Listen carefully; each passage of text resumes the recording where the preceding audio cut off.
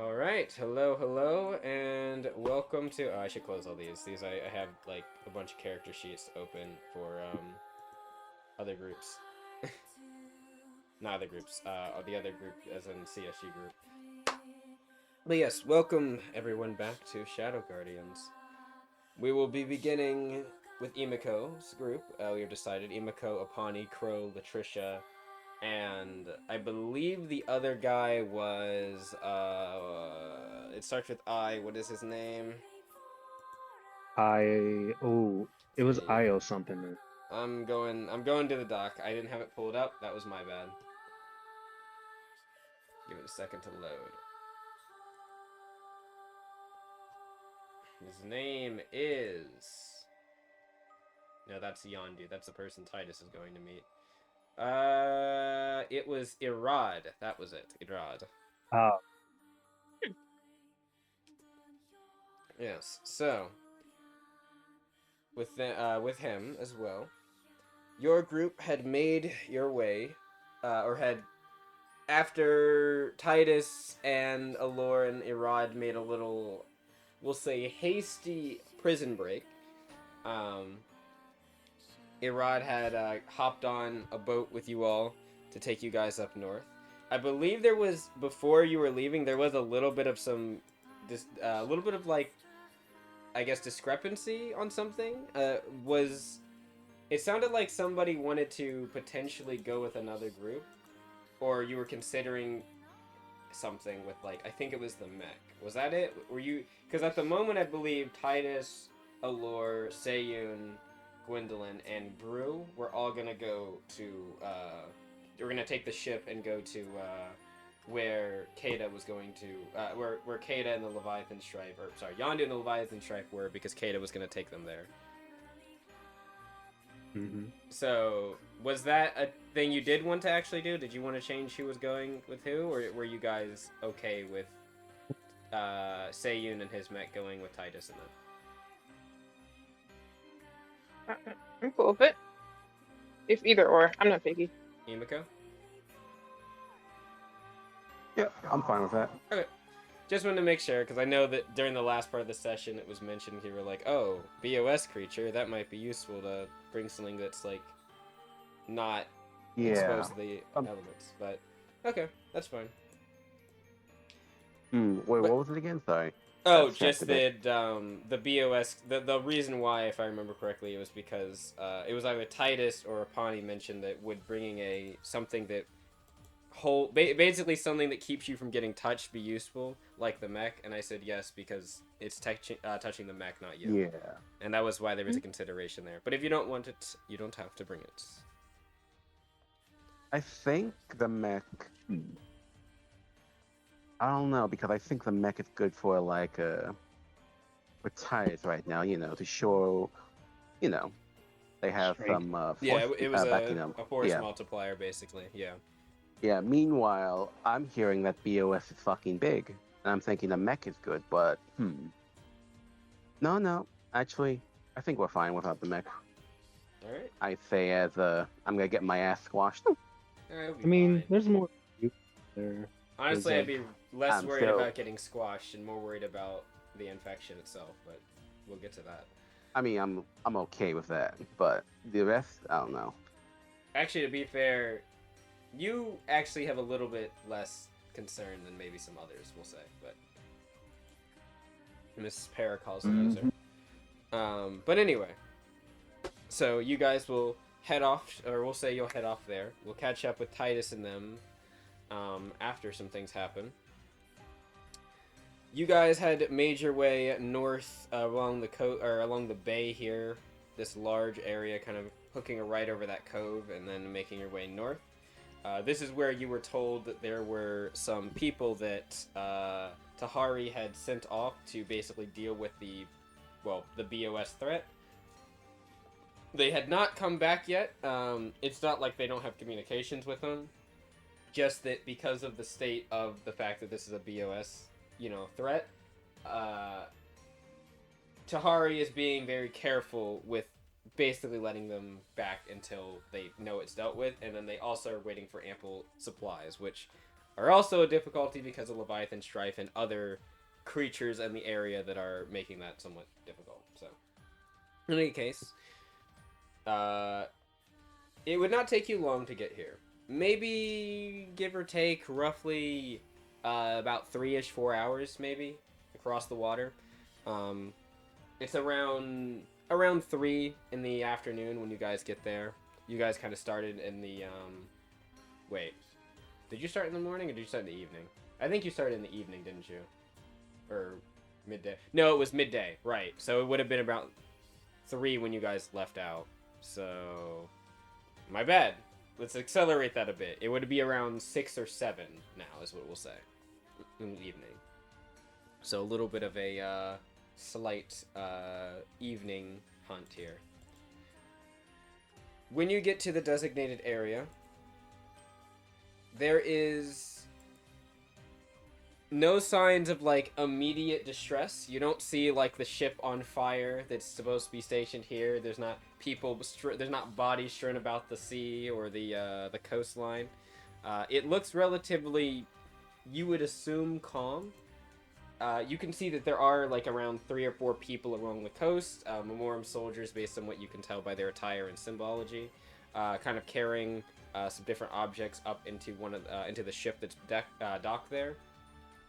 You can see there's around 3 others kind of like on the coastline near the edge of where the forest goes in further, and you can see that they've got their weapons kind of ready, but they're not necessarily like pointing them at you or anything. They're kind of looking into the forest and just keeping an eye out.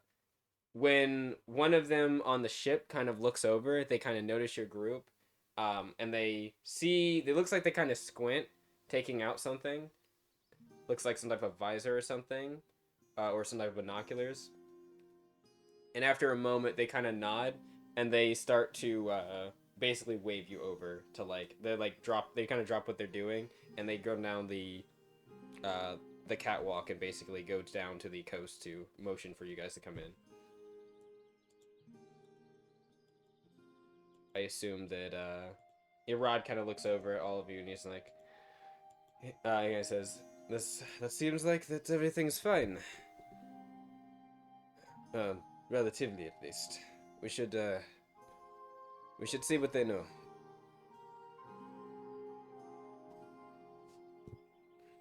Anyone want to say anything to that? Okay, just making sure. He will, Sorry, it was taking me. Oh, it's alright. What was wrong? Sorry? Oh, I was just saying it was taking me a second to unmute. Okay. So, yeah. You guys nest your way by the ship. The ship beside you is more of like a Corvette class. It's not a big ship, but it's definitely bigger than like kind of the more speed raft you took out here, to kind of like get over here quick. They, as you park by, Irad kind of hops off the ship and walks over. You can see they give each other kind of like a embrace, like a hug, and then a handshake. And he's like, "My brother, how are things doing over here?" And you can see the man kind of looks over at all of you for a moment and then nods back to him. And he says, "We're hanging in there. We are. It's not gonna lie, it's been quite rough. We've slowly narrowed down parts of the forest, and we believe we've figured out roughly where the creature is. We've tried to make a wide net to make sure we keep an eye and make sure it doesn't leave, but it is a wide area that Tali has asked us to monitor. Nonetheless, we will have it done soon. I imagine, looking at you, he kind of looks at you all. You are all Visanu's Insignia Guild? He kind of questioningly looks over. Yeah, what made it obvious? Yeah, what? The symbology, I see. So Tahari seems like he broke down and actually asked for assistance. Kind of looks over at Irad. He's like, yeah, something like that, but I don't exactly think that Tahari's the most happy with everything at this moment. Be that as it may, we're here to help, and that's all that matters. He's like, he nods. He's like, good. He's like, I can. He reaches in his back pocket, and kind of like pulls out some notes and he's like, if you're planning on hunting the creature, we have notes on where its last whereabouts were, or at least last 4 hours or so. There's no telling if it's still in the area, but it's not a bad idea to at least start tracking it from there.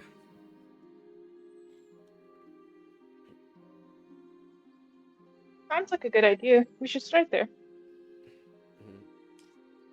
Latricia kind of looks up and she she probably would ask because no one else has. She would say, "How if you don't I don't want to be presumptuous, but are there any of you that are injured or hurt at all?" And he kind of looks over and he just nods. He says, "Ah, you are worried about the infection having taken root with us. I can assure you that we have quarantined it thoroughly, but yes, there are a few of us that have taken blows from infected creatures." Above board, could I use my Paracosmal energy to like see if is there any infection still lingering about? You could just do a soul sensing. You wouldn't even need to use Paracosmal energy. Yeah, sure. Go ahead and roll it up. Same for you, Apani, if you wanted to as well. Oh, cool. I will that. He will look over and he'll ask, "Is that something that is like, are you asking because you would like to see them? Is that the case?" Patricia kind of looks over and she's like, she looks kind of over to you all and she just kind of looks back. "I believe that could be a good idea, yes. If none of you mind." She I looks don't over. mind. Yep, she nods. Nope, Correct. don't mind. Don't Coco mind at all. says it's like probably a good idea to get a good idea, to see what exactly has happened here, at least from the people's side. So, okay, we'll get to you in a moment. I believe that was Imiko. Also, I think I rolled a 19. 19, yeah, both Nice. you're gonna see some good stuff. Go ahead, Pepper. My health is it correct right now? There's a chance it's probably not. Let me check something real quick. Most definitely not. It's probably Yumi's. Something like, yeah, it probably got changed when I was copying, because I used Imiko as a copy for some of the templates for other people. So I probably messed up and typed some things, but tactical die is right, AC is right. Okay, actually it's not. Okay, we're gonna fix that. There we go. 0 points. I don't know if that's right, but we'll find that out in a moment. Imiko, let's open you up. Fix that real quick. My maneuver point. maneuver points are right. Yeah, never mind. You have a Wait, lot does of it say maneuver points. Emiko has 22 health? Yeah, that's not Yep. right. Yeah, that's the problem. Your class save DC isn't right either, but I can fix on your sheet. 4, 3, 7, so 15, and then that should be a 7. I What's fixed your my health? HP. 49. Oh, I fixed my HP. Don't worry. Oh, you did? Okay, cool. Thank you. Yep, and then also, yeah, I know I still need to get your macros done. I haven't done it. Busy week and busy weeks That's going alright. up. All good. But I will definitely get All as good. soon as I can. But anyway, yeah, so oh, sorry, my cat has decided to walk in. Hello there. You just chilling? Okay, he's hopped up next to me. Hi. Alright, well, anyway. The man who hasn't necessarily identified himself, you can tell that he might be maybe some type of like leader of this squad that's here. He kind of takes you all into the ship.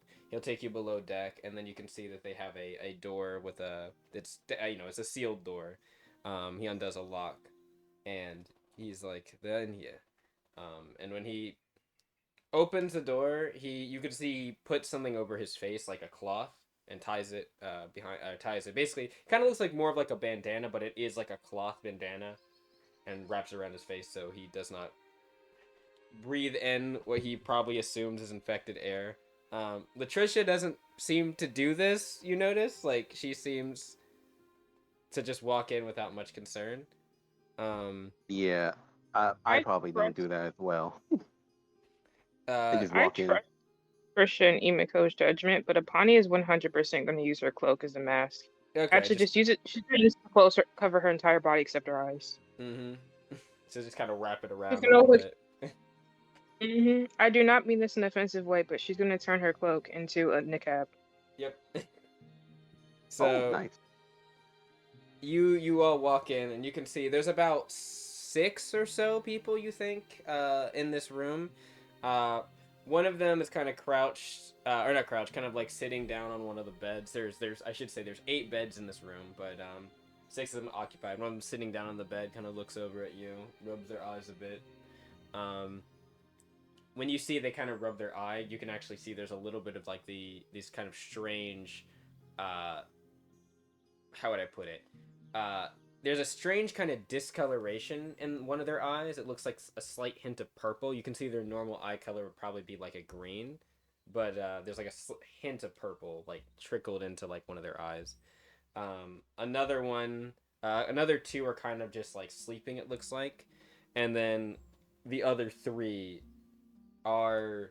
You notice one of them seems to be tied down and is murmuring something. Another one, it seems to be not asleep, but kind of just like suspended animation, just kind of like staring into the ceiling. And then the last one is hurling, it looks like, in a bucket. Oh, pretty chill place around you got. Here. The guy kind of Rod is, by the way, Rod is outside right now. He's not in this room, but he seems to be looking probably for some type of cloth to cover his mouth with. The guy in here is like, yes, my apologies about the situation with this.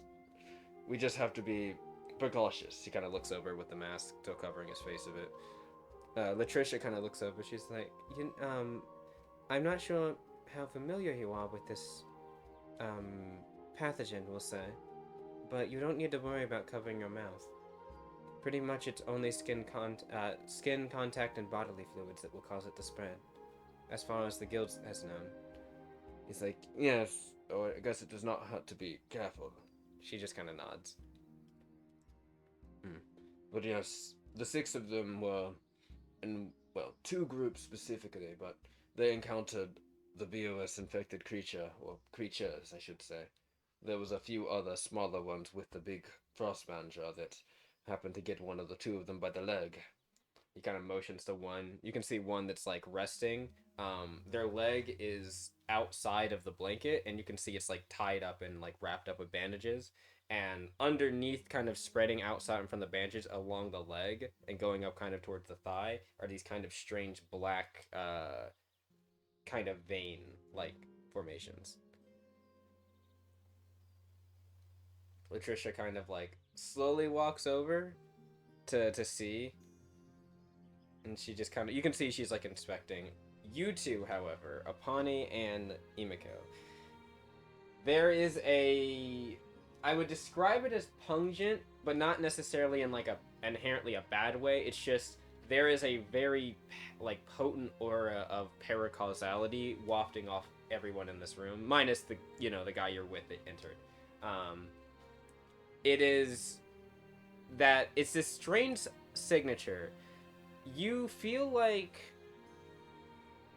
something about it, Emiko, to you, instantly you pinpoint it. And I'd say with a 19 Apani, you probably would as well. Earlier, the old man, the soothsayer that was with Tashin, he mentioned something about how in the forest he felt something. He felt that there was another presence, but he also said he felt something that reminded him of your friend, and he specifically was referring to Crow. You think you might maybe understand a bit of what he means. There is, the signature here is very much that matches like a chaos type of feel in a weird way. It doesn't feel exactly the same, but there's something about it that immediately jumps out to you that makes you think kind of like Crow's energy source a bit. Not entirely the same, but just a similar wavelength, you could think. Yeah. Though I'd say with the 20 with the nat 20, you probably know this. Something about the energy Imiko seems weirdly unstable. Not that it's always necessarily stable inherently, but like something specifically about all of these people. As you kind of see Latricia going up to the wound and expecting it, you're kind of like shadowing her a bit. Look at it too. It's almost like the energy is, well, for lack of a better term, infectious. Like the idea, like this energy in and of itself is kind of like latching on to whatever it can to sustain. And you think that like the veins itself almost feel like that's a literal visual representation of that fact. Like you're seeing it physically grab onto something and try to like seep in and latch on. Yeah, if I see Trisha like going close to it, I think Imiko would probably like pull up a hand and like block her from getting near them. She stops. She's like, "Don't worry, Imiko. She's like, "I've dealt with BMS before." Yeah, but something like this is this is not normal BOS right now. She nods a bit. And she says, "It is." Oh, go ahead, Apani. You cut out a bit. Oh, Apani just says something does feel off. This is a This is very not interesting strain of it. She kind of nods. It is BOS. But it's if more potent. above board. Is it similar to the green stuff? Was that 20? No, it is not. It's same. Okay, It's good. similar in the sense that they are both paracausal in nature, but that is it. This is closer to Crow than it would be to that. Yeah, I whispered to like Trisha. I know. She nods. I know. Crow doesn't seem to have noticed, just based on the way he's like looking around, like kind of more aimlessly. You don't think he's noticed the things that maybe you have noticed, Imiko. I motioned to let Pani, Mm-hmm. and when I get her attention, I tap my head until and I mouth the words, "Tell Crow." I psychically communicate to Crow that he should be careful because this BOS thing is giving off similar paracausal energy. He kind of thinks. He's like, in your Orange head, people. you hear he's like, similar. He's like, similar energy. What, to me? Yes, it's paracausal. The BOS is paracausal. Well, I mean, yeah, but so is Imiko. Why me? I don't know, but it seems to be reacting similar, closer to you than Imiko.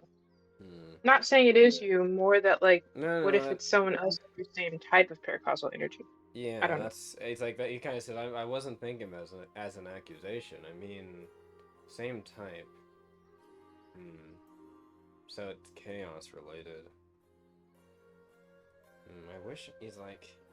He kind of walks over to one of the people, the one that's tied up. One moment, let me close my door real quick. Yeah, cat was clawing at my door, so I let them out. And people are back, so I didn't want them to be super loud while I had the door open. So yeah, he kind of walks over to one of the bodies, not by where Imiko and Latricia are, and he kind of like holds his hand out.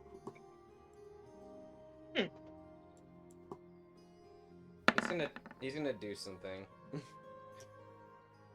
He kind of I mean, I imagine Apani, you're looking at him, right? Yeah, Apani would be like standing right next to him. He is slowly reaching towards one of the wounds on the people that's tied up. Can Apani roll to snatch his hand? Yeah, he can. Yeah. I would say you don't even really need to roll. You could just be like, grab his arm and be like, what are you doing? I feel.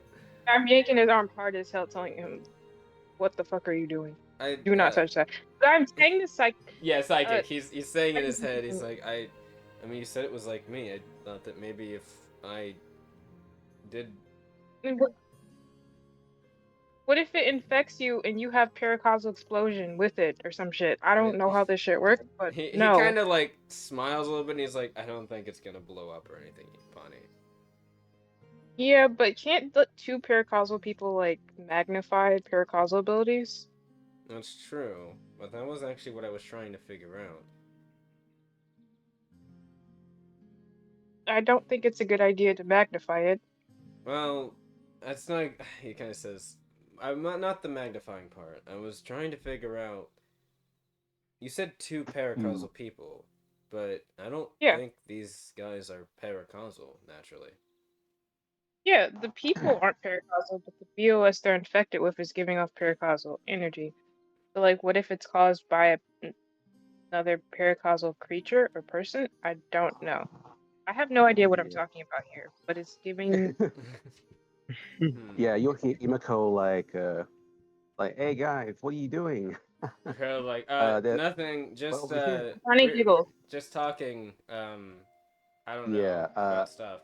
Trish, I'll like pat Trish and like say, I'm gonna go to them. I probably gotta need my help as well. She kind of like, you can see she's put on gloves, and she is like, all right, I'm gonna take a sample of one of the things. Gotcha. All right, be safe, yeah. Yeah, the guy you can see is just kind of like, he's shadowing. He's not stopping her from doing anything. He just kind of like, he's shadowing, but he's also keeping like a healthy distance. You can see he does not really want to get close. Once I reach to Pawnee and Crow, I'll like pile up next to him as close as possible, and I'll say, "All right, fuckers, what the fuck got?" He's like, I was trying to, well, okay, and maybe it wasn't the smartest decision. He looks over at Pawnee. Yeah. But Pawnee just like whispers in like a aggressive tone. You don't even have gloves on. I probably should have put on gloves. Pawnee, remember, you do know that me and Crow are resistant, right? He kind of like, he's nods. He's like, that was what I was trying to see. Yeah. I wanted to see. This isn't. He kind of says, Wait. You're trying to like touch him just because they like exude like energy similar to yours? I was trying to see. It doesn't. Well, why the fuck didn't you tell me? Why the fuck didn't you ask me? Let's do it. Oh no! At least put on gloves. What are y'all thinking? I'm not dealing with both of y'all going infected like Titus did. We're not gonna go infected. I don't think that this We're stuff. not. You can't promise that we're not going to have another Titus incident. The only thing is going to be 2 people doing it instead of 1. Okay, that's fair. Absolutely. I can't promise Pawnee, that. Pawnee, remember that only Titus got, not me. Okay, I'm built different. Like, what if you were just lucky that time and you're not lucky the next time? If you go crazy, I swear. Don't you know worry, what? If I go, look, Pawnee, I'll give you a safeguard. If I go crazy, you can bump my head as hard as you want. Okay? Okay. If you go crazy, there will never be any group activities with me, you, ever again. No cuddles. He grimaces. Oh, come on. Crow kind of looks. No cuddles. No date. No nothing. We'll be safe. Okay, right, Crow? He's like, all right. He's like, look. He's like, he kind of looks over. He's like, listen, I was trying to see if it was dry or not. All right. Yeah. Okay. We'll put on some. Fine. But Fine. I'll put on gloves. See, like, you can see fishes around his bag. He's like, I don't really have any like cleaning gloves. I got workers' gloves. He pulls out like kind of these very leathery gloves. He's like, these are what I use. She snatches one glove and like puts it on. Honey looks and says waterproof gloves. I mean, I don't know how waterproof we're not. They are, but Patricia walks over now and she's like, all right, I got a sample. What are you 2 doing? 3, I guess. Pawnee psychically communicates with Latricia. They're trying to touch it because it's paracausal. Help. She looks over like, why are you 2 trying to touch this body? Or person? Because apparently Remember we're trying to see like what happens. What?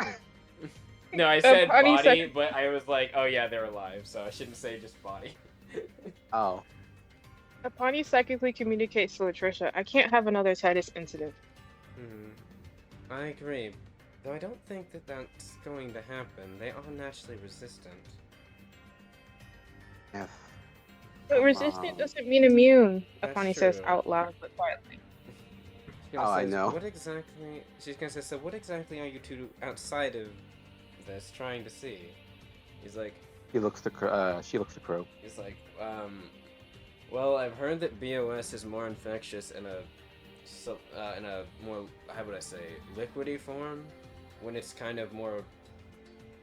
I was reading some papers about it on our way here, something about it being unlatched or something. So if it was solidified, I was figuring that it might not be as infectious, and I could do something, Well, maybe try to, I don't know, draw it out of them or something. That could kind of work, I guess. Especially if like it's similar to your like energy, right? Maybe. I don't exactly know how to do spiritual transfer stuff that well. Lord does it better, but yeah. Bonnie's got a point. But, it's probably we probably shouldn't just test this on some random Memorem guy. No, I have a point. Emiko. No, Crow. I think we could probably try at least a bit together. At least if we did one, like if we do it one, it'd probably like fail. But if we do it together, who knows? It'd probably be good. You know, whoever gets infected is not getting cuddles. Apani, please, let's just do this. God damn. Emiko says loud. The guy kind of comes over. He's like, "Is something wrong?" And he kind of walks over. No, there's nothing wrong. Apani says as he walks over, there is movement. You can all of you feel from the bed beside you, and something begins violently thrashing back and forth, and you can hear. There's a woman in the bed. She's just like, "Don't stop! Leave me alone! No, no!" And like her eyes seem to be mostly closed, but there's like a slight like hint of them slightly being open, and you can see like a faint glint of purple in the not the irises. What are the white parts of your eyes called? The cornea. Thank you. The cornea. The cornea, right? Yeah. There's like a faint purple like tint to it, and they're just kind of violently like moving back and forth. The guy kind of walks up. He's like, "Oh no, I need you all to leave for a moment." He looks over to the guy on the bed, and the guy on the bed kind of nods, and he sits up, and he can see he rushes over with a medical kit, like a bag. And he's like, "Did you?" He's like, "Did you do the? Did you sedate her?" He's like, "I tried, but surprisingly, she's much more resistant. She shouldn't be this resistant to this many drugs." He's like starts pulling something out. Emiko looks to Crow. Yeah, Emiko looks to Crow like, want to do something? He's like, I don't really know what I could do, Emiko, but he kind of thinks.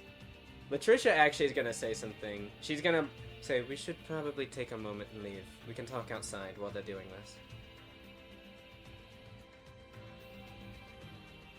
We could have helped. And then she side-eyed like upon you, like, yeah, if someone didn't stop us. She did like a little good Latricia kind of looks over. You don't want another fight incident. We need to be careful. Also, Emiko, remember, like Crow said, these are their lives. We need to be careful messing around with them. Yes, but we can, like, once she's out of the doorway, like, away from like, earshot, like, but we can help them. We could possibly help them. You do realize that being resistant does not equal being immune. Just because I'm resistant to getting pierced doesn't mean I can't be stabbed. Latricia kind of nods. That is a fair point. We could probably. We don't know we don't know how resilient both of you are, and until we can confirm that it's mostly an immunity, we should probably be careful. She like leans against the wall, like. Crow just kind of nods. He's like, yeah. She's like, besides, I'm sure you'll both get ample enough time to test these things out when we go in this fight soon. That being said, the other reason I said is because even if you could have drawn something out, maybe the one on the bed beside with their leg, with the other one, I don't think that you can help them right now. They're suffering from, she kind of says, when I took the sample, I was noticing it too. Some of the people in there are suffering from what's called long BOS. It's... She kind of thinks, well, BOS normally activates quite quickly in the body, and it can get very bad very quickly. She kind of looks to the side at after closing the door, and you can hear like a little bit of commotion still inside. But normally its effects will leave the body relatively quickly. Well, the main effects will leave relatively quickly, and it stays in a dormant state. While in this dormant state, it can be somewhat suppressed to the point where the body can get rid of it. However, the concern isn't with just the initial infection of BOS. What happens is over time, if that infection isn't cured, or moreover, if you applied if the BOS potentially has another source that applies to you, like for instance getting in multiple fights with a BOS creature, or BOS creatures, you can suffer what's called long BOS. And that's when it starts to get bad. Long BOS can range from a few days, weeks, or months, and sometimes semi-permanent. So, it's terminal then, I guess. Potentially. It has killed some people. It is definitely something to be careful of. Others have had other injuries that have lasted for, like I said, months or years even. That's what makes it so dangerous. Crow kind of nods. He's like, so it's not just the initial infection then, it's the part after. She just nods. Yeah. I feel like we could have helped them. She kind of shakes her head. Not without... We need some way to purge the BOS directly from the system. It didn't... Well... Which doesn't kill them. Crow kind of looks over, he's like, I mean... That shouldn't be too hard, right? She kind of thinks... Imiko, Ipani, when you were sensing them, did you notice something about their spiritual signature that seemed off to you? Yeah, definitely. If you touch them, you get infected as well. She kind of nods. Why were you trying to touch them? She kind of nods. It's not just that. And she kind of like, as she says that, there's a thought that enters your mind, and at first it kind of slipped your head, your thoughts for a second, and then you think back to like the sensation you felt when you were like, oh, it kind of reminds you of Crow in some ways, like a chaos type of feeling. Something Crow said to you, Apani, starts to stand out more. When he said that they weren't naturally they weren't naturally paracausal wielders. Some of their energy signatures didn't feel right. Pretty much everyone obviously here has a soul, so like you should feel like some type of spiritual signature from them. You can sometimes feel like an elemental or affinity signature depending on what that person's naturally inclined with. You felt a paracausal signature there, but for some of them, it wasn't feeling as foreign as it should have. It started to feel almost like it was part of them.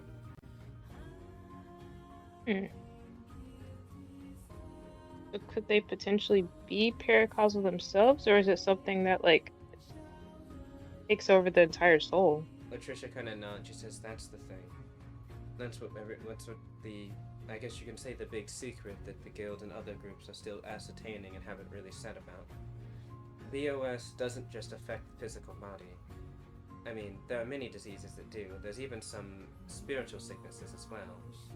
But this one affects all of those things, the mind, the body, and soul. And as far as we can tell, it starts to shift those things.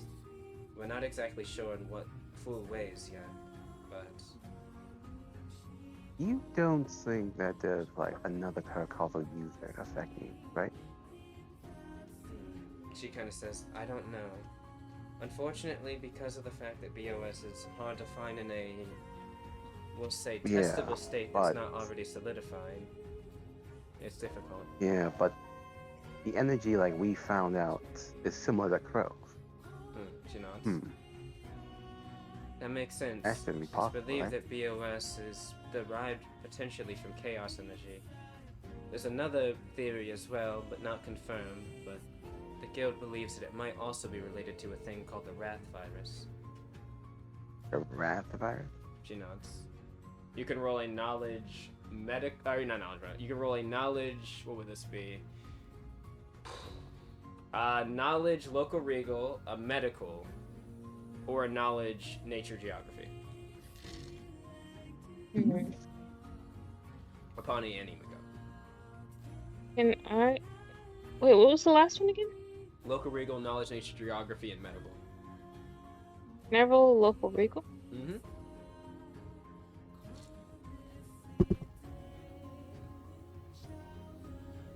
And Imiko. List me the ones again. Not faith. I'm sorry. Nature geography, local regal, and medical. I I'll rolled try a that. dirty 21. 21? Okay. Mhm. Alright. An 18. Okay. That was a medical for you?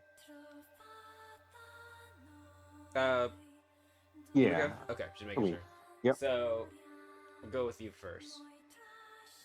You're not necessarily the most medically inclined person all the time. However, you've had to, bandage yourself up, and you've asked around different, clinics in the guild before, hey, what are the best ways to field dress a wound and all that other stuff. So you've been around some people that are, medically inclined.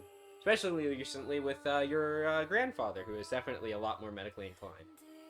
Something that has come up before, because it's just something that, is around. There is a illness, it's often called the wrath virus, that is produced in certain creatures.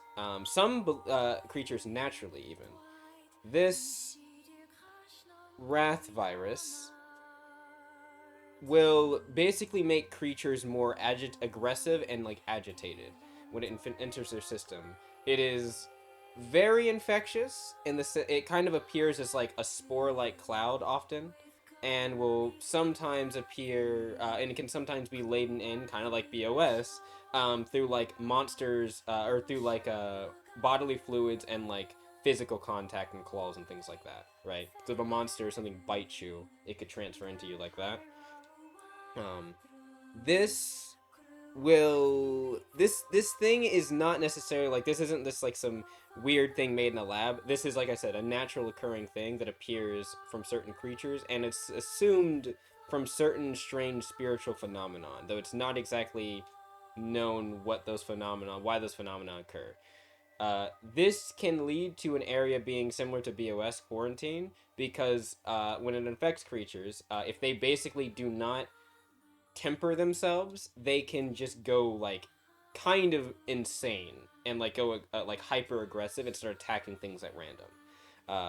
This is very bad. For instance, if you were to see a bunch of beasts in an area that get it, they will start acting out of their norm, going into settlements and just ravaging through them, not even for food, just for the sake of attacking things.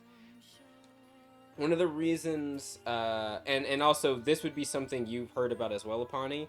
Probably some of your travels before you joined the guild, you would have, especially with Black Widows and Blue Jays, you would have heard a couple people having run-ins with creatures that were afflicted with Wrath Virus, and when that happened, they basically...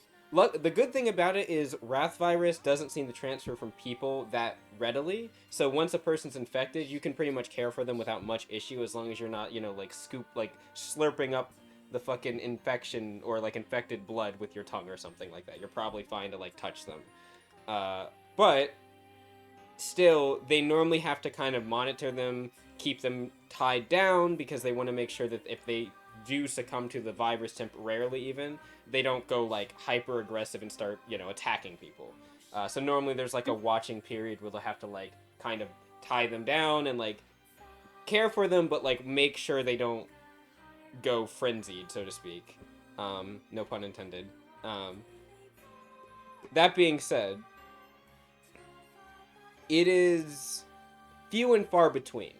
The Wrath Virus does not appear in a lot of places, and mainly because, like I said, because it comes from specific creatures often. So when it's known to appear in an area, the guild or the organizations or the factions in that area will normally send out an immediate kill order on one of those main creatures that have it, right? But this is where the interesting stuff comes in. Apani wouldn't know this. Well, you would know a little bit about this. Maybe just because of your time in the guild now, you would have heard rumors. The guild has started investigating BOS a lot more, and they have uncovered some interesting things. It's kind of like hearsay in their group.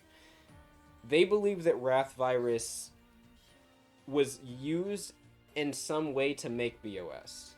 The reason why is because the way that Wrath Virus spreads, outside of BOS being a little bit more infectious, is very similar to Wrath Virus. And also the traits in which Wrath Virus begets out of a creature, the hyper-aggressiveness and the increased power and strength, seemed very similar to BOS. However, BOS has spiritual components to it as well. And that's where they think something else has been added to make it like this. They think basically someone or something took the base of the Wrath virus and made BOS out of it. Again, the reason why this is dubious is because that would suggest that someone has done this, meaning that there was intention behind it, and, well, who's making a bioweapon like this type of deal. Because, again, its purpose is still not known exactly, because it does some odd things. This gets into Emiko with the 18 as well. You are a little bit familiar with BOS in some senses, just because, again, osmosis through your time at the guild. BOS has weirdly had some positives you've heard about. It's not, like, super championed by the guild or anyone like that. No one is really saying, like, oh my god, this stuff is amazing because of this thing. There are some creatures that exhibit, specifically it seems like a lot of adventurers, actually, like guild teams and stuff, that will overcome the infection in a temporary state. Remember when Latricia mentioned how most people will get infected initially, and they'll either have like a momentary succumbment to it, or something else happens, and if they keep getting infected, it's when they can suffer from long BOS. The other thing she was talking about, the other if they don't succumb, this is what this is. They will enter, they call it like a heightened state of spiritual or physical awareness, and there is a bunch of stuff tied to it that the guild's not exactly sure how, like, the measurements on all of this stuff, it seemed to affect different creatures differently, but they'll enter this, like, heightened stance of power, it seems like. It's only temporary, though. Again, this is what's making this a bit difficult to figure out, because why would you make, if someone did want to make a bioweapon, why does it seem like the bioweapon has an effect that basically superpowers you temporarily? Good question. So this is basically why, like, there's not a consensus on, like, why this thing has been made, etc., and why the guild's somewhat cryptic on it. It's not just the guild, like Dogma, other groups that study this Gara, they're not exactly sharing all of this. Like, maybe with each other they are, but not, like, with the public, because it's just, there's a lot of unknowns and unknown reasonings behind some of this stuff. For all intents and purposes, the guild and others just say if there is a BOS infected creature in the area, it must be hunted or captured for study. And any infected materials also supposed to be sent to the guild or groups inside that are investigating, and that is it. But yes, cutting to that whole, like, what you know thing. Yes, that's what you both have. That, I guess this connects all to that stuff before about the weird, like, sensation that you guys felt and what you remembered. But yes.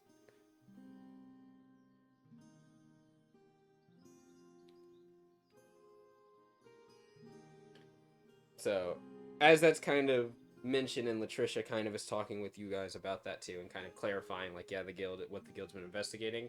Irad kind of walks over and he's like, "Huh, you wouldn't believe how hard it is to find." Something to cover my face. Oh, did I miss everything? What happened?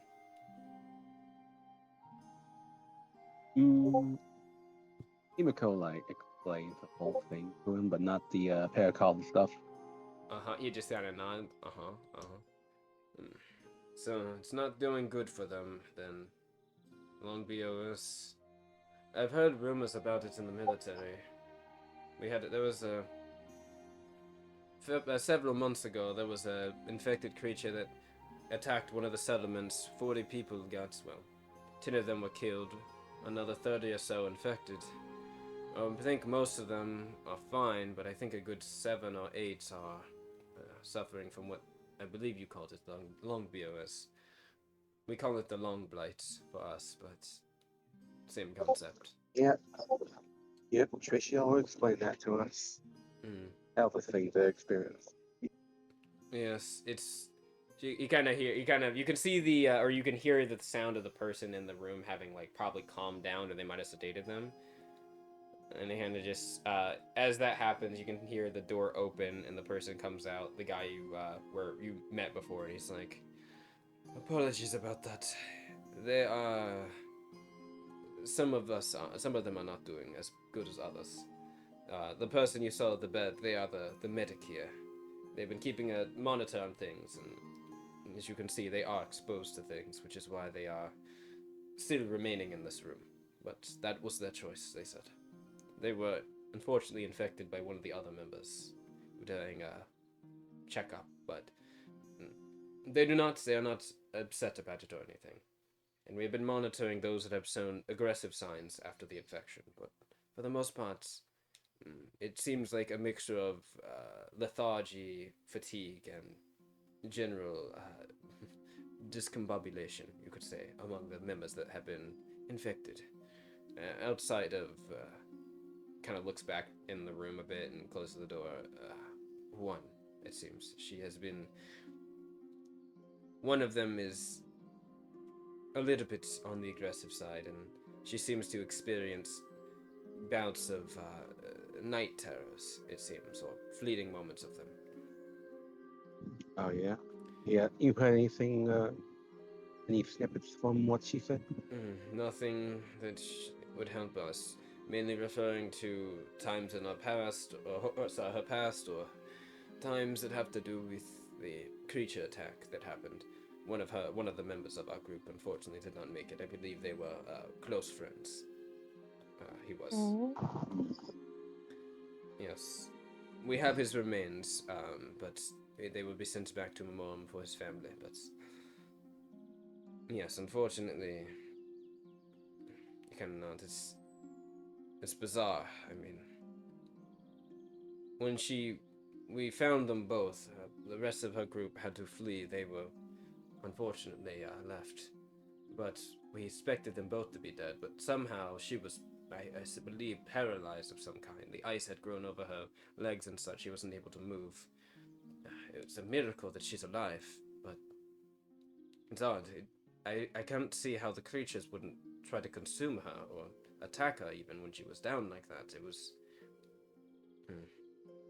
But she kind of nods and she just says, "We might have a hunch as to why that is, but we'll, thank you for the information. We'll take it from here. You can just make sure that they're all fine." She looks over at you all. We ready? Yes. Yep. Ready when when you are. Rod just says, "Yep, don't worry, we'll take care of it." The guy nods, he's like, thank you. And he... But before you go, do you have an explosive, anything at all you could use for the incoming ahead? Incoming fight ahead. We should have some grenades around here, yes. Yes, we could probably use. Thank you. He kind of says, "Let me get about 3 or 4 for you," and he will go down the hall towards somewhere. And Rod, he kind of nods. He's like, looks over. "What's the grenades for?" Well, that's right. I'd be better if I had them from a distance anyway. So. It's probably, he kind of looks over. Good point. We don't want to get infected, do we?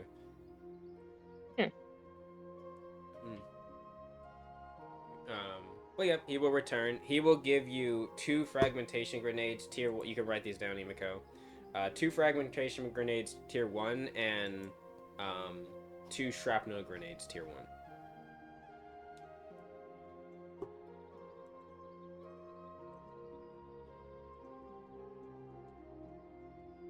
I'll put it in grenades. I'll put it in chat. Oh, cool. Thank you.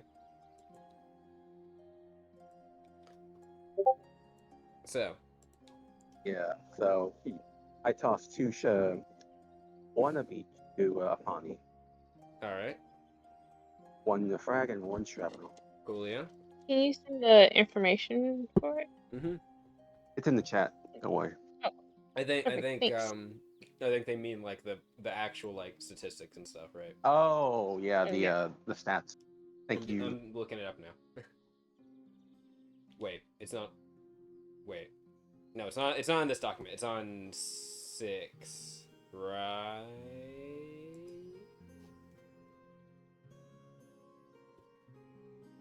Yes.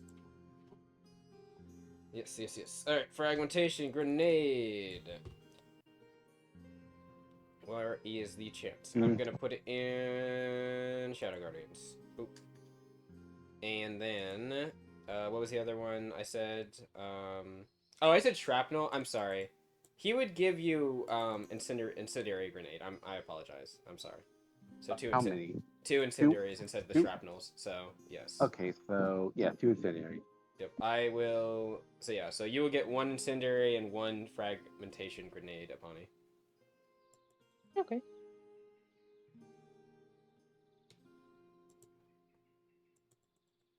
I feel like that's not supposed to be Embered. I think that's supposed to be Power Burn, but that's okay. Embered's actually really good. So either way,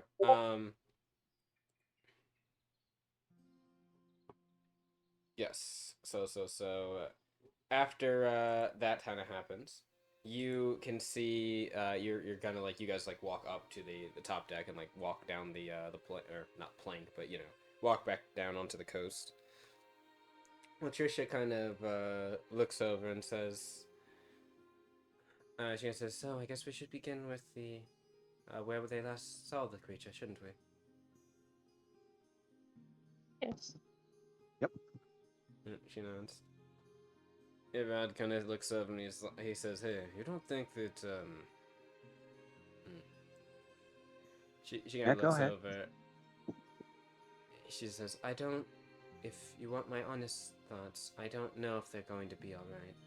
But, knowing that BOS is involved, and with most likely Kaya phoning the guild back, I'm sure that there'll be guild supplies that they send to help you all. You can see, like, there's definitely a noticeable weight that Lionel lifts after she says that. And he's kind of like, thank you. He kind of smacks his face a bit, and he's like, all right, let's do this. So, who's being a main tracker? So, time for rolls. Who wants to be the tracker? You guys should remember this. I have like a +2 for tracking. I don't know if I necessarily have the best. Nature geography or tracking is what you want for this. We're gonna do it. Oh, I think I have a +6 actually for tracking specifically. But you said nature geography? Yes, or nature geography. I have a +4 for tracking. And nature geo, I think I have an 8. I'll be right back. For nature geography, I have a 0, but for tracking, I have a 6. The tracking would actually be better as well. So even though it's less. Wait, I have nature geo and my tracking is 4 each. So yeah. Okay, so yeah, what that means, Apani will be our tracker. Who's got a good awareness? Who wants to be the spotter? Me. Coolio. Latricia could be. Do you want her to be kind of the explorer? Do you want her to look for like resource nodes or potentially things that might be caught out in the wilderness? She's got a good inspection. So does Crow. So you know what? What is Crow? Crow's got a pretty good inspection. So you know what? She'll be the specialist then. So Crow will be the one that inspects around and stuff. Latricia will get first dibs at making any knowledge checks. Alright, so it is around 7. It is evening. How long do you want to spend searching for your first signs? I guess I should say, you head out into the wilderness. Actually, I can move. We're gonna use Emiko as your guys' main thing. But Crow will be where the other group is. So, or not other group. Crow will be where the ship is. You guys head off into the wilderness, kind of towards the mountains a bit. It seems like they've tracked it kind of towards like a denser part of the forest going along the mountains. You can see that the area, I should say, that they last tracked the creature in, it is the signs of a battle. Like, it is notable that there has been a battle here. There are several upturned trees. It looks like there's like water. There's kind of like wet. There's like a wet texture on like most of the boulders and some of the kind of structures here. Probably from like ice that melted from the creature. You can see there's a couple of dead not marsh managers, sorry, like frost manager nymphs, the little babies. They're like kind of splayed out on the floor. They have like weapon wounds, it looks like, from spears, blunt impact, things like that. Probably from the Memorems having fought them. About like 5 or 6. But do they all exhibit any infection? yes, you can see that on the ones that like some of them have their eyes like open, you can see a slight purple tint. You can see along most of them like black veins kind of stretched across their bodies. Can I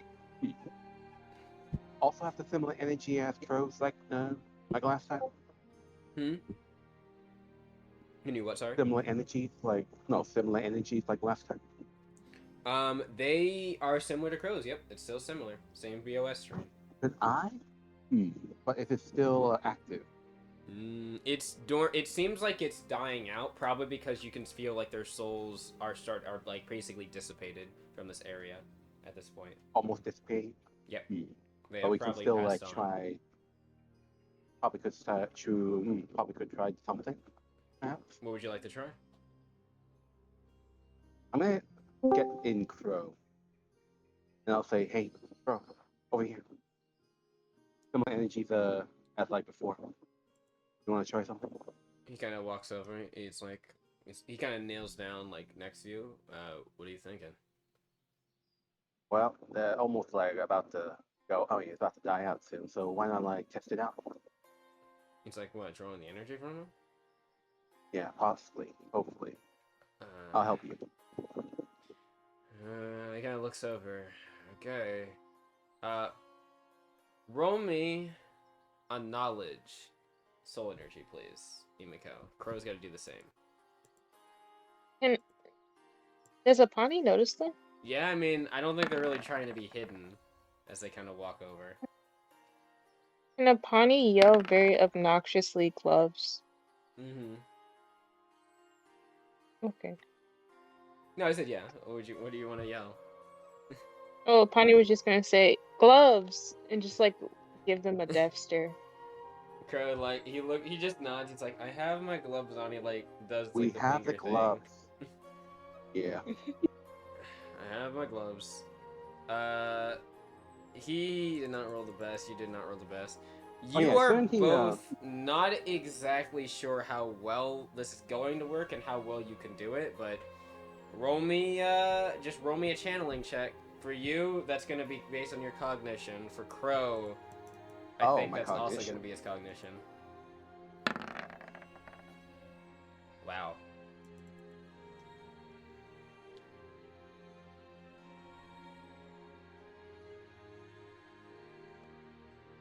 I'm scared. Emiko is helping. You can tell Emiko is kind of helping Crow in the sense of, like, probably bolstering the energy he is sending into this creature. He walks over. He doesn't touch them. He just kind of puts his hand like above it a bit, and you can see him close his eyes, and there's like a trickle of energy that kind of swirls around his hand, this kind of black swirling mass. And it begins to slowly reach out to the creature, and it almost latches on to the black bits that are still, the black and purple, like, veiny bits that are still there. And then it dissipates. And he kind of opens his eyes. He's like, I think this thing might be too far gone, but I felt something, like a pool, how would I put it? I think Nothing bad. Well, not a bad thing. He kind of looks at his hand. He's like, yeah, this stuff is definitely chaos related. I felt a link or something. Either good or either bad. Hopefully good. I'm not really sure. I don't think... He kind of says, I know this stuff's infectious, but I don't know how infectious this would be to me and you, Emiko.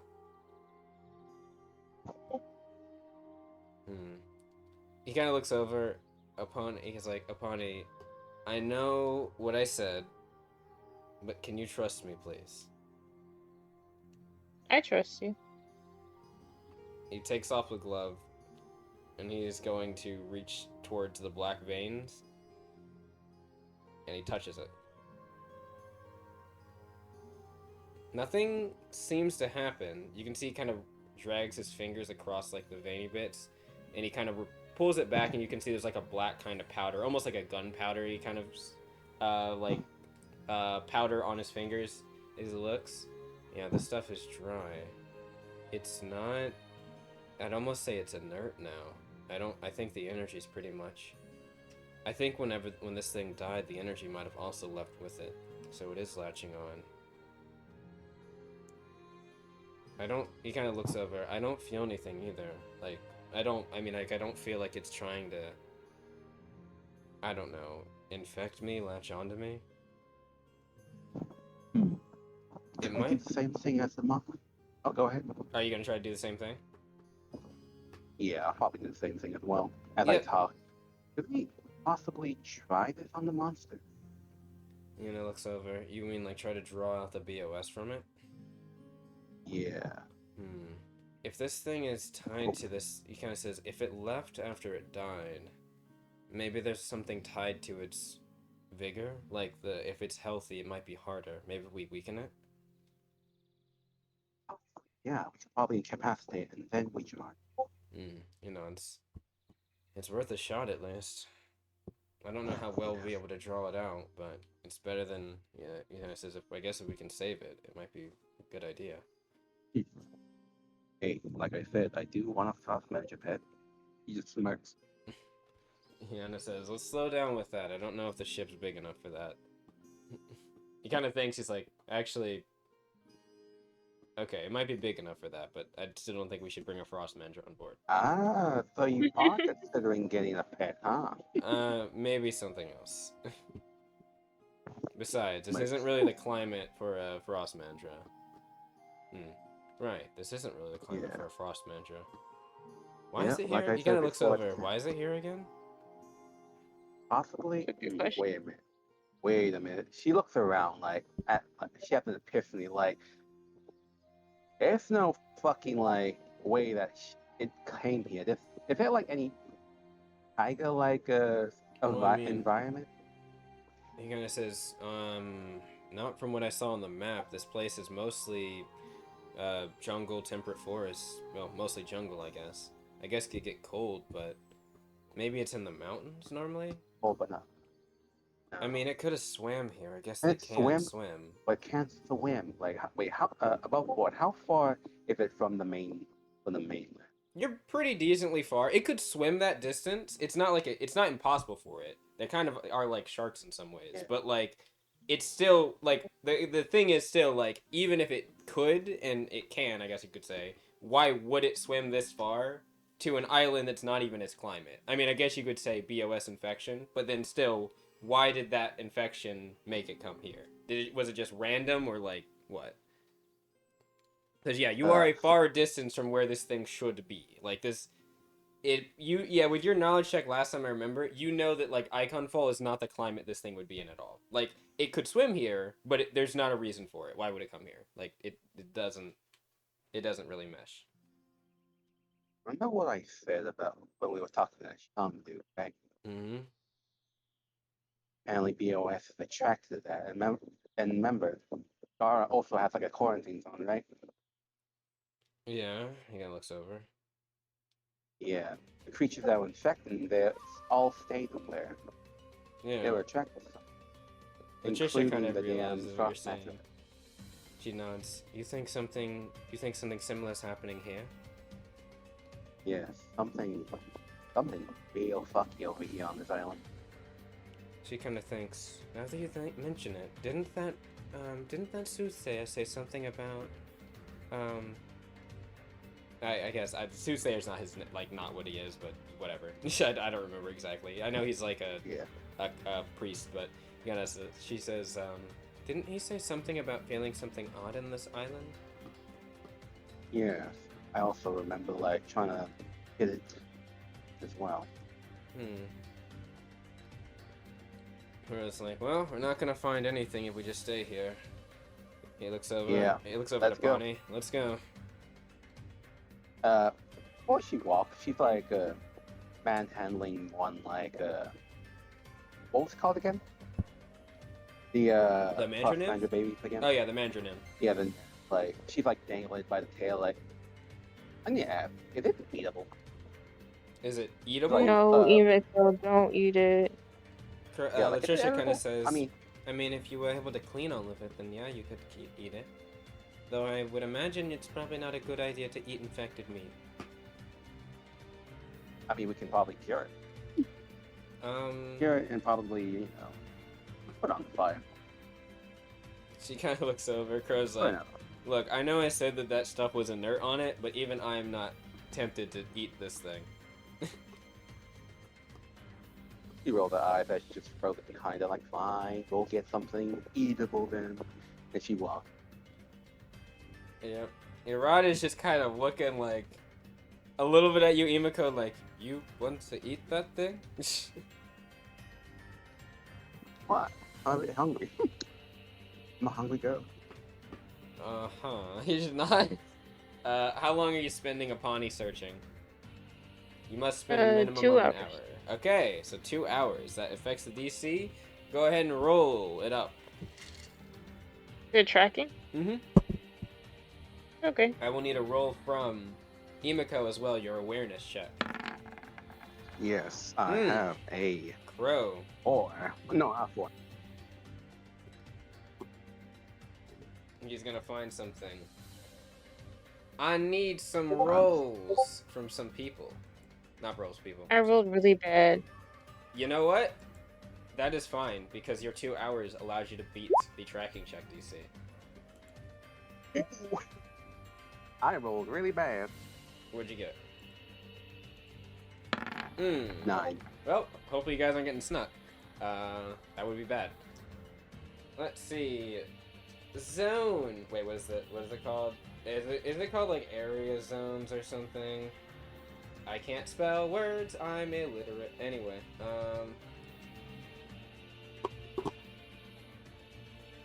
that's alright. That's just me getting in touch with the average American.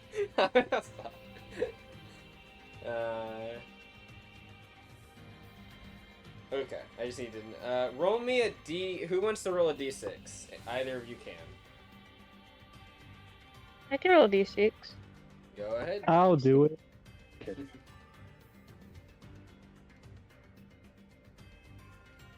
I'm scared. Can I also roll a d6? Yes, actually, you can might be Emiko able to roll a in moment. D6? Yeah, one sec. Let me just check something.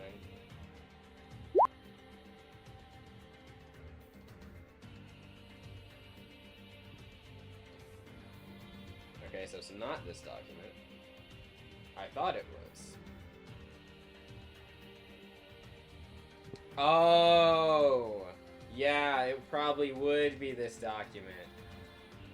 Wait, what document was I on then before? That's interesting. I'm gonna have to check what that document was in the future. There might be stuff on there that I've been looking for a while.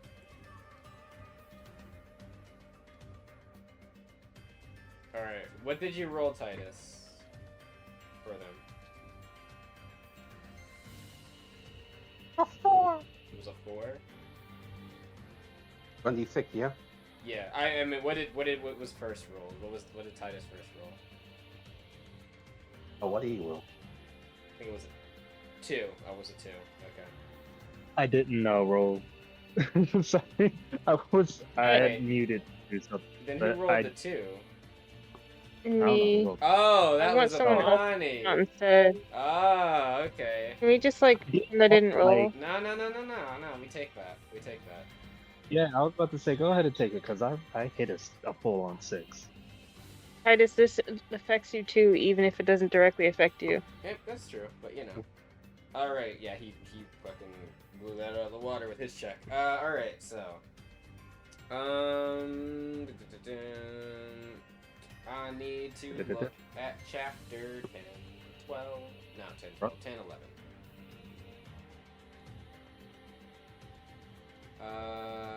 Why is it not pulling up? Oh, I know why it's not pulling up, because I'm not looking at the right version of the document. Okay. Crow is gonna find you guys some goodies. The question will be, will you have the stuff you need for the goodies?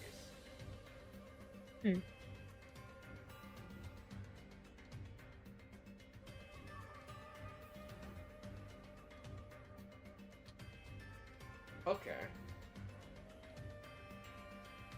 Oh, I skipped that part. I actually need to read that part. No, yeah, I can't just skip that. Alright.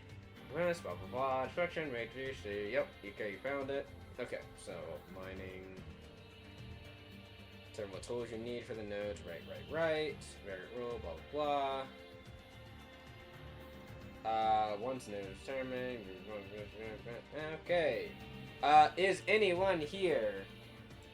So, actually, I'll describe what you find first. So, as you're looking, Crow points out during the 2 hours, probably about an hour in, as you're walking around the forest, and you're kind of going towards the mountain area where you believe the trail, like, leads up to, of these creatures, you see, Crow will point out, ahead of you, kind of going along, like, some boulders and rocks, like an outcropping, there are some sparkly bits inside the rocks.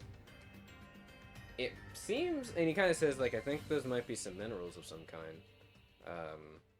Anyone got, like, a pickaxe or some mountaineer's kit or anything? Don't I have, like, a backpack or something? Check your stuff. This is the time for everyone to check what kit you got. If you got a mountaineer's kit, before, that would help here. If you got a pickaxe, you can use that. I got thief tools. I don't have mountain tools. Nope, that will not work. If you need a lockpick, I got you. Unfortunately, you cannot lockpick a rock. I hear that doesn't really work. Yeah. That's sad.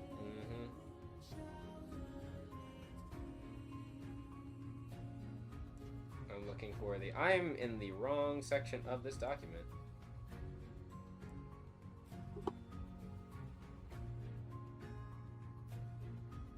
You know, I could also just type in Mountaineer's Kit. Damn, nothing. Yeah. No Mountaineer's Kit? Huh. No. Let me check if something...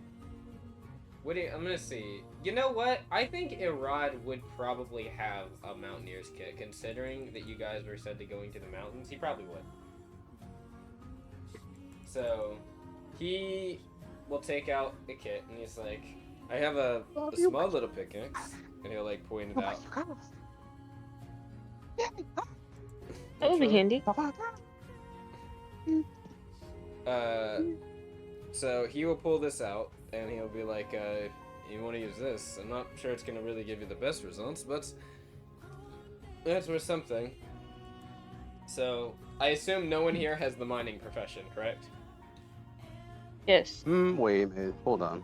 Is mining considered crafting? Technically... Wait. Okay. Not... I heard that was a very bad joke, Constructor and alchemy is what Imiko's is. I've actually been mining for years. Yeah. Well, obviously, like, she's looking you up. Oh, fuck off. Yeah, I think no one here actually has a mining profession. That's fine. It just means I know what check you're going to be using instead. I would like one of you. Who would like to mine? Who has a good scavenger? Who has a good scavenging? I think I do. Hold on. I have a 0, so not me. I have a 4. How about the other? Well, you said a 4? Yeah. I think you might be the highest one here at that. What do you mean? What do you mean? Say it. I'm pretty sure Latricia and both Crow does not have a good scavenging at all. I know that for a fact. Latricia is the one I'm not sure about, but I'm 90% sure her scavenging is... I have a 9. I got a 9. You got a 9? Well, let me just check. No, that's the wrong person. that Silvertail. Nope. That's Crow does not have a scavenging. Latricia, maybe? Allure has a scavenging. A really good one, actually. Nah. Latricia does. Are you versed in your scavenging? She has a 7. Or no, 7. She has a 6. She'll roll. Actually, I'll let you roll for her. Latricia will walk over to the spot, and she will take the little pickaxe and start trying to chip away at the different bits of mineral.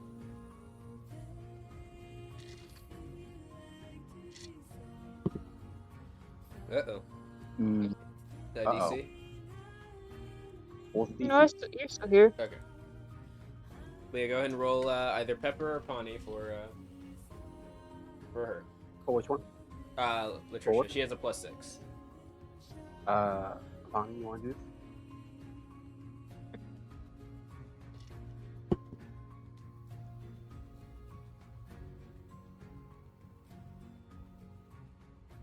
What's the wrong number?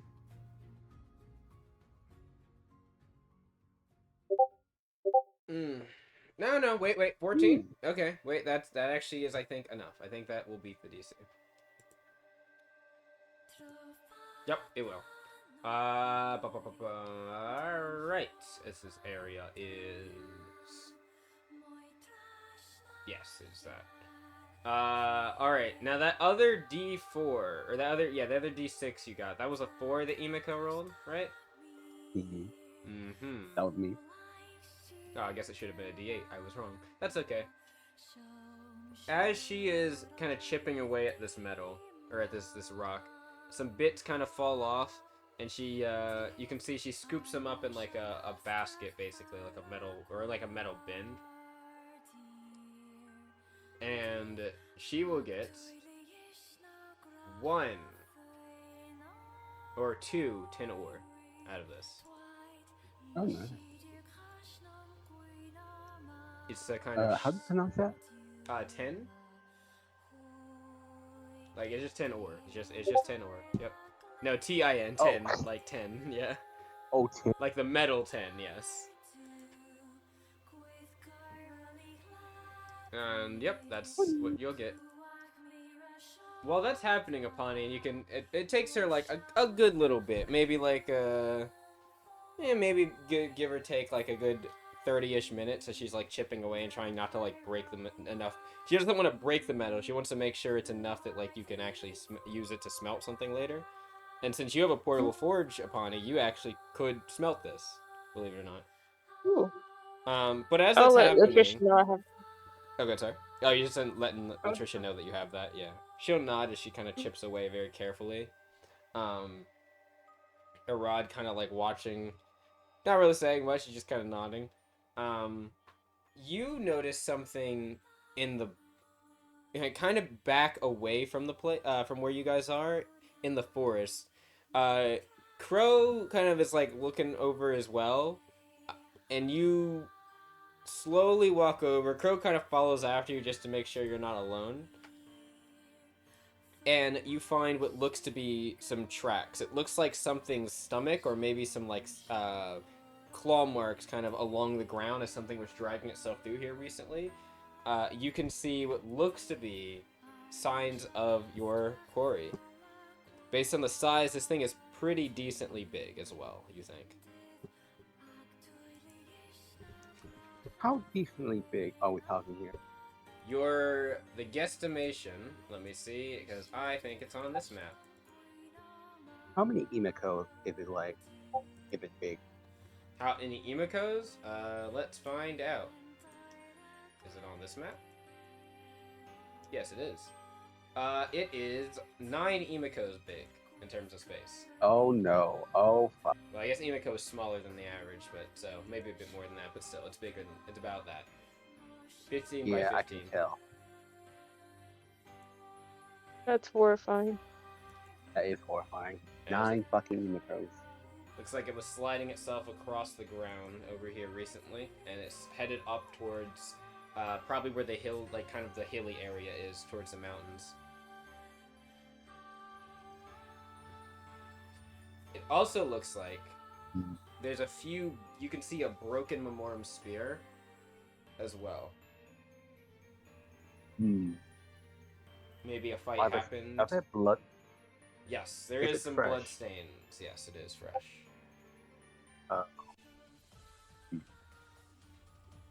What do you think? They're alive or probably being eaten in the process? Could be bleeding out right now.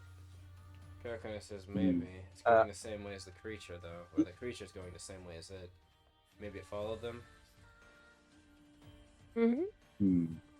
Could I smell or hear if I can, like, not pinpoint, more like a guesstimate of where this guy is?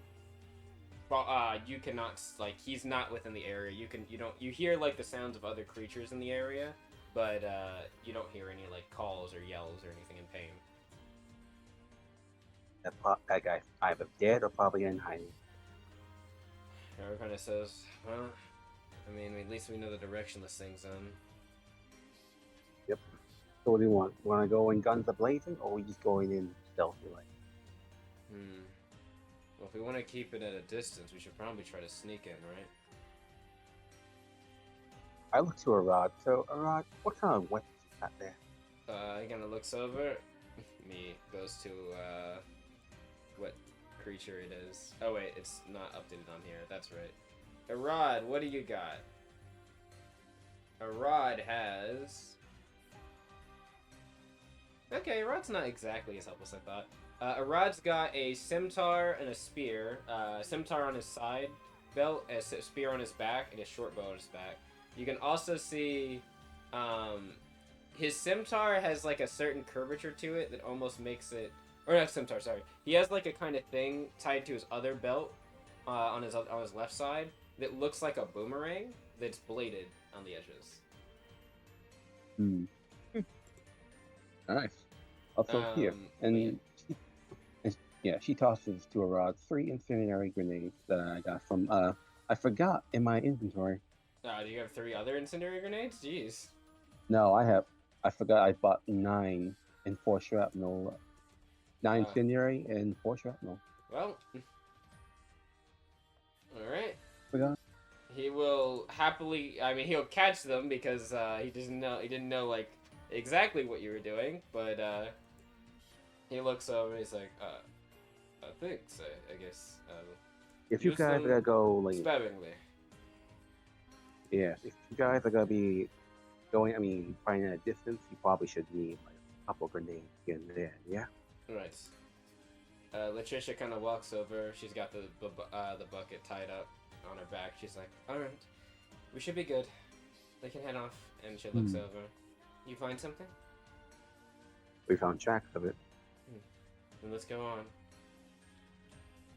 All right. And we possibly found we also possibly have found a injured or dead Memorem member.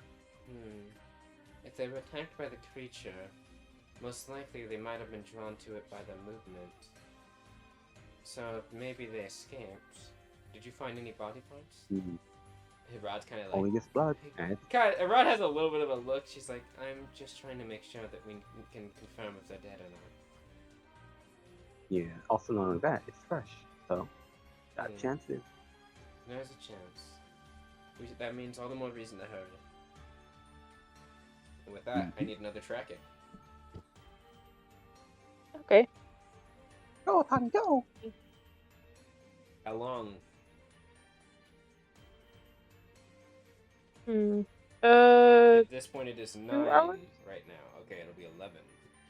The night will thoroughly be in. Oh, fuck. Oh. Can Emiko help me? Emiko, if you would like, but that means... You know what? Sure.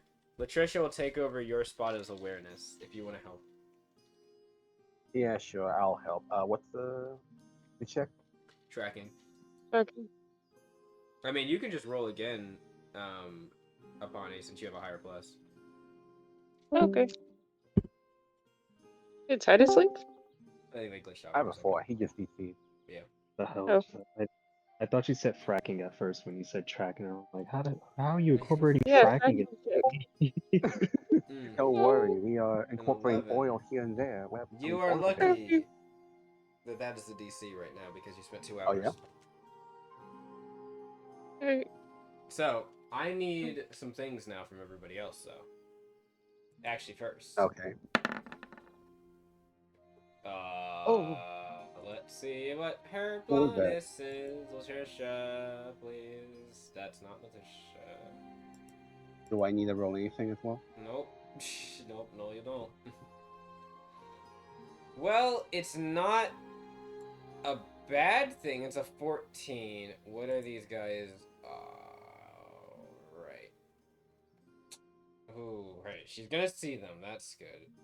I need you all to roll me a stealth. Latricia and the others. Latricia kind of begins to, You said it was 9 p.m. Is it dark outside? It is 11 now. It's definitely 11 dark. is Yes. bad. The one sneaky. roll I'll actually roll good on. Oh wait, if it's like nighttime? Yes, I think it is I'm good. nighttime. Don't say that. Damn. Wait, what do you Yo, mean? damn. Paul. I was there. Ooh. It was Paul who I rolled a that dirty 20. 31. Nice. What the fuck? All right. Show off. I did not get a Okay, nat show 20 off. either. Fucking show off. Isn't that considered a fucking like nat 20 in itself? No, that's not nat 20. I would have, if I rolled a nat 20, I would actually have a dirty 40. I'd have a 48, not. What is your nat 1 then? I have a plus 18 I must darken in the dark. while I go look for a thing real quick. Where is the... So basically, I have to roll a nat 1 to fail. Yes. Like, The what screen is the will be number, black momentarily, people. I rolled a 13. I got plus 18. Oh my So I god. got dirty 31. How are you even Where questioning? You know what? You know, let's are specialize that. I won't complain. Where the baby mattress? I like to be stealthy. Yep. The stealth. Yeah. Nope. Where are the... Wait, where am I? Seriously though, where are my mattress? It's gonna be really hard creating a character one day that's stealthier than a pony. Honestly, if you're specializing in anything and want you to do a next character, it's gotta be hard not to do that again. I am concerned that A I flash don't in the pan, have of the course. Mandranim things. I mean, I have I the like line art building- of them, but I don't have the colors of them. What color is it? I could just slap some colors on real quick. Blue. It's blue. That's fine. Don't worry about it. I'll just, I mean, if you got the line art, it'll literally take me 10 minutes to color it. Yeah, but like mid-session, I don't want to force you to. I don't want to make you do that. Let me see. I have to go grab the picture. Mandranim. Is that? Wait. Nope, that's the wrong document. Should be in pictures. Mandra. Is it in my downloads? Mandra. That doesn't even have the word. Whatever. All right, I'm gonna go grab another one. I had to darken the screen so that. Excuse me. Files could not be seen, and the names of certain creatures could also not be seen. Don't want spoilers.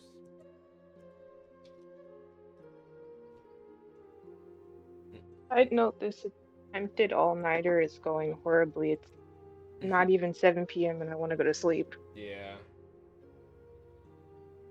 Oof. Download. The all-nighter.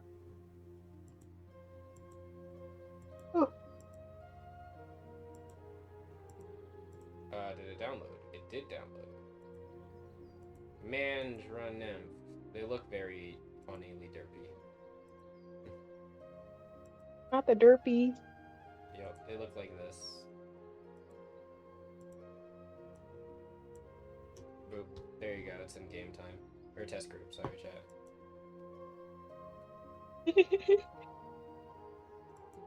My first thought was beluga whale, and my second thought was shark, and then my third thought was lizard. And I don't even know if that's accurate. They're technically like salamander sharks, so you know. You're not entirely, yeah. You're pretty close, I guess, in certain senses.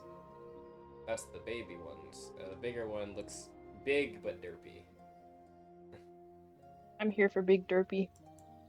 Right. I have that downloaded, so now I can just simply grab. I wonder if I should have paused the recording for this. Nah, it's fine. Probably. Oh. Too late now. Fair.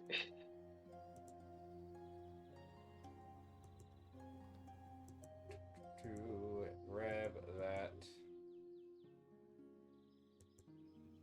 Oh, awesome. That didn't paste right. Yep, there we go. So now if I drag you out, you are broken. Oh wait, I know why this is happening. I know what I must do. I must grab you. If I delete this, is it gonna break? There we go.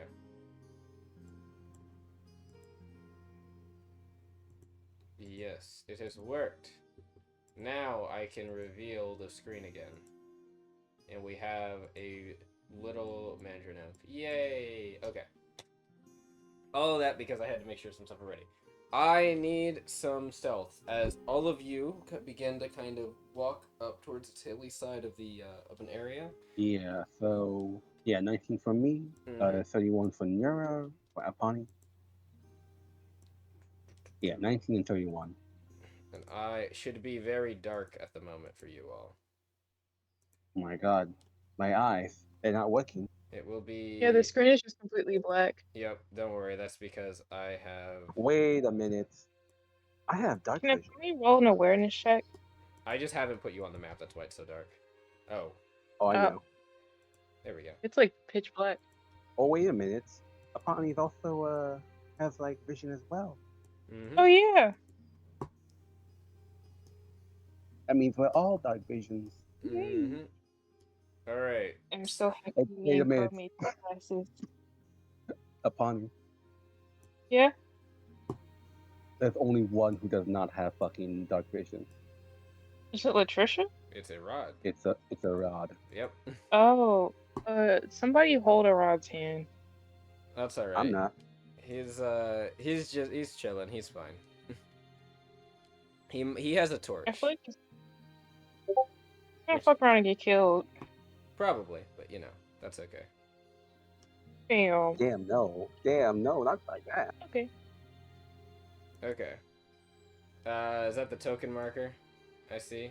Yeah, I was about to ask if you could see that I put it. Yep, I did. Down I was there. gonna move it for you. All right, you can Okay. see them. I need to grab. Yay. We're still missing some of you. I am opening up every wrong party thing. There we go. Need a Pani I need that, and then I need a rod. a rod. A rod. Where did you go? And you need Brew and No. the person I hired on the internet. I'm joking. I'm sorry. I'm gonna use the Memorem Spearhand token. Yes, we'll use that. Zoom, zoom, zoom, zoom, zoom. That's not exactly. I'll adjust the health and stuff for them. Hey Dragon, Yep. can I use my ambush tactic for this? Can you use your ambush tactic? Yes, you could. Yeah. Is it like for attacking or is it for rolling stealth? Check how it's worded. Oh, I'm doing warrior. 96. Yeah, Okay, when you I make see. an agility or something, stealth roll? Initiative, No, I 96, mean. 66, okay. Agility or stealth roll, so yeah, you could use it in your stealth roll here. Or you could use it on your initiative when that happens. Up to you. Also, apparently I can expand the one tactical die for it.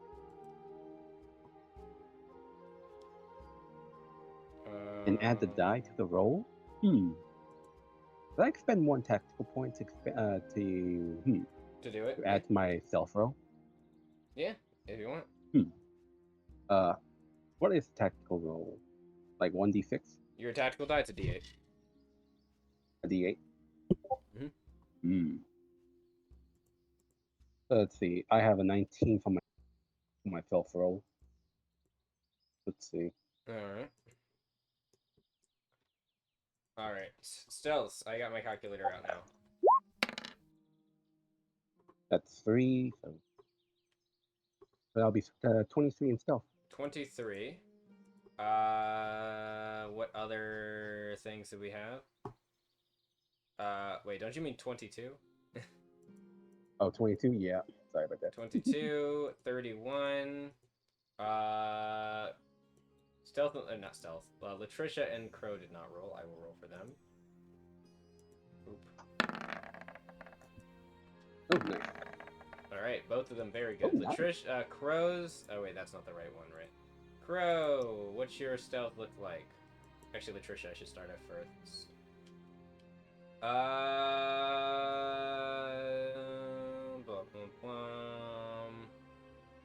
9?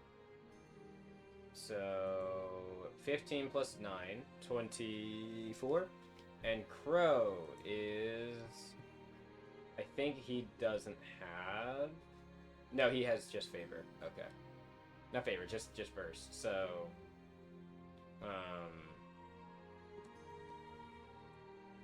plus 6. So what is that? 24 and 22? Yeah. Yeah. Okay. And what about Orod? Rod, we'll get him in a moment. I'm pretty sure you're not going to be seen, but, you know, we could always have a Rod roll a 1. Something. It's not that bad. 5. Okay, so that's gonna be 15. The lowest roll. Alright, so 114 divided by 5. Yeah, your average stealth is like a 23. So your group stealth is fine. Latricia would probably be the one like a little bit in front considering her style of fighting. I imagine Irad probably would be not too far behind. I think he'd be probably in the middle if like unless Emiko wasn't up front with Latricia, he would probably step up to be up front with Latricia. Yeah, and also, does he have a torch on right now? Do you have what, sorry? No, does he have the torch on right now? He does not have it lit. He's just kind of staying by Crow, who can also see in the dark. Yeah, I think... He's got like a little... I think he would... He has a lantern he could pull out too, but I think he's... The reason why he hasn't lit the torch yet is because he doesn't know if he should light it and draw the attention. Because as he'd probably go to, she would kind of hold up a hand like, everyone stop. As you kind of stop, Apani, you kind of step forward and you can feel something kind of slick under you, and it's like a trail of ice. Did you see a trail of ice? Yes. Oh.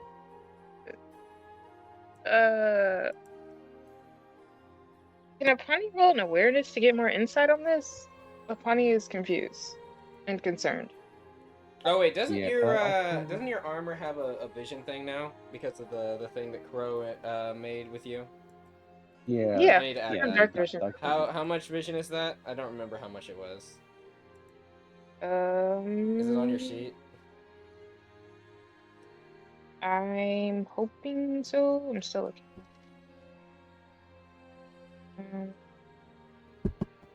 I don't think I have the goggles on my sheet. Well, time For to the check vision stuff. Time to check. I have strength in my sheet. I don't think I have that on my sheet. I'm going to our DMs to see. What would it been called? If I probably just type in dark, it might pop up.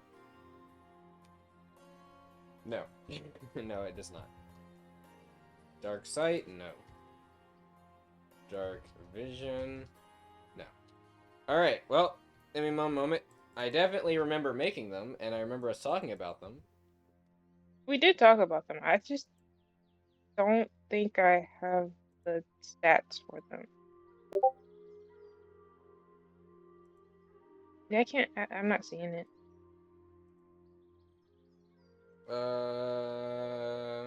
Okay, give me 1 sec. I think I might know where they are. Let me see. Is it here? Okay, that's an empty page. Tab 5, maybe.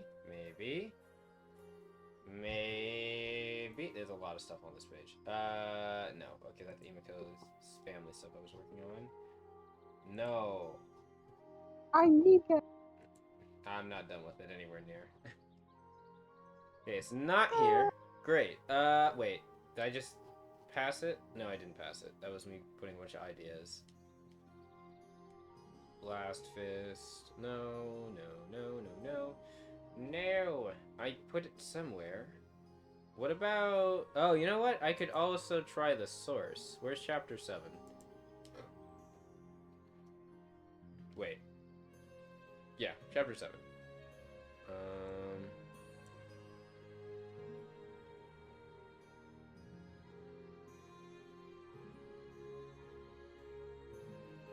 It's not here either.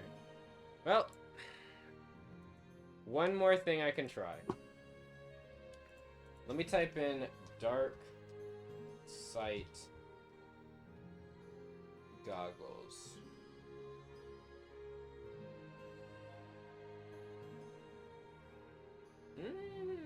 I didn't check that document now, did I? Yep, who is that? Oh, it's Titus. Okay. Titus DC. Dark.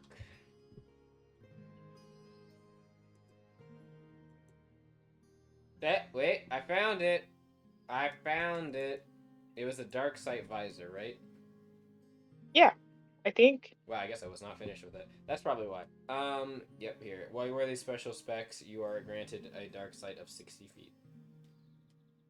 Alright, because the other one they were also working to do was a, blah, blah, blah. Was going to be a thermal visor, but they have not finished that yet. So, I will give you the 60 feet. Thank you.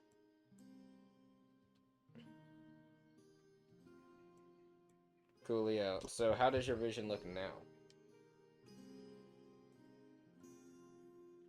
Oh, are you not on Roll20? Oh, I'm on Roll20. I can see. Okay, cool. Coolio. You might need, if it doesn't look like it's updated, you might have to just move yourself like a step forward or something like that, and it should auto-update. I think it updated already, but I can move it more if it's supposed to be more visible. No, I think it is. I can't tell what you're seeing because I see, like, GM view, which is everything. Oh. Yeah, it's visible. Well, now that is fixed, Latricia will hold up her hand and kind of tell you all to stop, and as you see the slickness of the ice on the floor, it is fresh. It has definitely recently been placed here or strewn about here. You can also hear, all of you, something very large lumbering in the distance. Not too far away. You think... Oh, Latricia's vision is not working. Now it is. Yeah. You think, give or take, maybe 70 or so feet away from you? Yeah, about 70, 80 feet away from you to the north. Something past the water.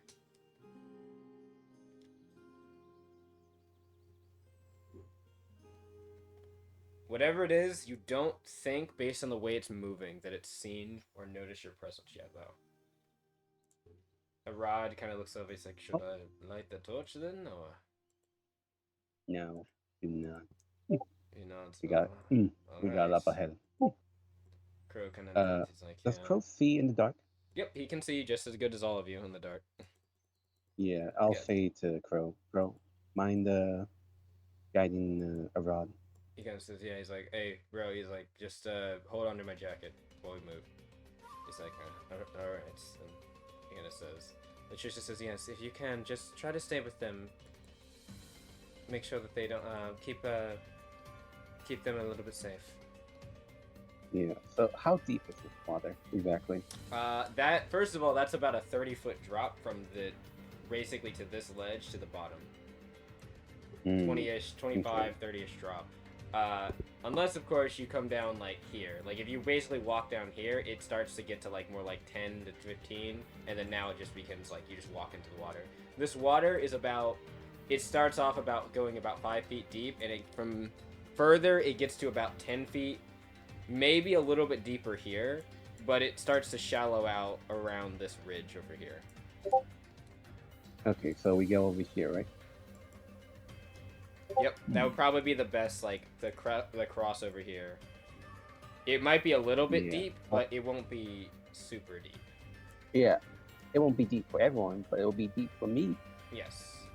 I'll put it this way. You'll be walking in it here and here, but you will not be walking in it when you get into, like, the middle section. You'll be swimming in it. Okay, so over here, correct? Or somewhere? Yeah, around here. I know it's kind of hard to see because of your vision, but yes. Okay. I'll relay this Fisher. Like, we can probably go there. Go ahead. Oh, ETC. Yep, we do it again. So, Crow kind of looks... Keeps finishing. Latricia kind of looks over at you. Yumiko just nods. Alright. Sorry. Alright. Let's go. And she will... She'll follow your lead, so go your regular movement speed. I'll wait over here for everyone else. Alright. Crow will kind of lead over here. Apani. I will follow Crow.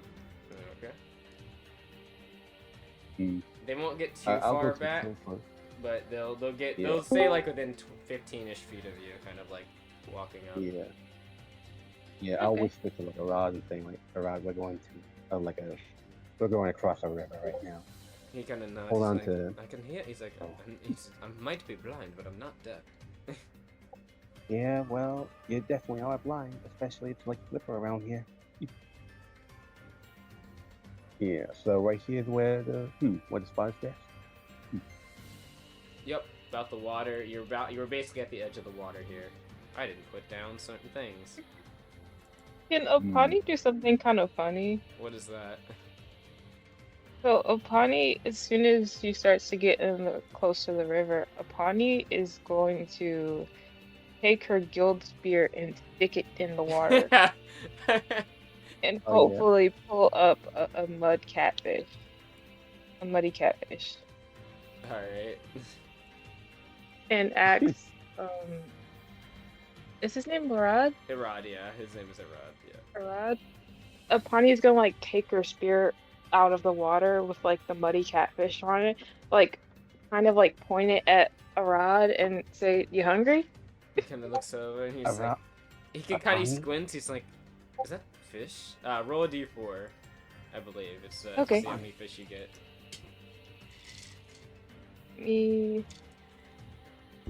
I'm sorry. Are those nymphs in front of us?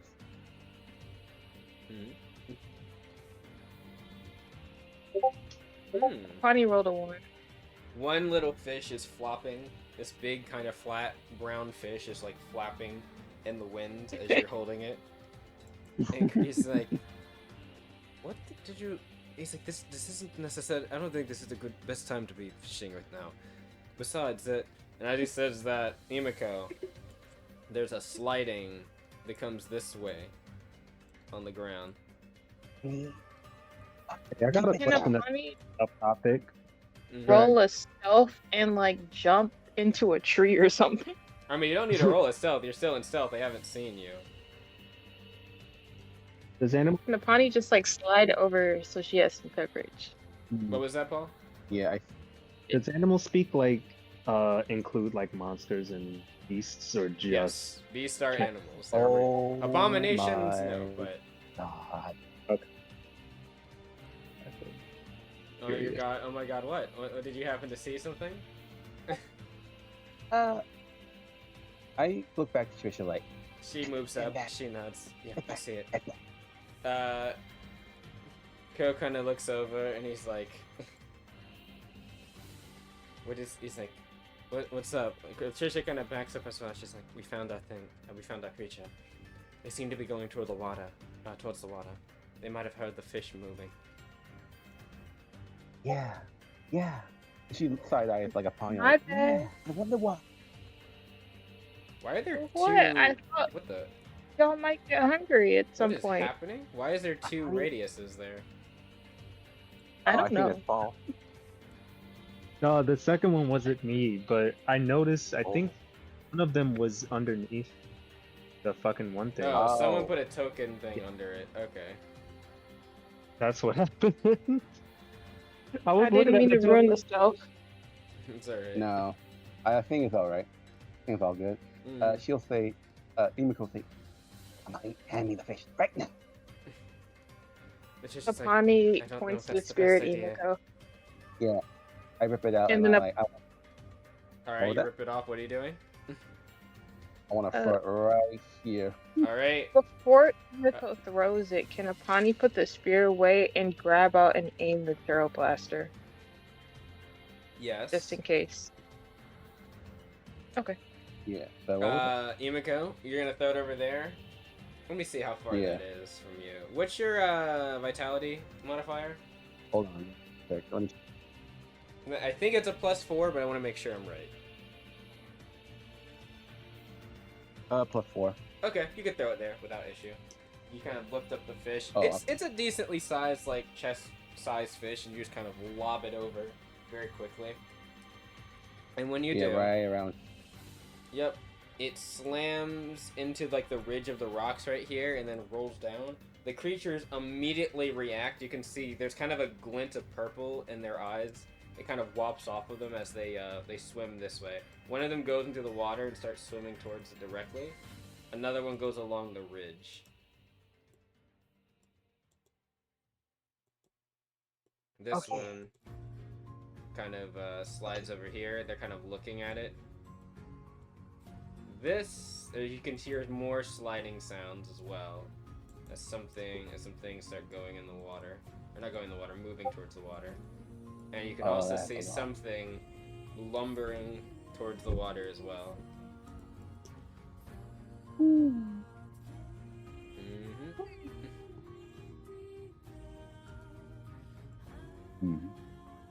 What do you want to do? What do you guys want? Latricia kind of looks over. They haven't noticed us yet because we're sitting here on the ground and behind this tree. I guess Latricia is at this point kind of like also using the tree as cover. We need to be very careful though. We're a lot closer than I thought we were going to be. Yeah, and probably not right now. She looks over. Apani, do you have a good shot? Can I tell if I have a good shot? I think I have awareness bonus in the dark. And I can see. You have line of sight even in the dark right now. You can see it at the moment. It's in your vision, so basically as long as you can see it right now, you can definitely shoot at it.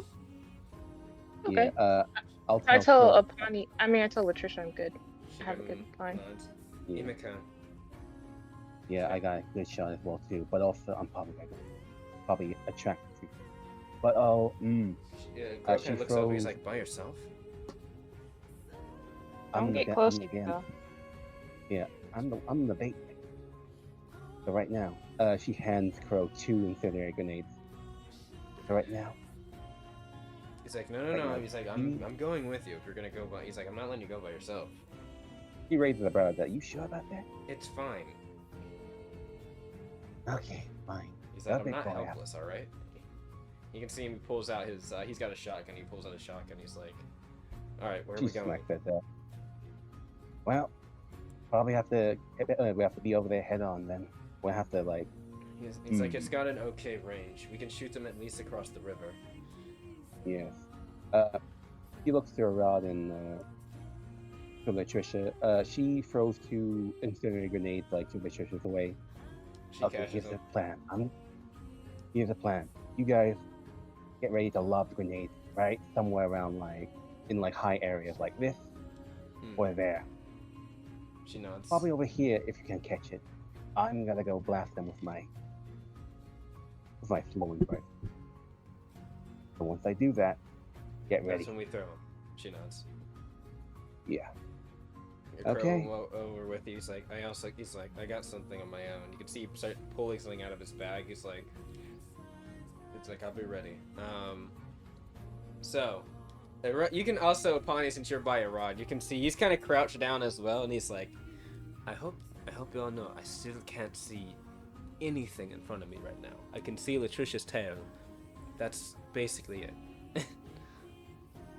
Then don't fight. Just stay close, and if we need a health potion, hand it.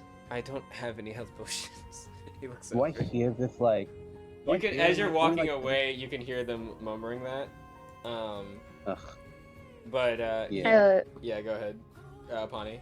I was gonna say, Apani tells him, I'll give you a health potion. If someone's down, go up to them and give it to them. Everyone's kind of close to you, so you should be able to at least find them. Are you sure you don't want me to help? I could just strike a torch and I could be in this fight. Trust me, it's better off with them not being able to see us. Fair enough. No, I don't. Do you think these things? He's like, I don't know much about these creatures out of our climate. Can they see in the dark? I think if they could see in the dark, they would have already started attacking us. Maybe. We are being somewhat quiet. Well, maybe they can't really hear that well either. You could roll knowledge bestiary if you want to know more. Can I roll knowledge bestiary? Yep. Okay, I'll roll knowledge bestiary. Let's see. Dragon, can you give me a 20-foot radius right now? Oh yes, I'm sorry.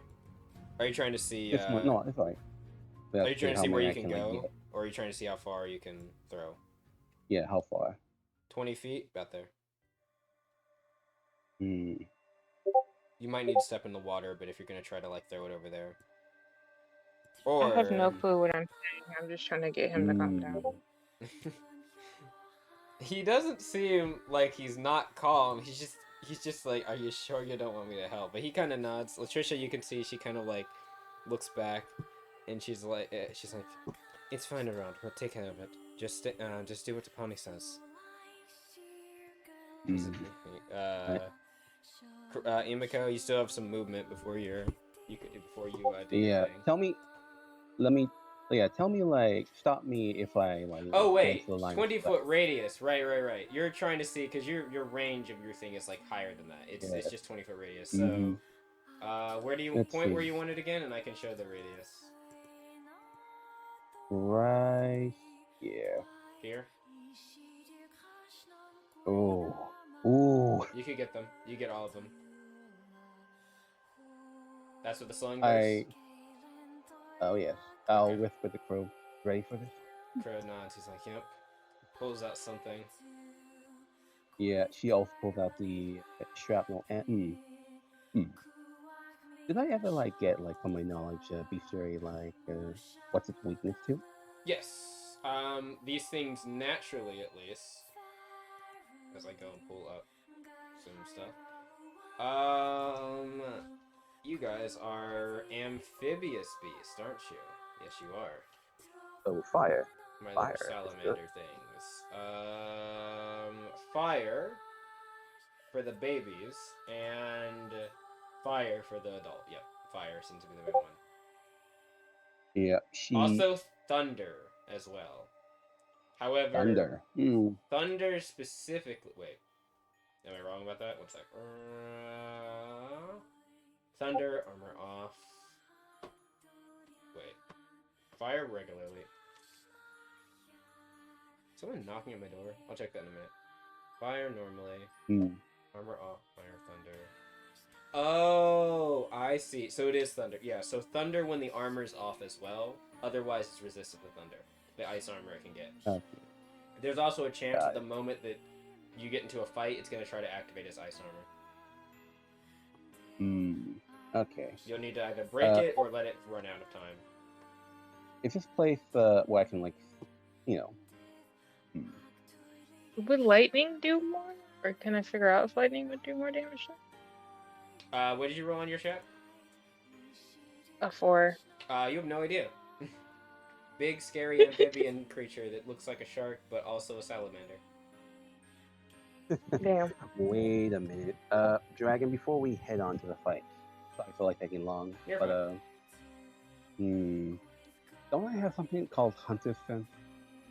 Do you? Let me check. I do. It's in my What list. does it do? I don't know what it does. What does it do?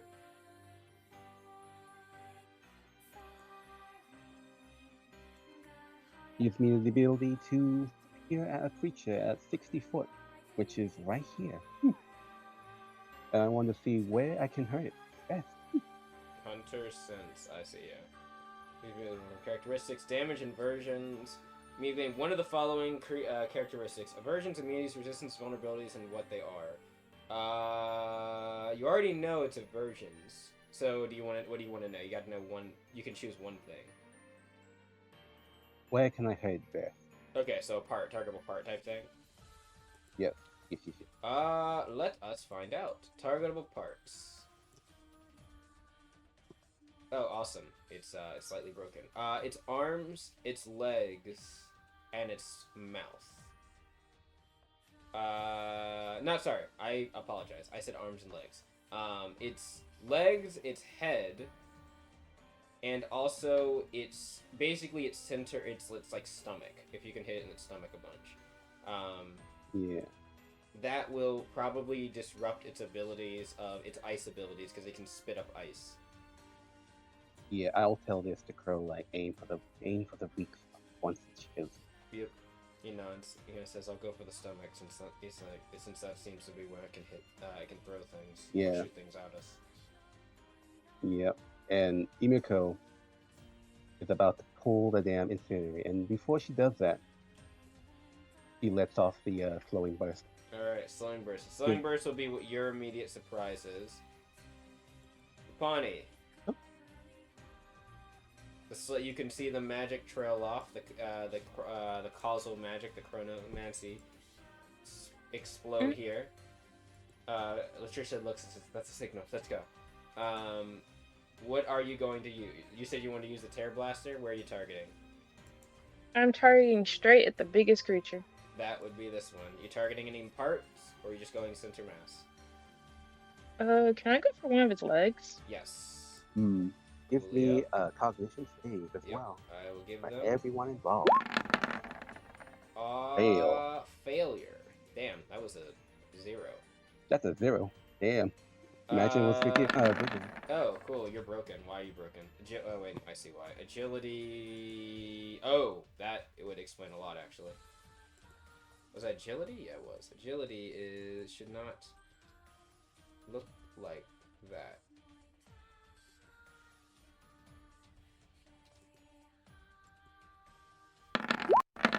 I disagree. I fixed you. Why are you broken? Damn. I don't feel like today. Oh, is that why? Because you're missing like one bracket? Yeah, it was. Okay. So that is a 15. I believe that might pass. No. Let me check. Your spells go off of cognition, right? So cognition is 6 plus 3. So 9 plus 8. Actually, then yeah. It's a failure. Wait, is your cognition a 9? Am I misremembering that? Or no, sorry, is your cognition a 6, sorry? I might be misremembering that. I thought it was a... Oh, it's a +6, yes. Okay, yep, so it is a failure. Other little baby. Failure. Last one. Nope. Failure. Nope. So they all fail. Yep, and you can roll up your attack. I will. Just gotta change the music to something more fitting.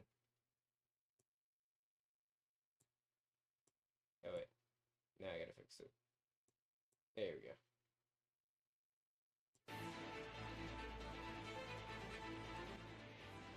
we go. Alright, so.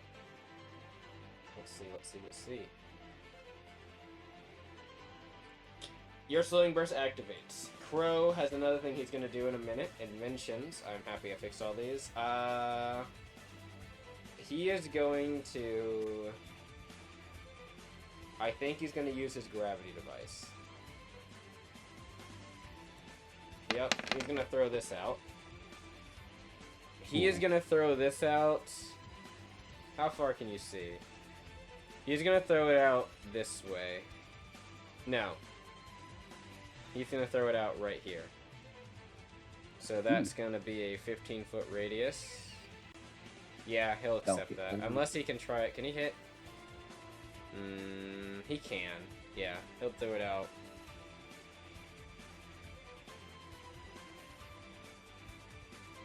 If he throws it out here, though, he'll hit the big one, he'll hit the small one, but he'll at least secure this area so they can't get through that way. Or does he want to throw it over here? Because he can see something this way. He'll throw it over here, actually, because you covered those. So he'll try to cover them.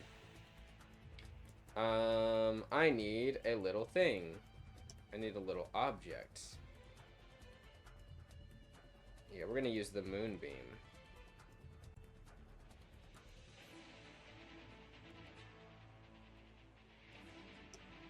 Now, what did that say about the radius of that? That was a 15-foot radius?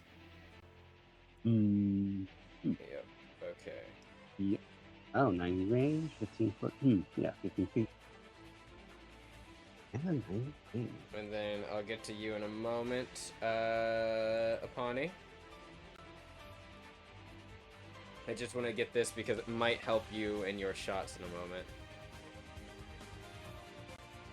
Latricia and them are also there. No, wait, okay. Wait, never mind. It's fine. Yeah, they're good. So I just need to make a vitality save. Alright. No. Failure from the big boy. Also, the big boy's health is not accurate. It should be... I'll fix that. Failure on both of them? Alright. Let's add some symbols, shall we? So you are slowed. You are slowed. Man, you're starting out strong with the big one here.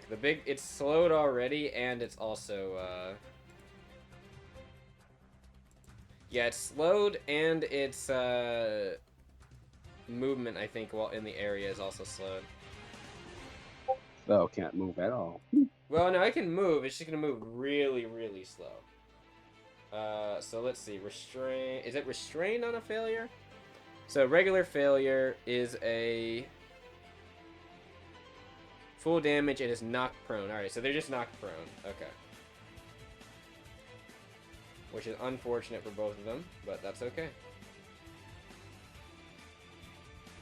And they take 17 damage. Oh, I see. I think it's supposed to... Wait.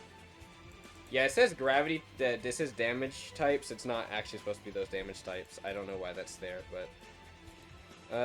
knock prone. Okay, so all that means for him is, Yep, okay. That's cool. That damage technically is supposed to happen at their turn start, so I'll make sure to get that then. Actually, I'll just get it now, because I'll forget. I know me. Do we also make initiative before? You will in a moment, just not yet. Apani, you were gonna target its leg. Roll me an attack roll. Yeah. Okay. I believe its AC is temporarily reduced by 2 as well, because of the slow. What is my bonus again for... I always forget this. If you're ever trying to figure it out real quickly, go to your the top of your character sheet, your first page, and then look for your range attack range / deft, which is also not up to date apparently on your sheet. Never mind. That should be I forget if it's like a 7 or a a 7. 6. Wait, actually, what are Okay. you using? You're using the Tear Blaster? Tear Blast. Yeah, it's a 6, yeah. Yeah, Or sorry, it's a 6. Okay. It's a 7. It's a 7, I apologize. It's an 8 if you use your Force Cannon because you have your Forge cast in it, but yeah. Okay. Roll it up. Oh my. Can I try again? Mm-hmm. Because they're in stealth, so you have favor. Oh, cool. Oh, perfect. I love that. They didn't really need the favor because the stuff they didn't have attack rolls. There we go. That's much 20. better. You hit the thing. You're definitely gonna hit it. Oh, I guess I could just do this as well for now. You hit its leg. It kind of buckles forward, and you can see something is thrown out and skids across the ground, and you recognize the shape as like that cylindrical disc that Crow is tinkering with on the ship. When it hits the ground, it just explodes out, and there's like this weird kind of black and purple field that shimmers a little bit, and you can just see like the trees begin to start snapping. The branches in the trees begin to start snapping and breaking and slamming to the ground. One of the creatures you can see starting to like vibrate violently. This one just crumples to the ground a little bit, especially when you shoot in the leg. Like it looked like it was trying to keep itself up, and you shot it in the leg and it just falls forward. Roll me damage. I think it's 46 plus 4. Yep. Can I use thunder damage on the logic that Apani would think thunder is close to lightning? Sure. Okay. It does not have its armor yet, but it's going to get its armor as a reaction after this. Ooh. Yes. As a reaction, can I? Yeah. Once I see Apani making that damage, could I? Echo damage. Reaction. Yep. Go ahead, Yep. Emiko. Yes. It'll do the same. I believe that's your second lineage spell, so I think you might have one more left on if you have that feat. Excuse me. Because it's equal to your tails. How does it look after damage? Which one is this? Yeah. Echo damage. This is your lineage casting. So you have. I believe it is equal to the amount of tails you have because of your lineage feat. Yeah. So how many was that again now? I used flowing burst, 2. and now I'm You using. used 2. Only 2 though. Which one? Which one was it the green? Which one was the green? Oh, on your sheet? From my. Yeah. Oh no, you mean on your token? On here. No, the green. Yeah, my token. That is your tactical die. Okay, good. So this is my the blue one. Is my magic? Nope. I didn't actually have it on your token. You'll have if you go on your character attributes though, you might have it. And if you don't, I can add it. You don't. I'll add it real quick. Yeah. Thank you. And you can like add in like the number that it's currently placed at. 3. Yeah. So, Emiko, if remember from the test sessions, if you shift double click your token, you'll open up your character sheet. And you want to go to attributes and abilities, and you'll see that there's a thing now that says lineage_casting. You want to just decrease that to 2 out of 3. Or, sorry, 1 out of 3, my bad. And that's how much you have left. Do you see it? Yeah, 1 out of 3? Yep. Alright, place it there. Alright, you're good. Yep. So, Apani, oh, you know what? I had you roll damage. You targeted a part. I'm sorry. Unless, let me check, because I don't remember. I think that normally... Well, let me check. Let me not just speak out of my ass here. Where's your Tear Blaster? Oh, I see. It's, like, broken on your sheet. Let me, fix that. There we go. I need to fix the ammo thing. It's just the heading is a little bit kind of wacky, so I see where it is. Tear Blaster, okay. Tear Blaster, blah blah blah blah. Press projectile used by Shimmer Feathers, P-Shocks, and Sabercats. Tear Blaster, Sonic Burst, blah blah blah blah blah. For 1 action, you make a ranged attack against target. On a hit, you deal that much. Special Part Breaker. When you target a part, or component, or your weapon, you get a +2 bonus to the hit. So I guess you should have had a 9, actually. And then you deal 2 break points of damage. If you break the part, you deal the normal damage as if you were hitting target. So I apologize. So you don't do the normal damage, but you do more breakpoints. I believe you do 4 because it has also dismember as a property on it. Huh. And that's gonna make this. I'm gonna keep track of this on this. So leg. Also give me a cog save. A cog save? Oh, right, for the one thing. Oh, no need to do it because I guess technically, sure, we'll say even though it didn't technically do damage because it could have. Huh. I guess echo damage normally is for damage but not for breakpoints. That's an interesting, like, conundrum. I haven't really considered that. Normally the spell wouldn't work here, but we'll rule it cool it. We'll say that in this case, it'll focus on damaging the part. Also, it was a burst to this, so it's actually going to be an extra breakpoint. So 5 on the leg. I'll roll a cognition save. Yeah, normally this wouldn't work, but I actually think this could be an interesting thing, so I might make another spell that could work like this. Failure? Oh yeah, that was a -1. That was a -1. -1. Alright. It's going to take another... We'll say it'll take another 3 breakpoints, so 8. The leg, as you can see the wound there, it looks like it's almost broken, like, it's broken through the skin from the sonic impact, and you can see that, like, the bone in the, like, the back leg is beginning to, like, break. Like, you can actually see, like, the physical bone of it a little bit, and it has, like, shattered slightly. It's not fully broken, but, like, basically one more hit and it's gonna, the leg will be broken. Okay. Actually, what was it? I said 8? No, I'm sorry. No, the leg is broken now. It is actually broken. So it might be moving slower and be able to leap as far. So basically, it's now crippled.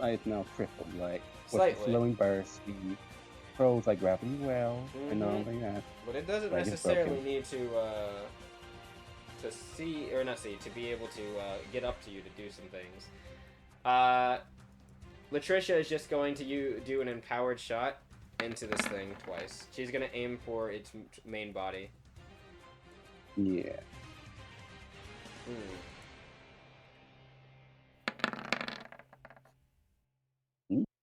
2 shots. The first shot just barely misses. The second one, however, managed to hit it in the torso, and it takes 13... oh wait, I forgot. After that break, its armor, it starts to, like, grow this ice armor across its body. You can see it solidifies across its head, over its fins, its arms and claws. And it kind of looms over and looks towards you. When the ice armor forms, I'm pretty sure it gains a resistance to certain things. Yep, it reduces...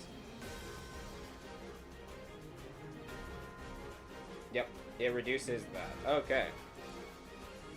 The piercing damage, the bullet you can see impacts into the ice, but does not go super far. It's only going to take about 6 of that damage.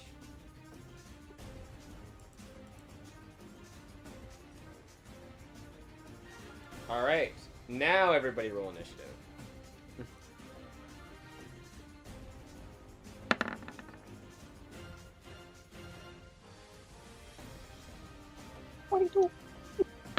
Apani, you should have an initiative macro, Apani. Yep. Oh, wait, I do on my sheet. I was gonna roll it on D20. What was that? Not D20, the Discord. Oh yeah, I forgot. Yeah, Apani, you have your macros and stuff. Your Terror Blaster and everything's in there already, so you can roll 20 now. Cool. Who will roll a nat 1? That was Latricia. That was Big Girl. Damn, not big. Oh. Yep. If you're looking for your stuff, just click yourself, and then it should pop up at the top left. Oh. I clicked my thing, my initiative says 0. I'm just gonna roll one thing and add it. Wait, did you roll your initiative macro? Oh no, I didn't roll it yet. I was looking at my character sheet. It says my initiative is 0. Don't use your character sheet. Use the macro. Character sheets for this are broken. Never use the character sheet. Click a token. The icon on the map. Yeah, the icon on the map. And you'll see it on upper left. You'll see on the upper left. You'll see on macros the initiative. Oh, I see it. Yeah. That's where all your macros and stuff Damn. are. So you can see your Terror Blaster, you can see your Force Cannon, it even asks you, you know, if you, I made you a cast macro, that's weird. Maybe I did not. Let me fix that. Oh, I guess it didn't register. I'll fix that. 2.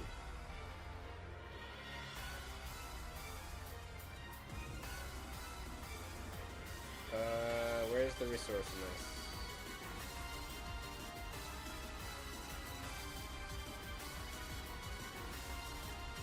Cool.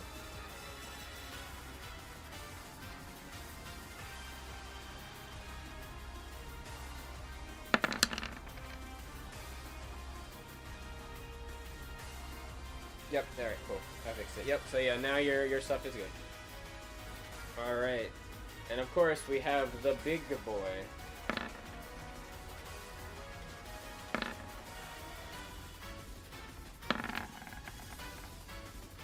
Did I roll its initiative twice? I did. No, I didn't. I thought I did.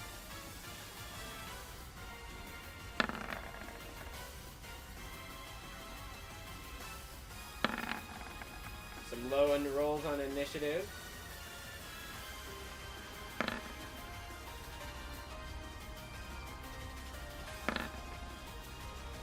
Alright. Ooh, Imiko rolled a 22. Yep, Imiko did. Imiko rolled, I believe, almost a nat 20, yeah. There is one over here that is actually, Imiko will go first. I think their thing is faster. So yeah, Imiko. It is your turn as the creatures have begun to kind of notice now all of your presence and are beginning to move over towards you.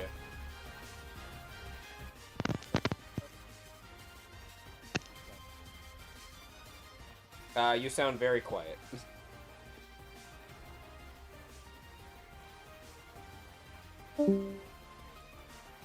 It slightly sounded like their microphone might have disconnected for a moment too.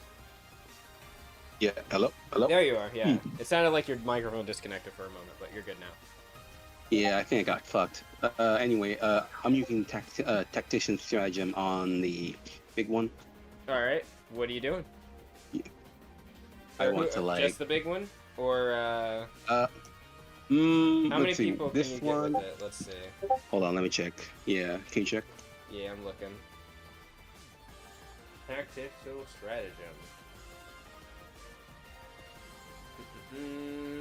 The number of creatures is equal to 2 plus half your cognition or resource of this number.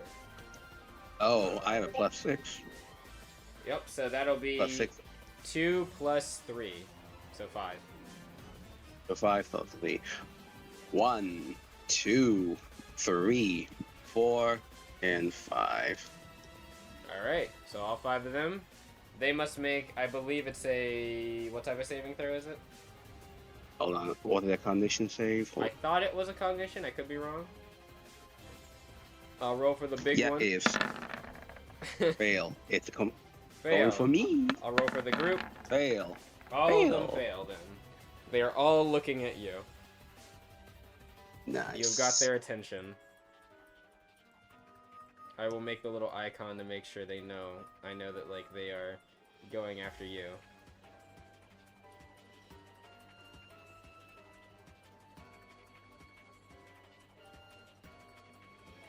You've got them all. How many actions was that?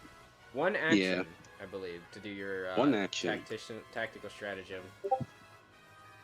I would like to move. Let's see. Where would you like to move to? 1, 2, 3, 4. What is happening?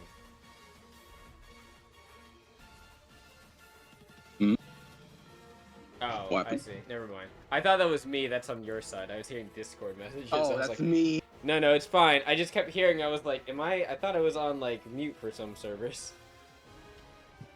Yes, schizophrenic. Don't worry about it. I'm hearing the calls in my dreams. No, I'm joking. Anyway. So, yep, where are you moving to? I would like to move here.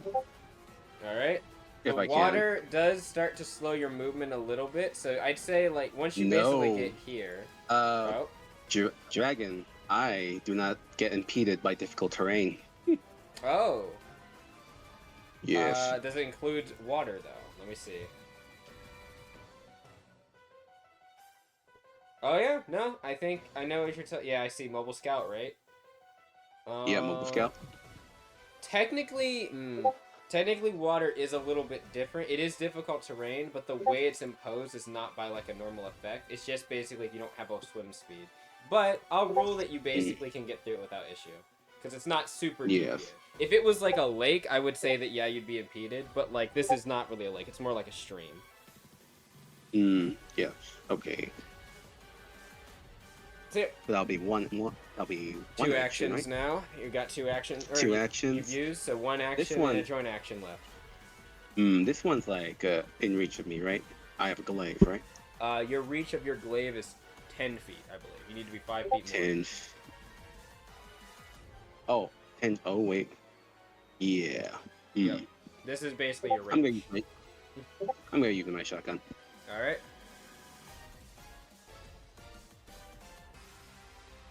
Yep. What's your base speed, by the way? My what? Are you trying to get within range of your glaive? Because I think you have enough speed that you could, yeah, you could move like 5 feet more. At least 5 feet, I'd say. Okay. Yes, 5 Doggy feet. paddle. Yep. Alright. So then you want to use your glaive? Yes. Any maneuvers or just a regular glaive swing?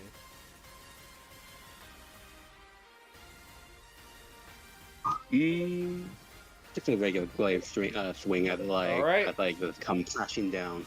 Swing your glaive as you doggy paddle in the water over, and you lurch up to swing your glaive. Oh wait, that's a wrong one. That's a wrong dice. It was the wrong dice. Ooh, that is a nat 1.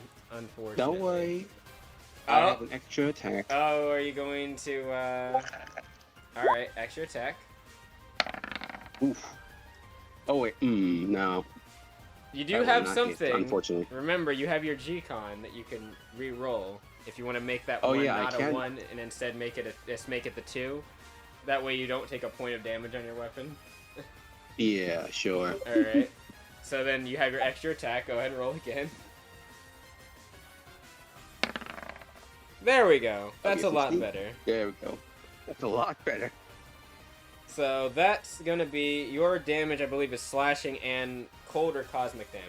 Emiko, you would know these things are immune to cold damage, regardless of the armor being off or not. Even the not cosmic. But not cosmic, correct.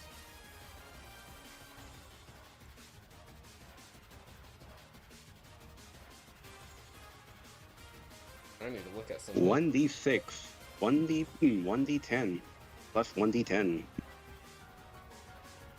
Blitz, heavy version. 1d10 plus 1d6. Roll it up.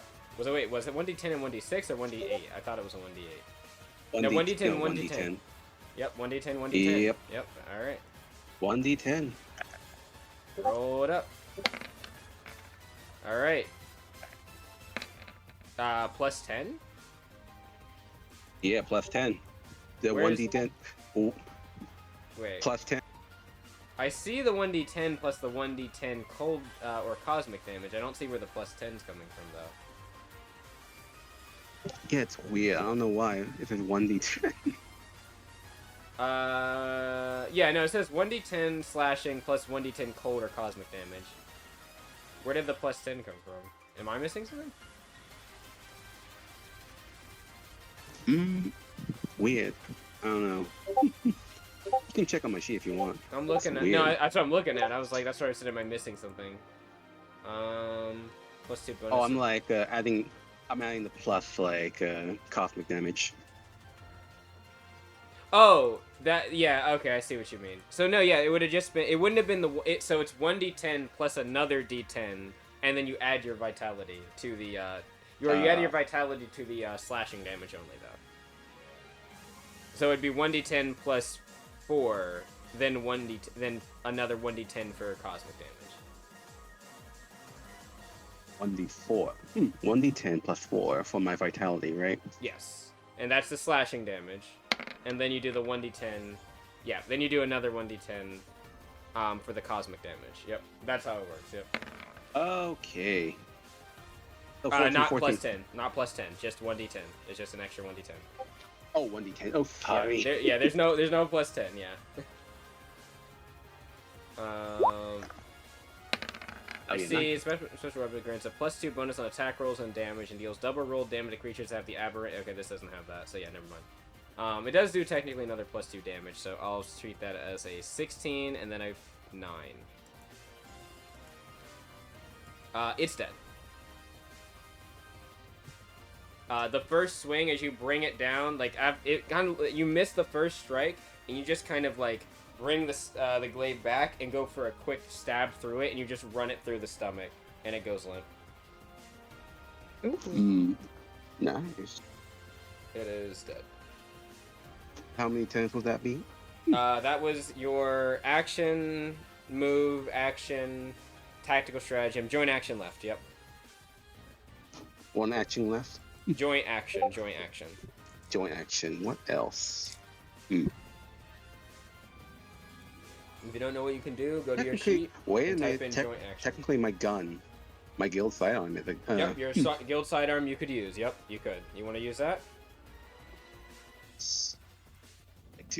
All right, roll it up. It's a agility on this one, so it's your ranged attack roll. So d20 plus 5, I believe. No, 6. 6. I forgot about your burst bonus increase. d20 plus 6.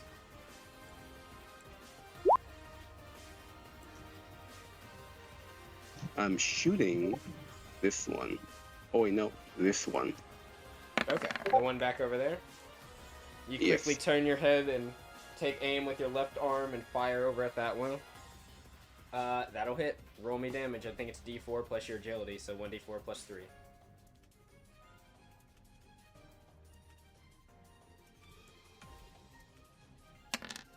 Five damage. It'll be a 5. Alright. It takes the 5, it shoots it in the side. It kind of collapses a little bit to the floor. It looks like it's still vibrating, like, violently, for some reason. That'll be my turn. Alright. This one, over here, is gonna leap off of the ridge here. However, it is slowed. I believe it makes that save at the end of its turn, correct? Yes. It's going to leap off, and as it does, it's going to... literally, that is your name. What do you mean? There it goes. Mandarin name. There you go. Oh, I see. Is it because it doesn't have an underscore? I bet it is. Oh, I'd have to click the monster, don't I? Why are you so broken? What's wrong with you? I want to know what I did to deserve you being broken. Why can't you be different? Why can't you just be normal? Right now. It should be working fine now. I want to know if all these things are fine, though. Okay, that's fine. That's fine. Kinda. Alright, that's fine. Cool. So, Imiko, it leaps down, I believe, and it's going to spit something at you as it leaps into the water. A 22 to hit. Could I dodge that? You could try to. Combat dive. Combat dive. Right over here. All right. If I can. Yep, you can. Plus my agility, right? Roll a deafness check. Deafness? Alright.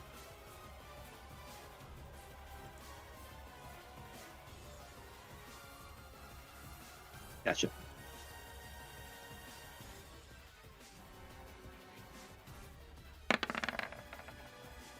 Unfortunately, it's a failure, so you are going to... I can still, like, do. You are going to still reduce the damage, but you kind of plop in the water here, not the most expertly, and the spit hits you in the back.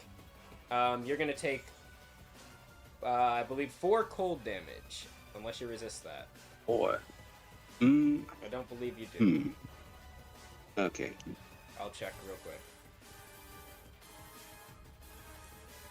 No. 4 cold damage, you can subtract it from your red bar. And Emiko, you gain 1 BOS charge. Oh boy, oh boy. Though you feel relatively fine, despite this, like, ice hitting your back, you feel okay for now. Not really sure what everyone's talking about with this whole BOS thing.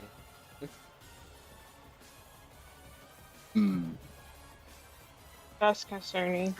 I can tell the Ow. sarcasm. That's all this one can do. It's slowed, so I'm pretty sure it's incapable of doing much else. I'll make sure of that real quick.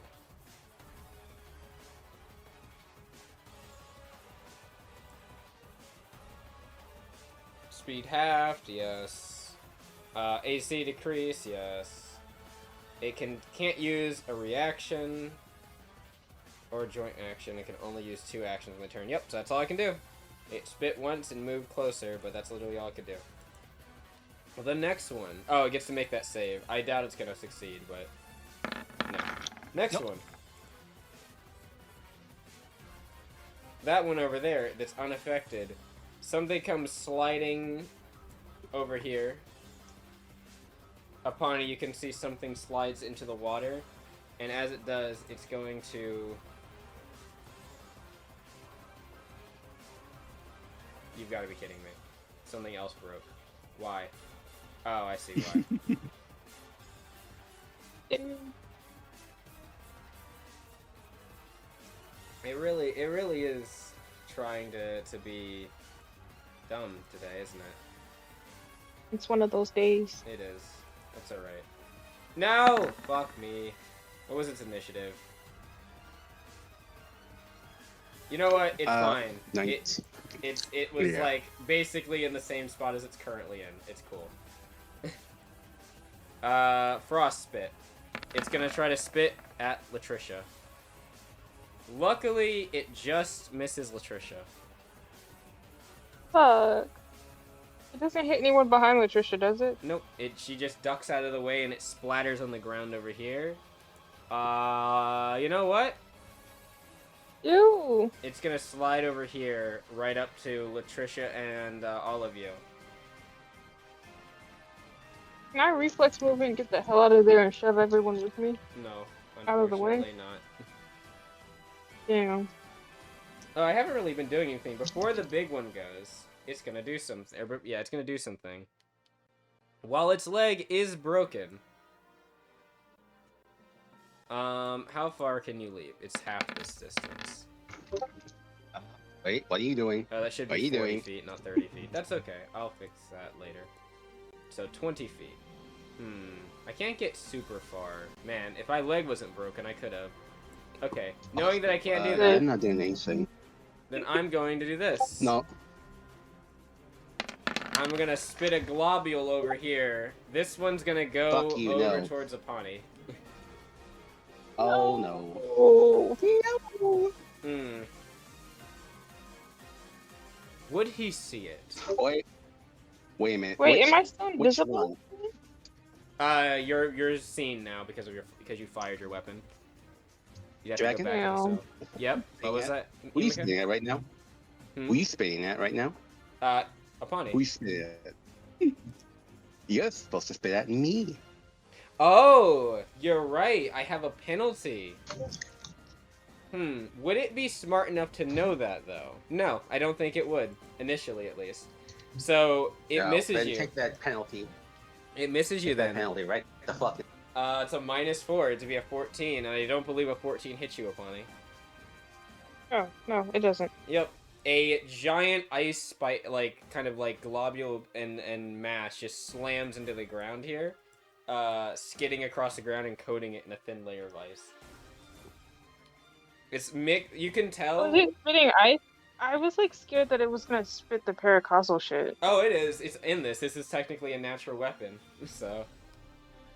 Ugh. I was gonna say it sucks because you have dark vision. You can't tell the color, so you can just see it's ice, but there might be discoloration in that ice spit. Can But that's okay. talk once out of turn Yes. to the other guy? Yeah, Rod looks that looks disgusting.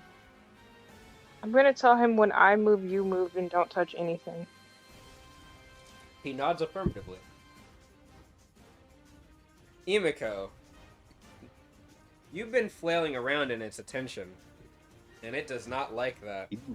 You are being very, very annoying. Fuck you. Fuck you, hit me. It, like, slams its head into the ground and just begins to dig violently into the ground. Oh. It disappears for a moment. And then after a moment, Emiko, under the water, you feel something rumbling. As something slams up underneath you. Agility save? Yep, please use an agility save. As, Apani, you see, as you say that's Irad, he says, sure, the creature disappears in like a couple of seconds, and then as soon as you're thinking, where did it go, it slams out of the ground, and Emiko goes flying in the air. 21. Emiko, you go skidding right over here. Or not right over here, sorry, right over, we'll say, roll me a d8. I'm gonna see where you go. You go in a random direction, yeah. You won't go prone, though. Yep, I will 21. And that'll be a 7. 1, 8, 7. Ooh, you're going in the zone. Emiko, the moment you're flipped up in the air and you go here, you just kind of expertly do like a fucking like dancing flip, like a ballet twirl in the air with the glaive. And like as you're getting ready to like stab this thing again, something immediately slams into your body and just slams you into the ground really hard. Just like this giant weight that you didn't feel before just impacts into you and like slams you down. We'll get to that in a minute, but luckily you're only taking half damage, so that's gonna be 7 and then 5. And I believe you have armor that might reduce this by 2, but I'll check. Yes, you do. Acclimating armor? Nope, it's the fitted that's doing it. You take a -2 to this. Yes. So yeah, so 5 slashing and then 5 cold. Also, Emiko, another BOS point. Don't worry, I'm sure that'll be fine. That is all we can do. How many damage did I take? 10. 5 and what? 10 total. 5 slashing, 5 10. cold. Yep, 10 total. Damn. Okay. That is actually all it can do. I actually think with the ice eruption. Oh yeah, it can move with that. So it will move. No, it's not gonna move anymore. I guess it'll just bite you. Try to at least. Fuck you. It rears up and tries to slam down and bite you. Minus 5 to this. 15. No. It misses. No. As it bites down, you luckily managed to kind of avoid its blow. Oh wait, actually, it couldn't do that anyway because it's slowed. It would only have the 2 actions to do the ice eruption. Well, in any case, save. It's still slowed. No. Oh no. It's having a bad time. This one... Oh, so, Emiko, remember that one that I said was, violently vibrating? Mm-hmm. So, you hear that vibrating kind of shifting sound. Upon it, you can see it as well. The creature is, like, vibrating and starting to kind of, like, weirdly shift back and forth in place. And then, all of a sudden, you hear this really loud sound.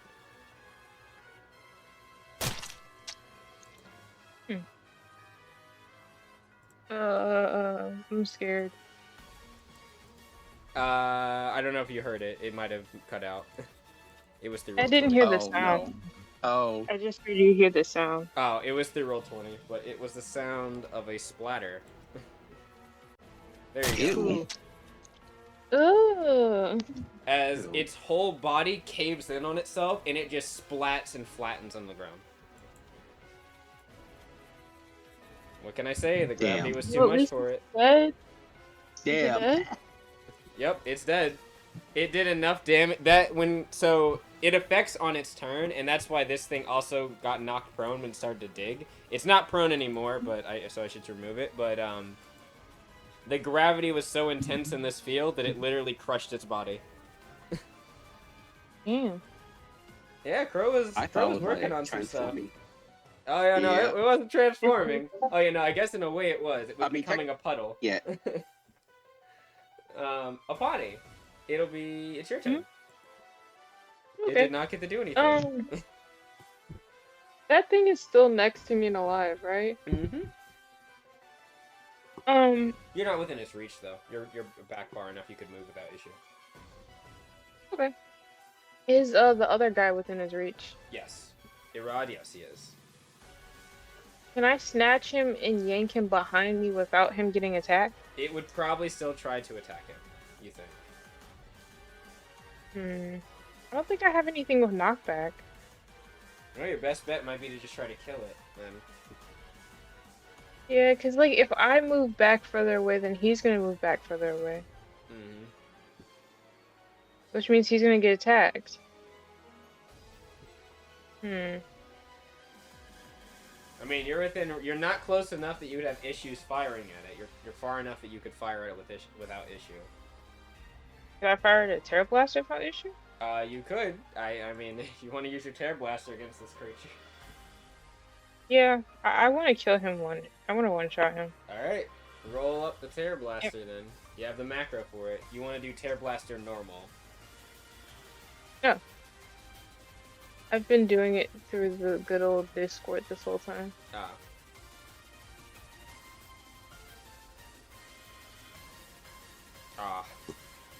Oh my god, that was a nat 1.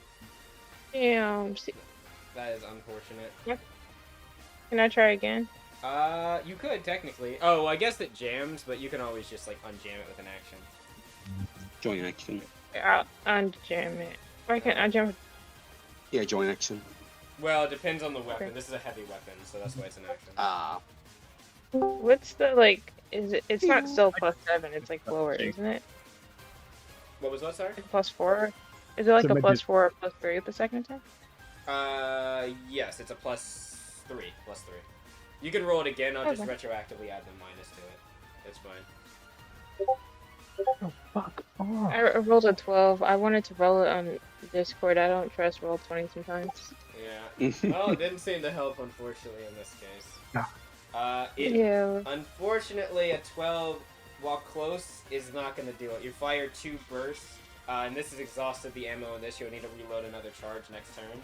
But after you fire it fire it the first time, and then you try to fire it here, it jams and kind of like spurts a little bit of energy out. You quickly like unjam it, aim, fire again, and this time it does fire, but it thuds into the ground. Oh, Do this I have fucking... 3 actions and a joint action, or just a 3 You have actions? a joint action left. You have a joint action left if you want to do something.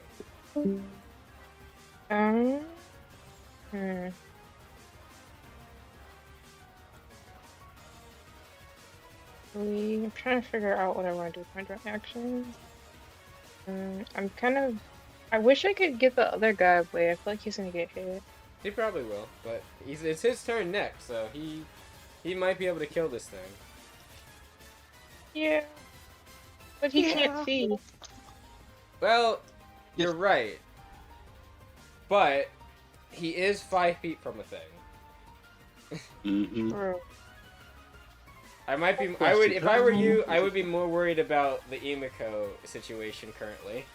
Nah, I'm fine. No, I am more I'm worried about fine. Emiko. I just have no way of helping Emiko at this point. That's fair. Except for, like, I'm swimming up fine. to Emiko. Yeah, Crow's probably gonna cut off the gravity field as well. No, do not. It's going to keep crushing you if he doesn't. It's not. Don't worry. Gotta be something I can do for joint action.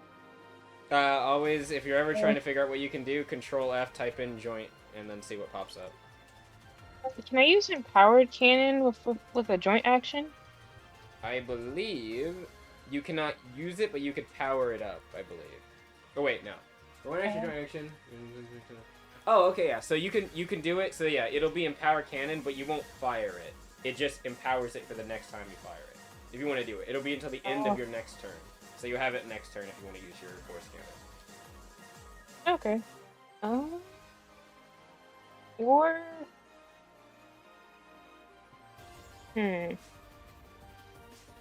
Actually, can I use silent quick steps instead? Yep. If you want to. I believe that makes you go invisible, right? I'll make me invisible. Yep. Yeah. So start your next turn. And it gives me more walking speed. Yep. Oh, that walking speed part, that's just like passive. That's just, you have that now as a passive. Oh. You just have an extra 5 feet, yeah. So I will use silent quick steps to go invisible. Coolio. Well, so as far as they're concerned, they can't see you for the time being. And Rod doesn't see. He looks over and he's like, I think you might have fired a bit too much. He looks left to right. Miss Apane? Miss Apane? Oh no. Yes. What, he's like looking like at the sky. Like, where did you go? I'm invisible. I haven't left your side. Okay, I see. Don't worry. I can handle the ones up close. You just focus on the ones at range, and he's going to draw his weapon. Be very careful. Do not let it touch you. Also, I know. Go ahead. Also, even if I'm still invisible. I didn't hear the rest of that. I just heard also, and then even if I'm invisible. What was that?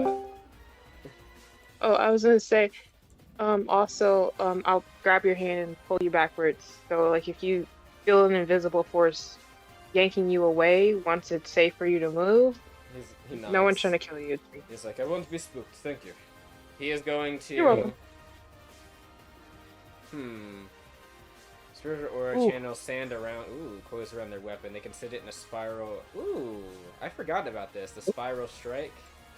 Or the spiral sand strike. You could do that and just...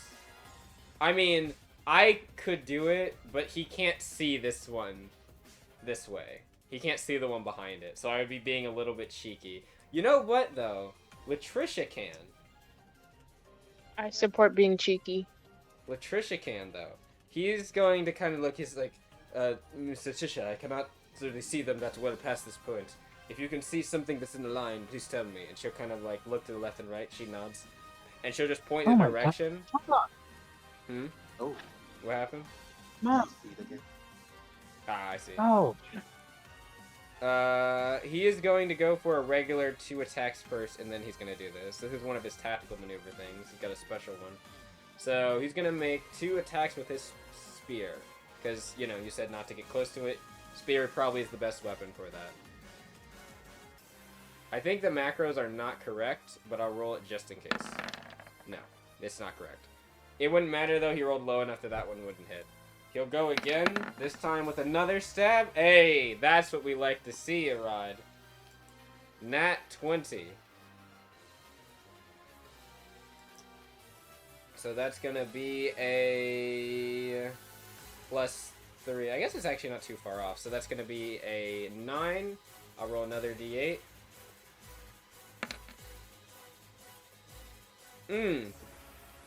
This is funny. Well, he goes for a, as you can see, he steps back kind of upon it. And Irad hasn't really shown, like, that he's necessarily the most... I mean, you haven't really seen him fight before, so whatever your assumption about his competency with fighting, after he makes the first stab, he kind of misses pretty wide. He kind of says, my vision being so blurred is making this difficult. But he kind of, like, sticks his spear down, and he makes, like, a lunging motion forward and just scoops the thing up, stabs it through, like, the neck, and then just kind of throws it, basically this way. It is dead. Does he look like, there's any weird ooze on him? No. The way he stabbed it kind of scooped it specifically, like, you know, like if you're shoveling, like, snow, and you, like, scoop it away and then push it to the side? And out right as you describe the kill. Pawnee? You cut out right as you described the kill. No. Oh, you're back, but you cut out right as you described the kill.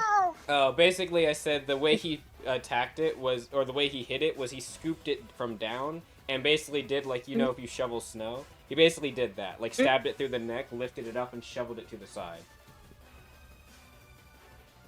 So it is there. He did exactly enough damage to his health.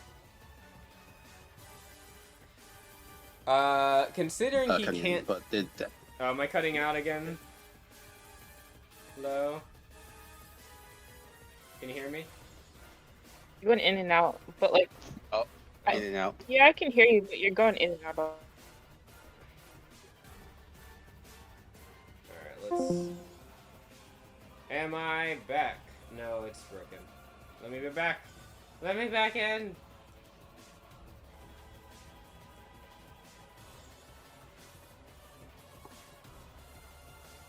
I hate my internet. I absolutely loathe it. Give it a second for the signal to... Actually, I have an idea. We're gonna do the old-fashioned way. Hard reset time. Gonna be a little bit of an issue. For a second. Pause. Alright, I had a little technical difficulty there with my internet. I apologize. All good. Okay.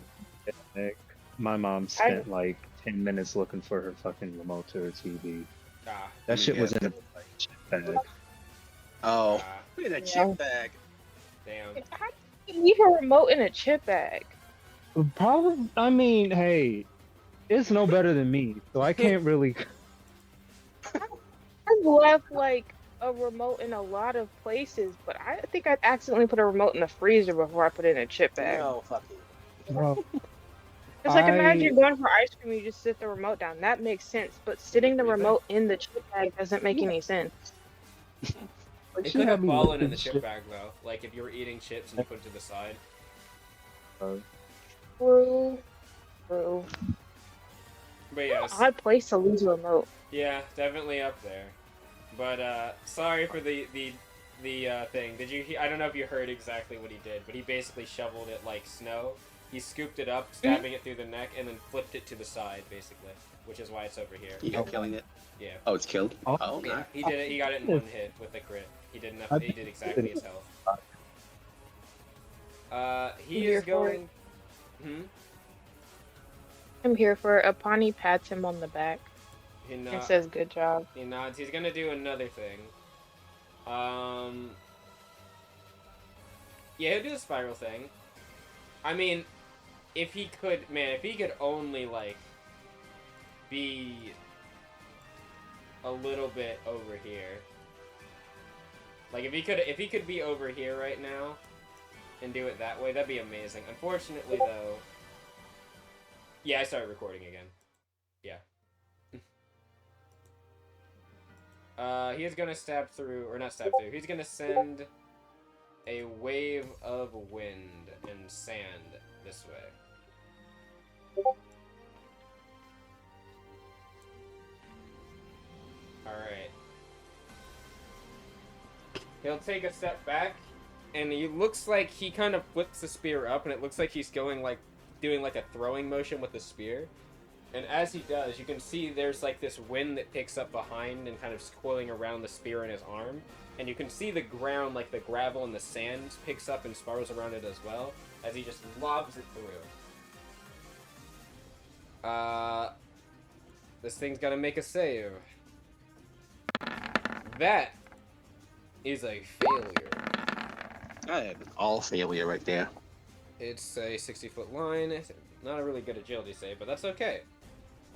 He is going to do 46 dust damage. Oh. And it is thunder blighted as well. And the target is larger, smaller, it's knocked back. Well, we're gonna see if it dies with this. It might just be straight up dead.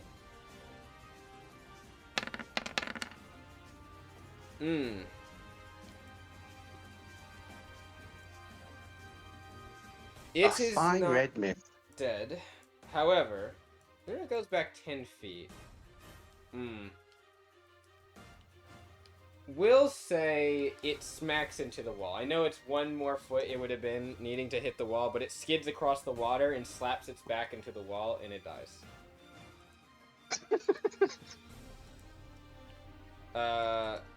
You can see Apani, like, past, like, where he threw, like, kind of tossed what looked like the spear. You can see it still in his hand, but there's almost like this trail of gravel or sand in the air that kind of begins to dust and disappear into the sky. This thing is not happy about that. That's all he's going to do. He's just going to kind of, like, stay with his spear and, like, basically hold his stance.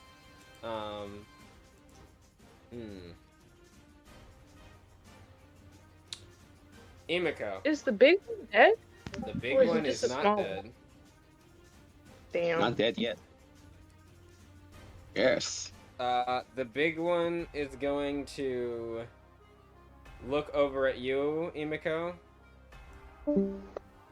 Mm-hmm. Oh, it's so close. It's gonna leap up and go this way as it slams down in front of Latricia, Apani, and Irad. Oh yeah. Mm-hmm. Wait. How many reactions do I have? You still have a reaction. You want attack of opportunity? It's got a penalty, but you can do it. That's because its ability allows it to have a penalty, yeah. Let me do it. Let me see. 15, Oh, yeah, 15. Because of the slow, it actually hits. Oh, wait. Nope.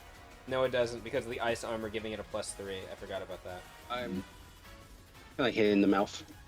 Unfortunately, as you kind of slap it in the mouth, the ice just chips away, but it still it does not seem to take the impact. And it lands right here. It will incur penalties if it tries to attack anyone. It'll still have penalties. That is, if it's doing an attack roll. Yes. It's about to do something. It wants to do something else, but we'll see. This one over here. It's dead. Right. I said I was gonna make that one dead. We'll do that one. This one's still alive, and they're not happy. This one's gonna slide this way, Imiko. It flops into the water. It sticks its head up, sees you, and you were moving. You were flying through the air. So you know what it's gonna do?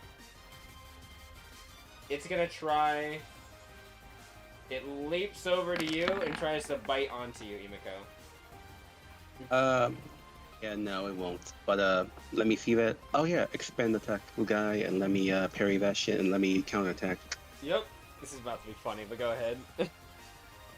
Gotta roll something. Roll me an attack roll. Oh. Yep, roll me an attack roll, Imiko. That's a hit. I'm not gonna use. Can I use my shotgun? I believe. What is it? It's Only for melee? Well, it's just that you had the Veiled Aggressor drawn, remember, your glaive? So you'd have to, unless your thing had quick fire, you could not do it. Okay, good. Okay. That'll be a 21 for my hit. Yep, it'll still hit.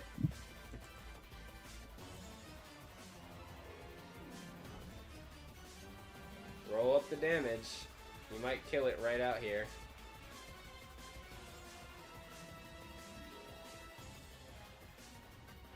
One d10, okay. 1d10 plus 6, and then another d10 after that. 10 plus 6. And Yep. what was that again? And then roll another d10 after that. 7? Alright. You might... And what was it again? d10. Plus 1. Well, no, the plus. Oh, just a d10. It's just a d10 for this. There is no plus on the secondary damage. Okay. Oh, just a d10? Yeah. Yeah, just one d10, yep. Alright, Imiko, how would you like to do that? I guess, because it's dead. I'm gonna fucking like spear right through mouth to ass. Alright, as it leaps as I do forward, so- just right through. And I'm gonna like fling it right at the fucking manager's head. As you fling it, it stops as like there's a feeling you have as you fling it over, it stops and slams into the water and just becomes like it flattens into the rock and spears itself there, basically. Remember the gravity field. So funny thing, if you hadn't hit this, it would have died to the gravity field. Oh my god. So yep, that was its turn. Next, this one's slowed, and it's also got its attention on you. Oh, wait, that one's dead. Never mind. Next one, Crow. Crow. He's gonna cut off the gravity field now. He doesn't want you being affected by this. Yeah, thanks, babe. As she Crow calls out. presses a button, and immediately the relief of not being in this like immense weight fills. Oh. Crow kind of is like, yeah, I got your back, but we have the big one to worry about over here. You know what? It's on me. So just avoid the sacks. I think I got hit 2 times. I got the thing. He kind of nods. All right. He's like, what can I do? What can I do?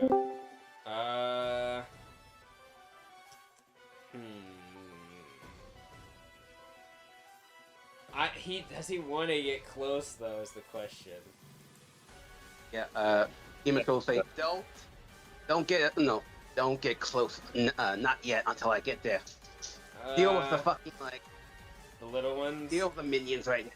All right. He's going to. Idiot. He's gonna listen to that. And he is going to... Doesn't he have a grenade? He does. Those two are still alive. I get. Give me a second before you start, Nick. I got to, what's it called? Be my here. Before you start, what, sir? Oh, sorry, no, I was talking. Nick. Oh, is Toki with you? Hold on. That's good.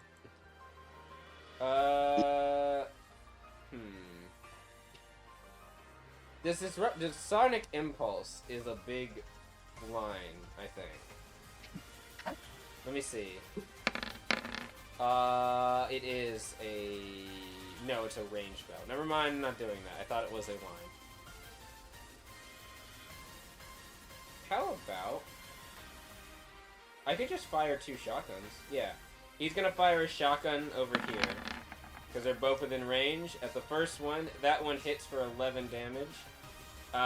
He'll pull out his sidearm. Fire with his other hand. It misses. That's fine. That was his joint action. He'll use the shotgun again. Oh, luckily, the AC reduction does allow him to hit, and he is going to blow this one away. It just kind of like gets crumpled as the shotgun shell the shotgun pellets blast it in the side. All right. He's got another 2 actions. I think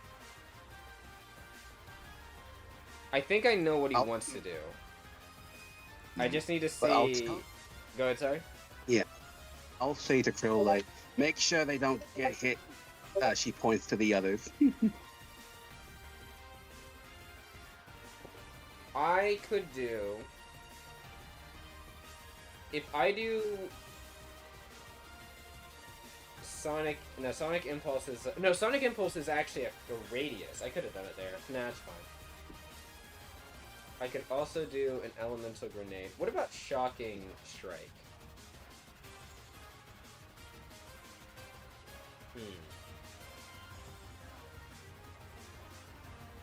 No, what about Gravity Lasso?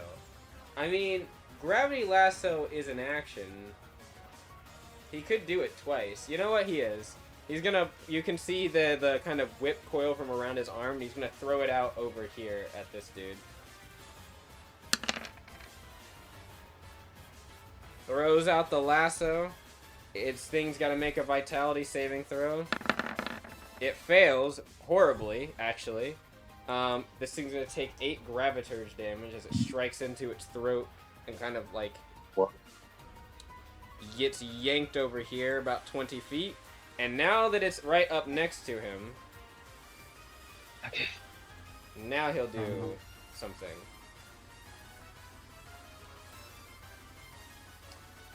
He's gonna have a penalty. You know what?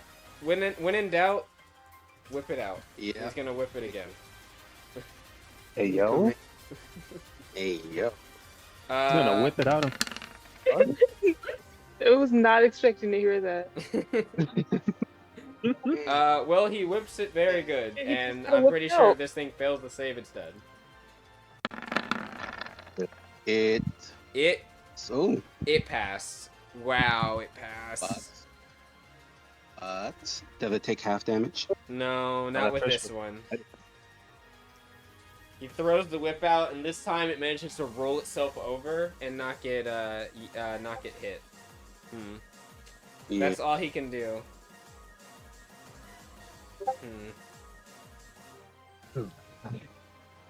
Oh my god. Hey, guess whose turn it is? It's this Vandernymph. It's gonna come over to Crow, and it's gonna try to bite him. Or leech onto him. Yeah. A penalty. Yep, with a penalty. Almost. -4, it will miss him. Oh, what a shame. And that's all I can do, because I had to move. As it well, actually, I guess technically it can leap to do this, but it only could leap like a short distance. And I guess, you know what, it might try again. With a penalty. Yeah, never mind, it's not hitting anything. No. That's a -8 because of you, Umiko. That's it, that one's done. Latricia's turn. Well, it's time for the combo. She is going to swing her weapon into this thing's side for only 6 damage, but that's okay. Actually, I think that's gonna be that's 0 damage. That's fine. She's gonna do burst strike, stunning strike first. As she clicks the weapon in, fires off a cell charge. Here, -3 right now. This thing's gonna make a vigor saving throw. She's gonna do impulse. Boy, did you do a con save? I didn't. For which one? This one? The nymph. I did not. I should do a cog save. Thank you for reminding me. It's gonna fail, but you know, it's You could have doing that 20. It failed. Oh wow. So close. It got a 17, Nobody- and then minus by 3, so yeah, it failed. They basically need a nat 20 to beat Emiko's cognition thing at the moment.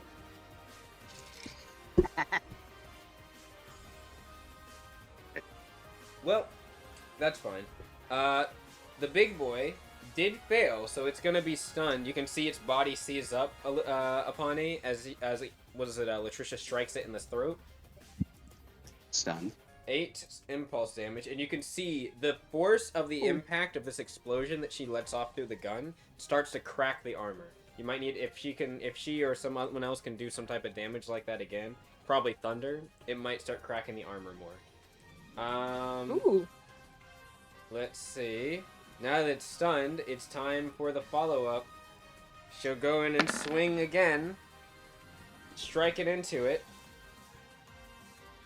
This time it does 1 damage, I believe. Because it's got the reduction from the ice armor. And now we do the burst strike.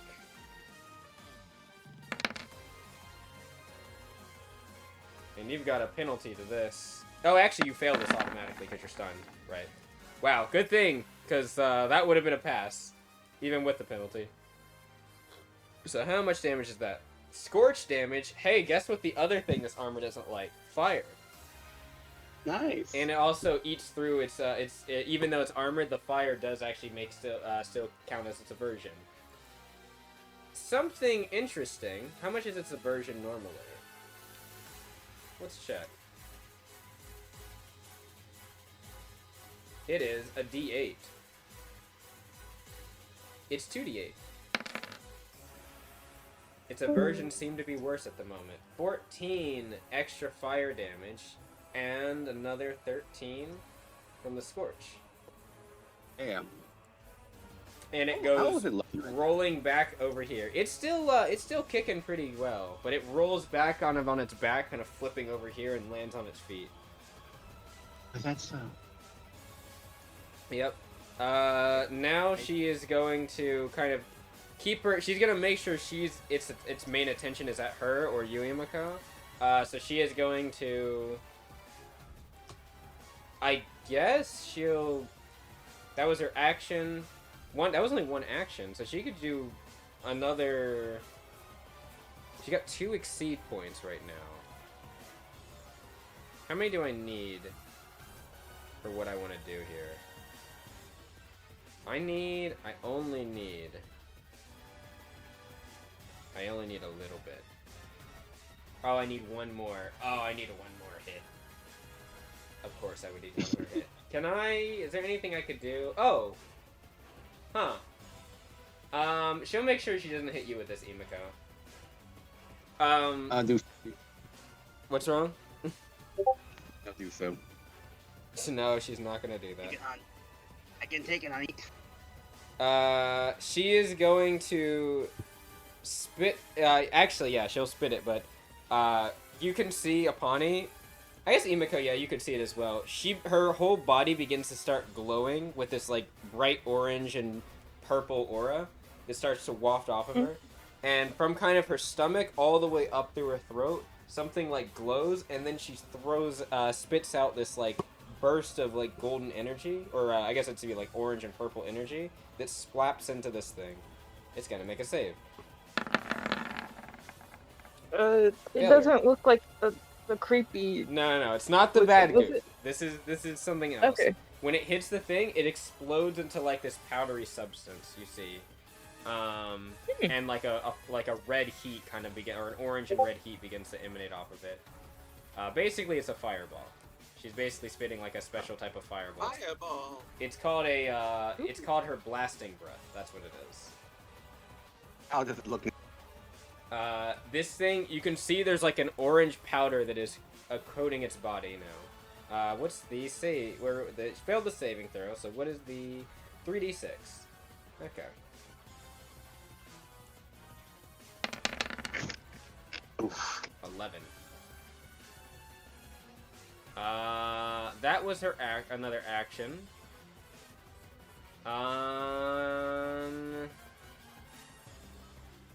Elemental slash. She could do that. What she really needs is a good MAAP attack. Oh, I guess she could do augment cell. No. Oh, I guess she could. Yeah, she could. She'll make an empowered shot. Oh my god. She's burning through her cell charges, though. That is a hit. That is definitely a hit. 7 piercing damage. Also, that doesn't add... Oh, no, it is. Yeah. It slams into the creature. Oh, wait. Let me add 6 to that, because of the reduction. Once again, its armor is chipping away. You can see it's almost broken. You can see, like, it's starting to melt off of its body right now. But it's not just there yet. That is all she can do. Emiko, it is your turn. Yes. It's behind. I'm standing right behind it, right? Mm-hmm. Yeah. As I like pick myself up from like getting blasted by the gravity well, she's gonna do instead of fighting. She's gonna open her hand and she's gonna palm the damn thing side, and she wants to use a paracausal or a soul sensing and see if I can. Try to drain it out? Alright. Roll me a... What would I say? Roll me a soul sensing. Soul sensing, okay. 3 for me. Yeah, while I do that, I'll say, Crow, I got it here. That'll be an 18. 18. Let's see. How much health are you out of your max? You're not at half yet. You're almost there, though. Emiko, you stick your hand kind of onto its side, like maybe into the wound, where you can see the substance appearing, and try to draw energy from it. You can feel there is something like beginning to pool from its body, that kind of blight that's like seeping in. However, it's not enough. It's whatever. It's still latched on pretty tight. You might need it to be a bit weaker, but you can feel it beginning to give. It's kind of like a tug of war, and you can feel that slack beginning to get there. You just need a little bit more, you feel. But with one hand, she's gonna use the damn, she's gonna don her shotgun. Can I do that? I think your shotgun's two-handed, but I could see you like kind of holding your the gun kind of still like, yeah. One hand was on the skin and on the skin, Yeah. yes, and with the other the shotgun. As I put it on the wound where it is, and I want to take a shot at it. All right. Fire it up. Roll me a d20 plus 6, I believe. Natural 20. That is a hit. Mm. Is it just a regular guild shotgun, or is there anything special about it? No, it's the fucking what was it? Was it the rail cryotech shotgun? The cryotech shotgun. So that's gonna be, it's gonna be a 2d10 plus 3. And it has, I believe, Cryo Cutter and Reality Hunter. Let me check those properties. Alright, Reality Hunter's there. Oh, yeah, you're supposed to mark a target. That's fine. What is Cryo Cutter? I know we copied what Cryo Cutter does, I just don't see it on here. That's alright. Cryotech shotgun? One sec. Cryo Cutter's the property. Is it not? Why is it not here? Oh, I know why. No. Shadow Guardians. I don't think it's on the Shadow Guardians either, I think. Yeah, it is. It's should be there with all the other weapons. Yep, there it is. Cryo Cutter. Weapon name, blah blah blah. Deals an additional 1d10 cold or cosmic damage. Cannot be cannot be resisted in halves reductions of cold damage. I'm gonna add a little bit more damage. I did not know that Cryo Cutter does that, because your glaive technically would have eaten through the reduction or the resistance, or the immunity of that creature.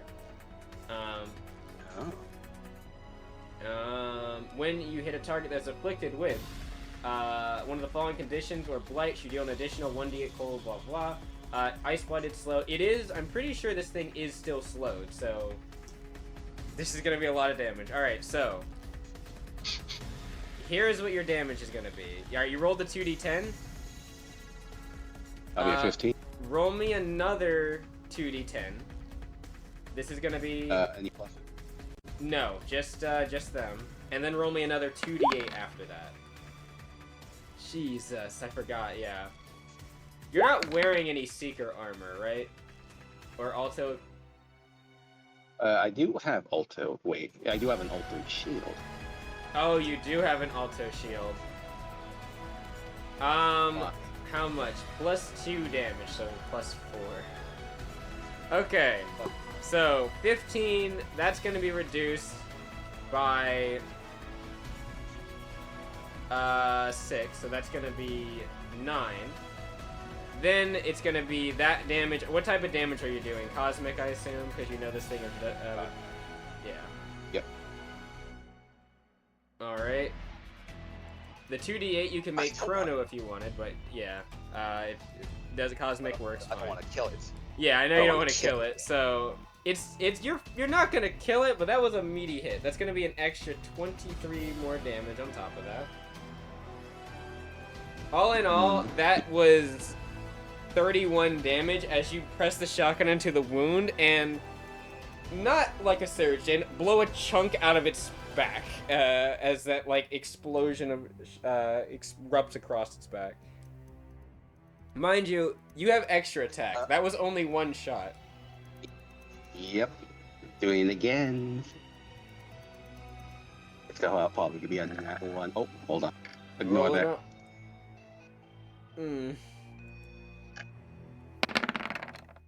That'd be a 19. That was 2d20. Oh wait, yeah, sorry about that. That's all right. With the 6, it would have been. Would have been 6, 12. It would have been a 12 anyway. That would not hit. Yeah. I'll say, just for the fun of it, the crit would have also damaged the armor slightly, so it's at 4. The armor is about to break. You can feel it. Joint action. How many actions do I have? You've only used 1 action. You still have 2 actions and a joint action. I like to stim myself. Mm-hmm. Yes, Go so that'll ahead. be 20. I'll be at full health now. Or still at full health anyway. I think it's gonna try. You're using a joint action for this. It's gonna try to bite you. Never mind. Count. Yep, you wanna get. Alright, go ahead. It goes to try to bite you. You immediately see that. Kind of like. Yeah. Throw the sim up in the air, grab your glaive, and go for a swing. Go ahead. That's a hit. 22. Roll me the damage. It's gonna be a D10 plus. What is it? A D10 plus 6. Oh, wait, I guess it's your shotgun technically, but yeah. Yeah. Still same. D10 plus. I guess it'd be plus 3, but that's fine. So 10, and then roll me. Oh, yep, you're already on it. Thank you. I assume cosmic damage again. Damage. So that's gonna be 10 plus 8. Right in the mouth, right in the fucking mouth. Yep. As it like goes to like do that, you throw the sim up in the air, take the shotgun, smack it into its face, and then pull it, like flip it around, fire it before it can recoil back towards you, and it blasts it back. It kind of stumbles backwards. That's gonna be reduced by the 6 is gonna be 4 and then 8, so 12 damage. It is looking pretty hurt after that. Yeah, it did. I stimmed myself for 45. Yep, you grab the stim out of the air after it falls, stim yourself. Also, since you said that I got it's splatted, doesn't that mean like I take another point of BOS? Nope, you're fine. It splattered away from you. Yep. Okay, that's good. Yep. Once I see him like badly damaged, I'm doing it again. I am gonna look at something real quick. Alright, roll it again. I'll give you a little hidden buff because you already technically rolled it and you were just kind of waiting for it to get weaker again.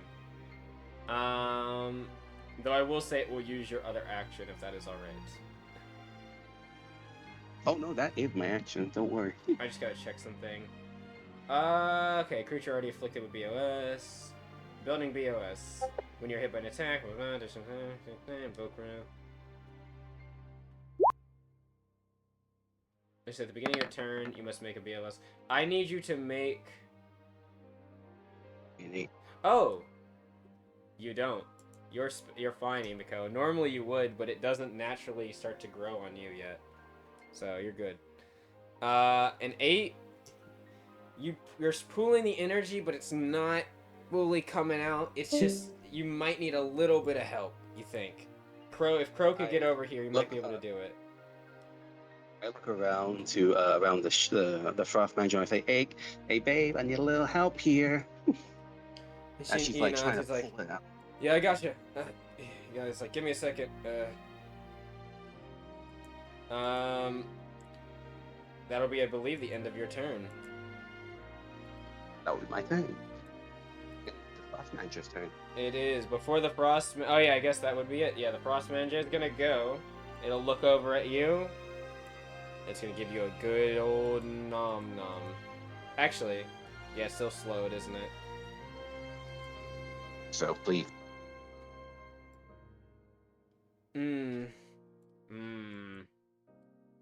I have to roll because Latricia hit it. You both hurt it really bad. I'm gonna roll something. Roll it. Even you, odd Latricia. Oh no. Latricia. Oh. It turns over to her.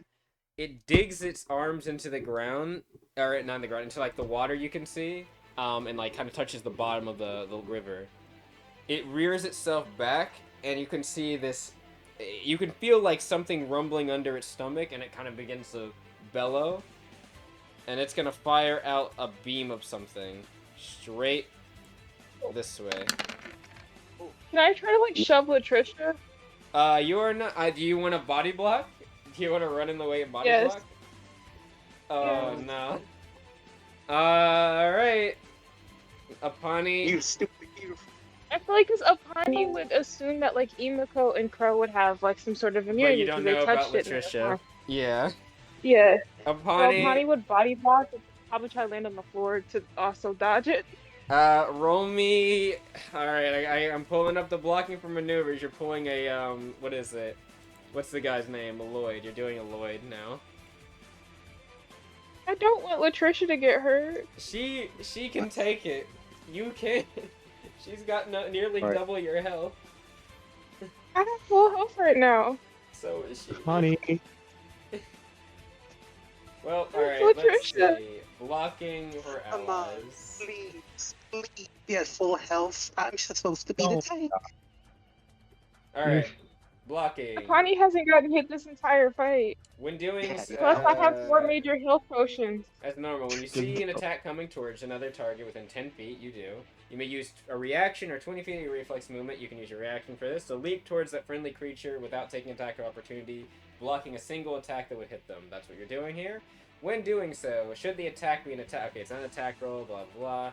Should the additional effects be a saving throw, or spell, blah, blah. Alright, so here it is. You act as half of a half-cover barrier protecting up to a 5-foot cube behind you, which is what you are doing here. Should any creatures be there, they gain a cover bonus for the save. If you are already caught in the save, you only make the save once. You weren't. Irad technically is going to be, though. And unfortunately, your body blocking is not going to cover that distance. Isn't he behind Latricia? Oh yeah, he's behind the tree, correct? But he's not behind you. Oh. But like, wouldn't... It's only a 5-foot cube behind you. That's the thing. You only provide cover for a limited distance. Can I just be like, land on top of Latricia to body blow? I mean, it would still only count for Latricia. Them's the rules, unfortunately. Before I body block, I'm going to say that I have major healing potions on me. If anyone goes down, use them. The idea of Apani yelling, "I have major healing push," as she dives into the way of this giant beam is very funny to me. Yes. Alright, so first thing is you are gonna need to make a saving throw for this. Latricia does as well, but she has a bonus to it. I don't think she's gonna need it, but oh wow, her saves are fucked, but that's okay. Yeah, she was fine. Roll me a agility save. You don't have any penalties on this. That's the good thing. Ooh, that's good. I feel like that damage is not right. Let me check the damage. +4 for agility save. Oh, it's missing like 3d6. I'm gonna add that. Oh no! I was like, that seems a bit weak for how strong this thing is. Oh my god. Oh, don't add it. You forgot to like wait till the next turn. No. Oh yeah, I also forgot about something else. BOS infected. Extra d6. Anything. You haven't forgotten about a single thing. That's alright. That's alright. Perfect. Wow. Alright, so how did you do, Apani? I rolled a 7. Well, that's a failure, but you still protect Latricia. You are going to be taking 30 torrent damage and another 3 chaos damage. I got your health. Chaos. It's only 6 damage? 30 and then 3 damage. Oh. I'm still alive. You're still up. Apani, you have VOS. You feel a weird sensation on your body, and it feels odd. This is not normal to you. You've been starting to use spiritual stuff recently, especially taking pointers from what is her name? Lyshishka. You have this sensation that fills your body that is very foreign to you, and it does not feel exactly right. Can I cacophony myself again and knock myself unconscious? It's not that bad yet. Yet. Yeah. There's a chance. Well, I'm going to tell. Latricia I'm going to tell is gonna take the other guy. I forgot his name, but I'm going to tell him to run. Yes. You're gonna tell him to run and look for Crow. He has more health than you. Yeah, but like if I go crazy, I don't want to accidentally kill him. He's not worried about you going crazy. He's just gonna die. Tell him to run and find Crow. Just right here. Like, what the fuck happened? Yeah, exactly. I mean, Crow sees it, like a giant ice beam just explodes out. Latricia also has a little bit of the icky. Oh. She did not roll high enough to get fully avoid the attack. What about Irad? Irad it did though. What is it? With the bonus he has, because it's not accurate, he just met the crit success. He just rolls this way. Latricia's gonna roll kind of in front of you, basically, Apani. After you've like body blocked, she just kind of flips over your back and kind of like stands in front of you with her weapon. She's like, Apani, I would have been alright. She's looking over at you. Uh-oh. I missed everything except for she's looking over at you. Oh, did I cut out? Yes. No! Okay. What I said was Irad rolled high enough that he just managed to roll out of it completely without getting hit. Latricia rolled over, basically leapt over your back doing a flip and landed in front of you in the water and just kind of looked back. She's like, Apani, I would have been alright. Yeah. Apani's gonna say, like, in a whimpering tone, very softly, but I you. Apani, we talked about this. I'm fine. What was that, Titus? Did she take? How much damage did she take? Did Latricia take? 12. 33. 33 damage. That was entirely unnecessary. Apani doesn't know this. No, I know Apani doesn't know this, but like she like. Oh, that's unnecessary. Apani Yeah. does not. She just like she's like, we need to talk. We're gonna talk about this again, all right? After we've killed this, after we finish this thing.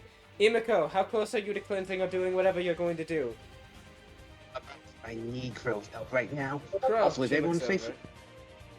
And Rod's like, Rod holds up a thumb. He's like, I don't know if you can see me, but I'm doing all right. Oh no! What happened to Irad? He expertly dodged out of the way of the beam. Apani, it's your turn. Apani is going to I need you to do use. something. I would like you to roll me something you haven't heard of yet. It's called Affliction DC. Oh no. I need you to roll me. Let's see. Because I think it's a choice. Affliction DC. Blah blah blah. Yes. It's based off of like instinctual or medicine. Or Yep. It rotates. So I believe there is a decision that you get to make first. I just gotta check what it is. Affliction DC. Blah blah blah. Fortitude or instinctual. You will choose you get to choose the first one. Which one do you want?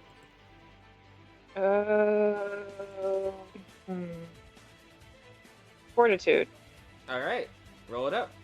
Next one will be instinctual. Fuck. Just fuck. You'll be fine. I rolled 21. All right. First All one. right. A 21. You do not gain an additional BOS charge. You are for right now fighting off the illness. Oh. It's still in your system Good. though. But yeah, your turn. Go ahead. Apani's gonna. Is drinking a potion an action or a joint action? It's a joint action or an action. If you do it as a joint action and something's within your threat range, it can try to hit you. But if not, you're fine. I believe you are within its threat range. I think. I will go confirm just to make sure, but if you do it as an action, you don't have to worry about this. Apani's Yep, just you're gonna within use its an threat action range. All right, coolio. Action, what you doing? for a major healing potion. All right, you're Is checking it it. 8d4 plus 8? Yep. Remember, there's a thing in the thing. You can click the potion sims meds, and you can just roll it through there too. I may or may not know how to pull that up, and I Oh, also look don't at trust the if you look at the Roll chat, 20. I already clicked it. But yep, go ahead and roll it then.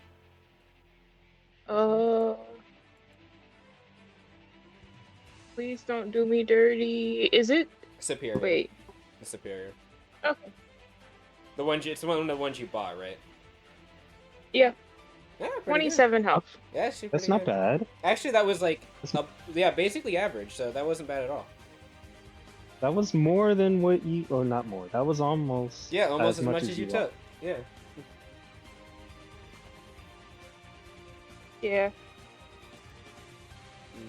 Technically, I should have been rolling a little bit extra Yeah, damage for 39. Himiko as well, but it's fine because the other little ones were doing an extra bit of damage too when they hit her, but it doesn't matter. I forgot. I'm only really down. So you have two hopefully- actions and a joint action. Honey's gonna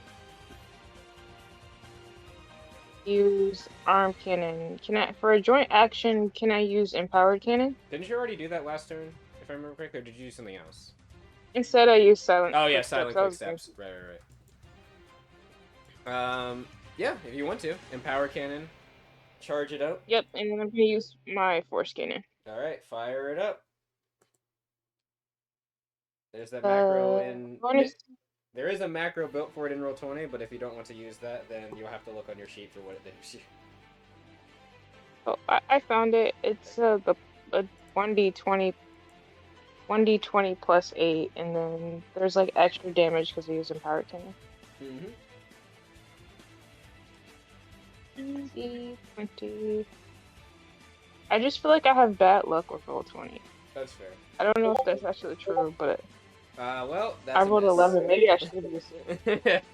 The first shot, I believe you have extra attack, so the first shot goes wide. Go ahead and roll your second shot. You have 2. Okay.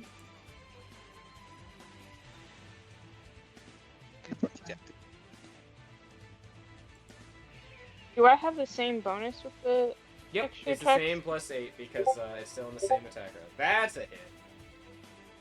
Perfect. 21 hits. That would mean that I do... I think I know what it wants to do.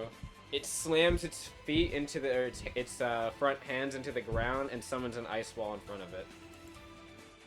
It's gonna try to reduce some of the damage. Do I hit before it does it? Nope, it does it as it. This is a reaction. Oh wait, no, it's slowed. Right, never mind. It can't do that. You're fine. Oh, perfect. Yep, I forgot. So I It do slowed. 1d8 plus 2d8? Nope, just 2d8. It changes the damage to 2d8 instead of 1d8. Oh, okay. Yep. Do I have a damage bonus? Yes. It is your agility, so plus 4? Question mark? Is that your agility? Yep. Yep. 14 14 damage. It is looking Not bad. hella wounded. It's starting to sag. It's like its body's starting to sag down a little bit. That was your action, potion, action, joint action to do the empowered, and then action to fire your weapon. You have 1 action left. Do you want to do your also, do you want to use your rune on that? Do you want to have that be marked with your force rune? Yeah. Okay. That's just a free thing. I just have to ask because you can only mark like one thing with it. Okay. All right. So past that, what else? You have 1 action left. So since it's marked with a force rune, if I attack it again, doesn't that give me... Yes, infamy. Three Not infamy. D6? I'm sorry. It'll be a D20 plus 4, I believe, or 5. I think it's 4. Sorry, 4. Yeah.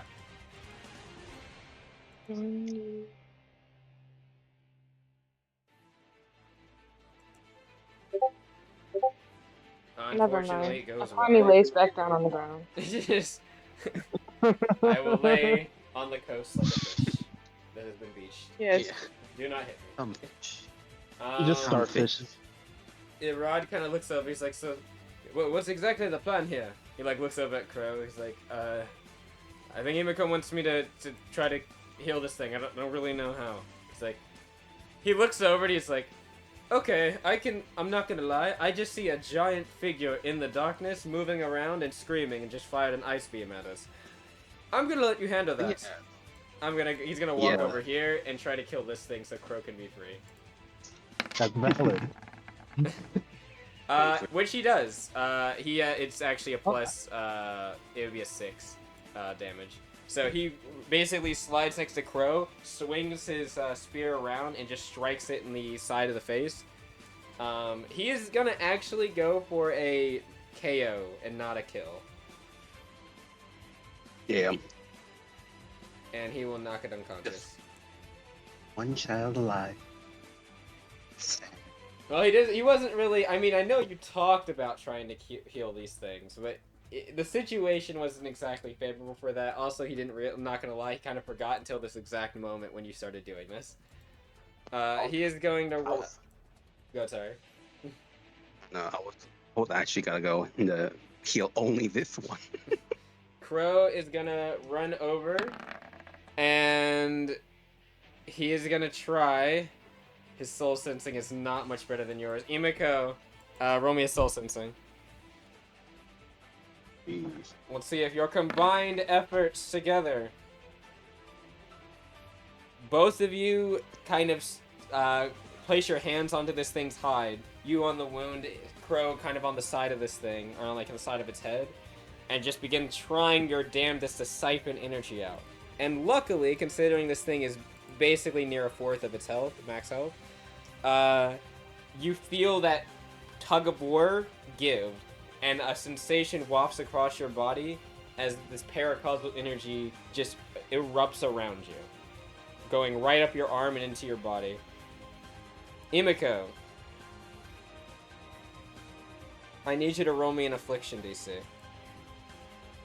Fortitude or instinctual? Oh. Okay. Thank you. Yep. Crow's got to do it as well. 4. 11 with Crow. Crow, my guy. Don't fail this, please. This is not a time to go feral, okay? I help. Can I at least try to help or something? Well, you're helping by both of you. I'm having you share the load, so to speak. Oh no. Okay. He does actually have something to his instinctual. Alright. Luckily, both of you feel this surge of energy. Apani, while you're on the ground, you can see, like, this black energy wafts across them, and it starts to tint purple, and just... It basically kind of like how the creature did. You see it expand across their body really rapidly, kind of enrapturing them, and then... Before you can kind of say anything, it just kind of solidifies for a second. And both Imiko and Crow are not moving. Neither of them? Neither of them are moving for a moment. And then you can see it start to harden and crack and start dissolving off of their body. Ow. I can't tell if they're okay or not okay. Crow kind of like stumbles to, he's like holding his knees right now, and he's just panting like, alright. He looks over at you and he's like, it's me, we're good. Imiko? Yeah, she's basically laying on near the side of the river, like, ow, that was fun. That hurt though. I think. Y'all are okay? Yeah, just. Yeah, we're fine. Latricia immediately is gonna, like, she's kind of scoops you up, Apani, and she's gonna immediately rush over, to Crow, basically. Fine. And, she's trying, like, yeah, she's just trying to make sure you're alright first. When you say you're fine, she'll let you go in the kind of the water. She'll go over to Crow, and she'll just say, go check on Himiko. And, yeah. Can I, like, get up and, like, hand Latricia a potion to give to Imiko to make sure Imiko is fine? She told you to check Imiko. You told me to check Emiko. Oh, Yep, okay. that I was who just she was bring talking Emiko. to. Yeah, she said that's who she was saying. Go check I Emiko. was just talking to Crow. Nope. Well, then in that case, I just walk over to Emiko and hand Emiko a major healing potion. Swim across the stream. Yeah. Mm. Yeah. Yeah. I don't know why I said walk, swim. Yeah, it's alright. Yeah. Like, you can basically see like a full moon, like wafting on the river right now, Connie. I just like hand Emiko a major healing potion that does 8d4 health healing plus 8 healing. Yeah, on me? On a 45? Yeah. Emiko's doing quite well health-wise. Yeah. Oh, you're. Oh. Then I don't know how to help. Yeah, I guess that's true. Like, you might not know Awesome. how to help, so that's not entirely a bad thing for you to do. Emiko just basically drinks it all up in one gulp. Like, thanks, Connie. What was the dice again? What's that? Oh well, you cut it. 8. You could just give yourself full health. It's 8d4 plus 8. Yeah, you're at full health. You're fine. Yay. You don't feel it's interesting, Emiko. You feel relatively fine actually after that. Despite there was the sensation you would have felt was like a surge, like a spike of energy, kind of like actually you would recognize it to a certain extent. It kind of reminds you of like that feeling when you were in the Black Heart area, the one dungeon, or what is it called? The facility. Vale's Heart. Couldn't remember it, sorry. The Vale's Heart facility. When you were in the first time and your energy was slowly starting to grow more and more, it felt like that, but in like an instantaneous motion, a huge spike of energy, and then kind of just like rain, like rolling off the back of something. It just kind of flooded away from you. And you feel relatively fine. Apani, as you're handing her this potion, you kind of like feel some type of sensation in your gut. Roll me an affliction DC. Patricia has to do the same. Can Apani start? Whoa. Can Apani start Hello. walking away from Emiko? Instinctually when you feel it? Yeah, you can. Okay.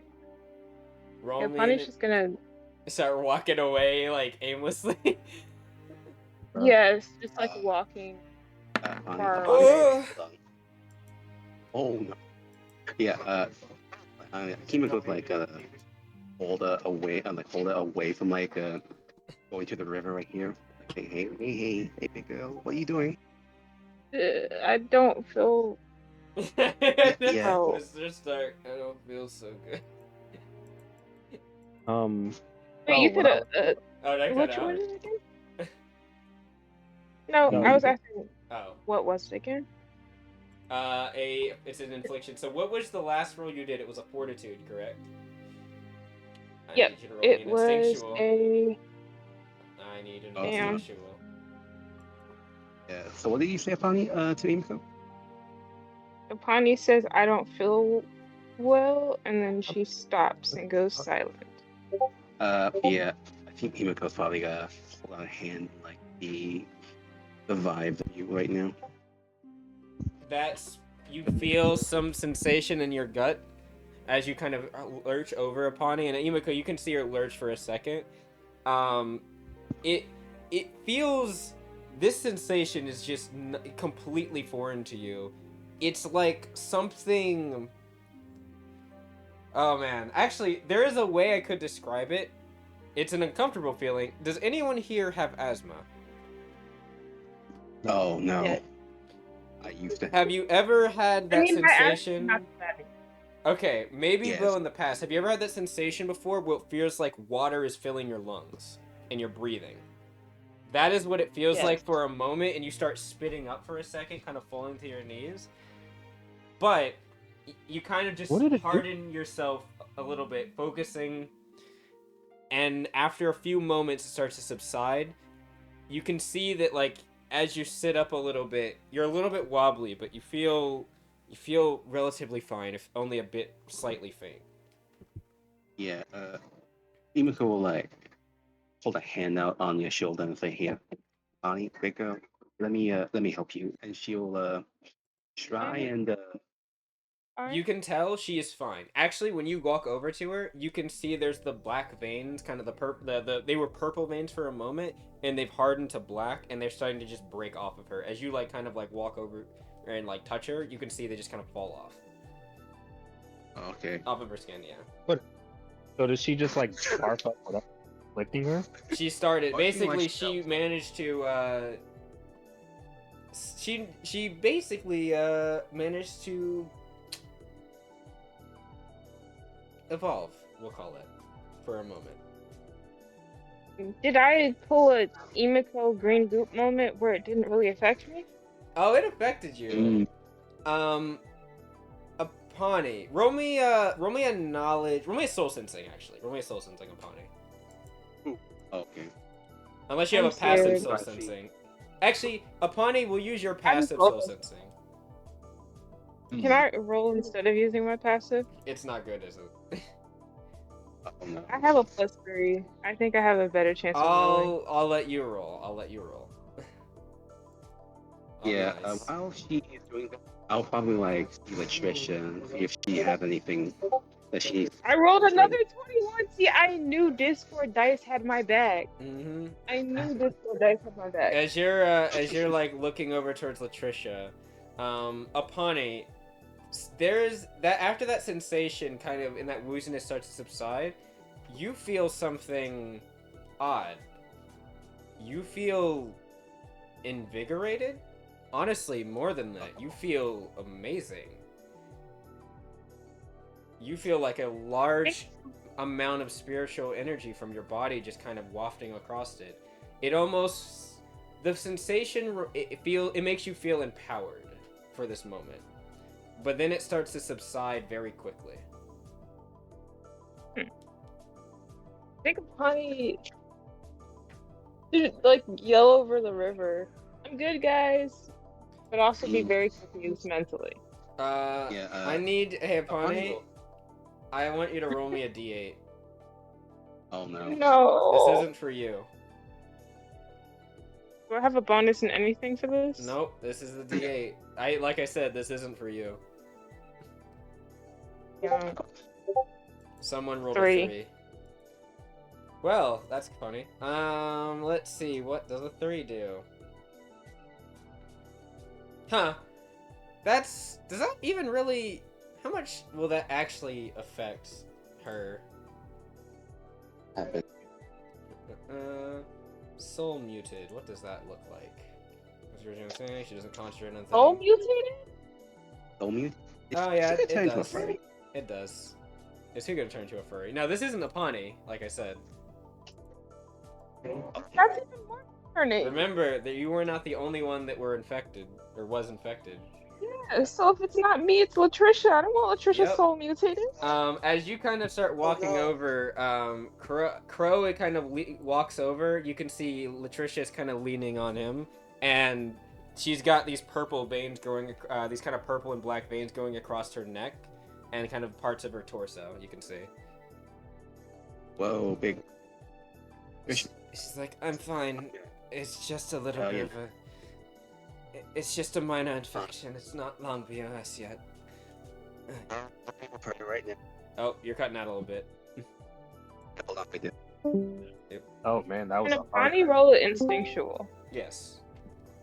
Oh, hello. Yep, you're good now. Hey, where's- I'll say like, That's right. What was that? What was that? I Paul? think And then we if we can can do still the have, part. we should still have time for my Yeah. active. Yeah, we will. We will. Yeah. Yeah, hopefully. That won't be that Okay. long. That won't be that long. I say think- every Yeah, okay, time. Anyway. I'll say to like, you're not right. She looks behind her. I'll say, Crow, can you help me with her? He's already like helping, like basically carry her. Like she's leaning on him. Apani will try to Yeah. also help carry Latricia. And Yeah. I guess Yeah. probably a rod would have been with them. I don't think See- a rod would have left her hanging. There would have been some pause when he noticed that she was infected, but he would have just immediately like went over and helped her. So yeah, they're both carrying her, I guess. I I wouldn't want I a would rod. put a rod. He's like, you can see he's can't basically got like cloth wrapped around like the parts of his body that are touching her. Basically, he's like, don't worry, I'm fine right now. It's good. Oh right. Yeah. You I look you for said that you all seem good, don't you? And he looks Yep. over. All good. Yeah. Right. I did overhear Paracosal and all that. He kind of looks over. I won't tell. Oh. Don't worry. Don't worry. And he Don't worry. We just have to kill you instead. he like looks over at you. I'm kidding. Now is not the time for jokes. She smiled at that before she burst out and laughing. Just kidding. But please put it on the wraps, yeah? Yes, he nods. He's like, I know. See, even in my country, it is a touchy subject. Besides, yeah. he kind of says, he looks up at Crow and he's like, brother. And he kind of just gives him a nod, and Crow just nods back. So, yeah. I'll say to Crow, like, come on, help me with her. Yep. As she, like, holds her hand near Trisha's breast, and she'll, like, try to siphon she'll, it. like, yep, siphon it out. Roll me a soul sensing. Or not soul sensing. Soul sensing? Yeah, go with soul sensing. Fuck it, do it, yeah. Yeah.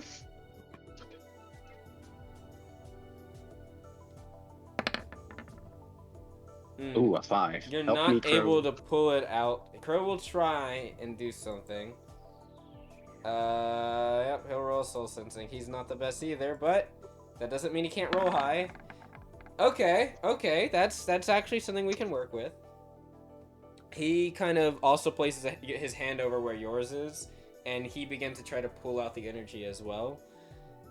It does come out. It seems like it's kind of taken. It does or it has definitely taken some of her body, in terms of like taken not over, but like it's affected some of portions of her body. And you can tell specifically her soul. She kind of like stumbles forward as he like kind of pulls his hand back. The energy wafts off and kind of goes up his arm like before. He kind of falls to a knee in the water a little bit, and he's like, I'm fine, just give me a second. Yeah.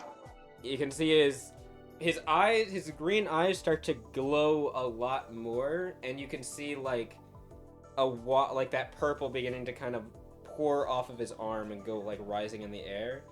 And you can see he's just kind of taking a deep breath. And once, do I see anything on Trisha now that we siphoned it up?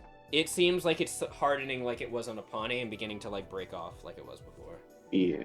She seems a bit winded, but she seems mostly alright, from what you can tell. Yeah, I pat her on the head and I say, good job, babe. Let me check something real quick. Considering how much of this stuff they're taking in. Phew, Crow. Okay, Crow's doing good. Crow's doing alright. He's doing alright. Crow, you can see like he's kind of looks like he's wincing in pain as he's kind of holding his arm a bit. I guess upon it across the river with your dark vision, you can see Crow knelt down in the water a bit, and Emiko kind of checking. Yeah. He like looks up for a second, and you can see it looks for a moment at least. Emiko, as you're this close to him, you can see it almost looks like the energy is like going across the side of his face and beginning to like slowly. It looks like it's kind of fusing a bit, and then it begins to disappear and evaporate. And he just kind of like looks up and he's like, "I'm fine. I just had to catch my breath." I hold out my hand to like help him. I'm like, all right, you did good there. You did good out there. Huh. Yeah, told you that I was not just sitting on my ass this 6 months. She smirked at that. Well, here's to more adventures on the field. As she like pulls him up. Mm-hmm. He'll follow your lead. Oh, honey, how's the pony? Yeah, they good. But hey, oh, and the purple stuff walks it off. So just like Trish. But don't worry, she'll be all right. Okay. And she looks over here. How does it look right now? The creature, it looks like it's unconscious. Its eyes are slightly like there's half open, but it's asleep. It's like sleeping. Same with the other one that Crow, the one's knocked out over here. It looks like Crow might have tried siphoning the energy from that one as well already. He's like, looks like those two should be fine. He grabs one hand, like, come on, help me with this. As I want to drag it over here. All right. He'll walk over. He's like, sure. Yep. What are we doing with it though? We can probably call the guild and probably like get this and its babe to its like natural habitat, probably. Right. At least as many of them are left alive. He kind of looks over. Probably. You'll see Latricia kind of phones and she's like, don't worry. She'll walk over and she like takes something from her belt and sticks it on the side of the creature, and then she'll walk over and stick it on the side of this one.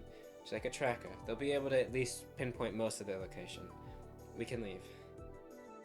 That's good. Oh, though we do need to do something. Bro, Emiko, do you mind grabbing these bodies? We need to burn them. These one? Yeah, right. infected Yeah. ones. Oh, wait a minute. We have to find that other guy. The guy that was like, possibly here? We did find blood trail anyway. Right. Irad's like, he's like, I can go look around. You focus on the bodies. I'll go find him. Hopefully it's not too bad. Not, and hopefully not. Aparna, do you want to help Irad find the other person? See if you can find him? Oh, Aparna might not be here. That's alright. She's mute, probably. Yeah, she is. Aparna is I'm here, it just wasn't letting me unmute. okay. Can you repeat Yeah, that you though? wanna I help did. Did you want to help Irad look Help for the Irad. person? The other person that might have been Yes. here? Alright, roll me an inspection. Okay. Easy. Irad doesn't have that good of an inspection. It's basically like a 9 right now. Oh, Damn. lucky for him, I have to roll a 4 list to roll that low. Well, there you go. Roll it. Pawnee rolls a 13. Not that much better. Not that much better, but with them kind of going around and grabbing the bodies to burn and everything, it's enough time for you to go and pull together the body, and basically you and Irad are capable together of finding what looks to be an unconscious man who's like off to the side, kind of under like a little bit, not really a cave, but like, sometimes in like a falls there's like a slight overpass that you can go under. It's like that, or an underpass. I apologize. You can kind of fit under. He looks definitely injured. He is he's not missing limbs, but it looks like one of the little ones basically took a bite out of his side and one of them out of his leg. He's not going to be walking without assistance, you think. Irad will basically just like lift him up. You can see there is a bit of black and purple growing across his leg, but Irad does not seem to waste any time and does not seem to mind as he picks him up and he's like, I got him, don't worry. And he'll look over at you. Apani? I like this Arad guy. We should keep him around. Pawnee thinks, but doesn't say out No, loud. it doesn't say out loud. He's like, don't worry. He's like, if I get infected, I'll just quarantine myself. And he basically like walking at the guy. The guy does seem still to be unconscious, but he's kind of like piggyback carrying him. I'm sure we can figure out something if you get infected. There's gotta be some way to save you. He's like, thank you, miss, for the concern, but I'll be fine. Besides, like your friend said, BOS doesn't seem to have as long as I don't continuously get infected, I shouldn't have to worry about long BOS. When they come back, do I see like this guy like injured right now? Yeah, you can see him. He's when I see that, I'm gonna stop around and see if I can siphon the thing out. Latricia, like, Crow kind of walks over, like, when he sees you do that, he's like, hey, Imiko, stop, don't do that. What? Why? He's like, I don't. He's like, look, I don't think exactly. Resilient. Yeah, he kind of looks at his arm a bit. The arm it was like had that stuff growing across it, and now you can see he's wash it off in the water. But I do think there's something to worry about. That you felt that spike of energy as well, right? Yeah, but we can still help, right? I think we need to let ourselves rest a bit before we do it again. Yeah, instead of like using it to siphoning the thing, I'll use the sim. Yep. For the guy. Yep, jab it on the Rod he'll hold up a hand. He's like, it's fine. Despite his injuries, he will live. You don't need to use any more of your supplies on him. You've helped us enough. Well, if you ever need any help, it's after me. Until she goes back to find out the bodies. Yep, Latricia will set them ablaze very quickly. And they kind of burn. She's like, and we can leave now. Don't worry, the guild will pick them up with the trackers. I hoped that was the only BOS-infected creature. Rad kind of says, based on the reports, I believe it was. At least based on what we found so far. He kind of says, I can understand why the guild has pretty much immediate kill order on these things when they get infected like this. He kind of says, I can tell all of you are quite experienced, and even you seem to struggle slightly. Not that much, but you know. But yeah, but right now, I still want to know, like, why the fuck is this one and its kin way out here with no tundra and no tiger habitat? Yes. Oh. I overheard your conversation earlier about it. It is... Oh, yeah. Quite weird that one of these creatures that you said is not... Well, I can tell you is not native to Memorem that much. Quite odd. My thought initially was Leviathan Strife, but Kada said they had sent something else here as well that made them come here. Meaning that they aren't the ones that brought this thing here. An odd sensation. He kind of thinks he's like an odd sensation in the forest. Yeah. Once he says that, could I use my action to use Sense Divine? Sense Divine or something like that. An action, I think. Yeah. What can I roll? Just in case. It'll be a knowledge faith, I believe. Or is it soul something? One of the two, I can't remember. It's one of those two. Which are a very widely different thing, I will check. Just roll a d20 for now, and I'll tell you which one it is so you can add the plus to it. I got +8 for the faith one. Go on. I think it's knowledge faith. You said it's oh wait, this is a lineage fee, or is this a core thing you're doing? Lineage fee, yes. Okay. What does it say? What type of action it's using? Hold on, let me check. See, it's around here.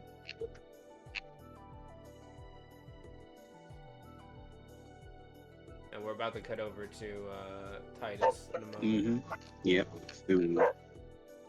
Yeah, I think it was. Yeah, it was a solvent site. You said it was identified diversity. Identified diversity. That was what I was looking for. Yeah, yeah. Is that free? I got 27.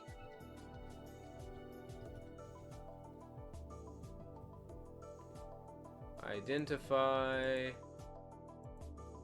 Knowledge faith. It is knowledge faith. So what's your plus? That'll be a +8. It was a 27. All right. Or I rolled it. Yeah. So, in general, ascertaining.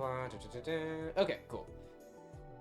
This signature, so what are you rolling it on? I want to say. I just want to know. Rolling on like.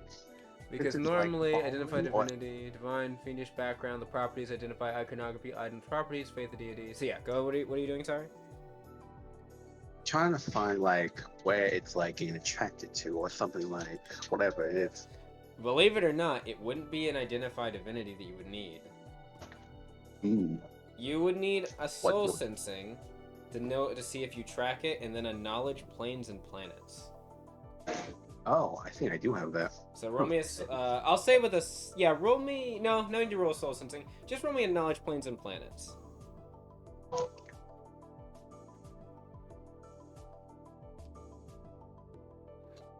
But I will say with that not channel divinity, identified divinity, you can tell whatever this thing is, it's not inherently fiendish or celestial in origin at all. Like this signature, a 16.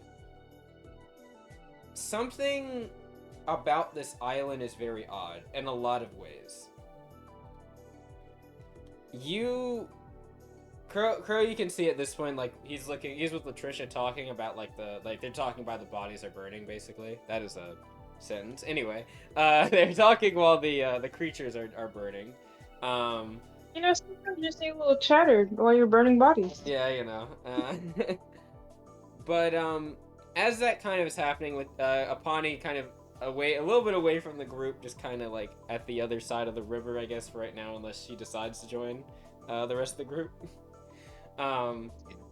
Something when you're talking with the rod, something kind of points out to you. These. You know, I hear my background. Sometimes, no, but a little bit. It's only when you talk, so I think you're fine for the most part. Okay. Yeah. So what you feel, or what you've been feeling across this island, across this fight, there has been this latent paracausal signature. And the thing is, it's not related to the BOS infected creatures. You feel something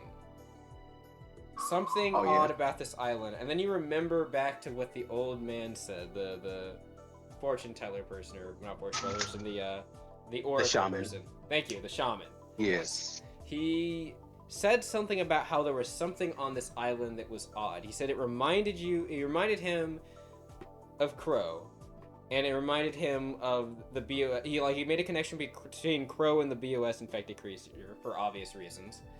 But then he said there was something that felt similar in the same vein, but not like Crow or this creature. Something that didn't feel like it belonged exactly. And that's when it sticks out to you.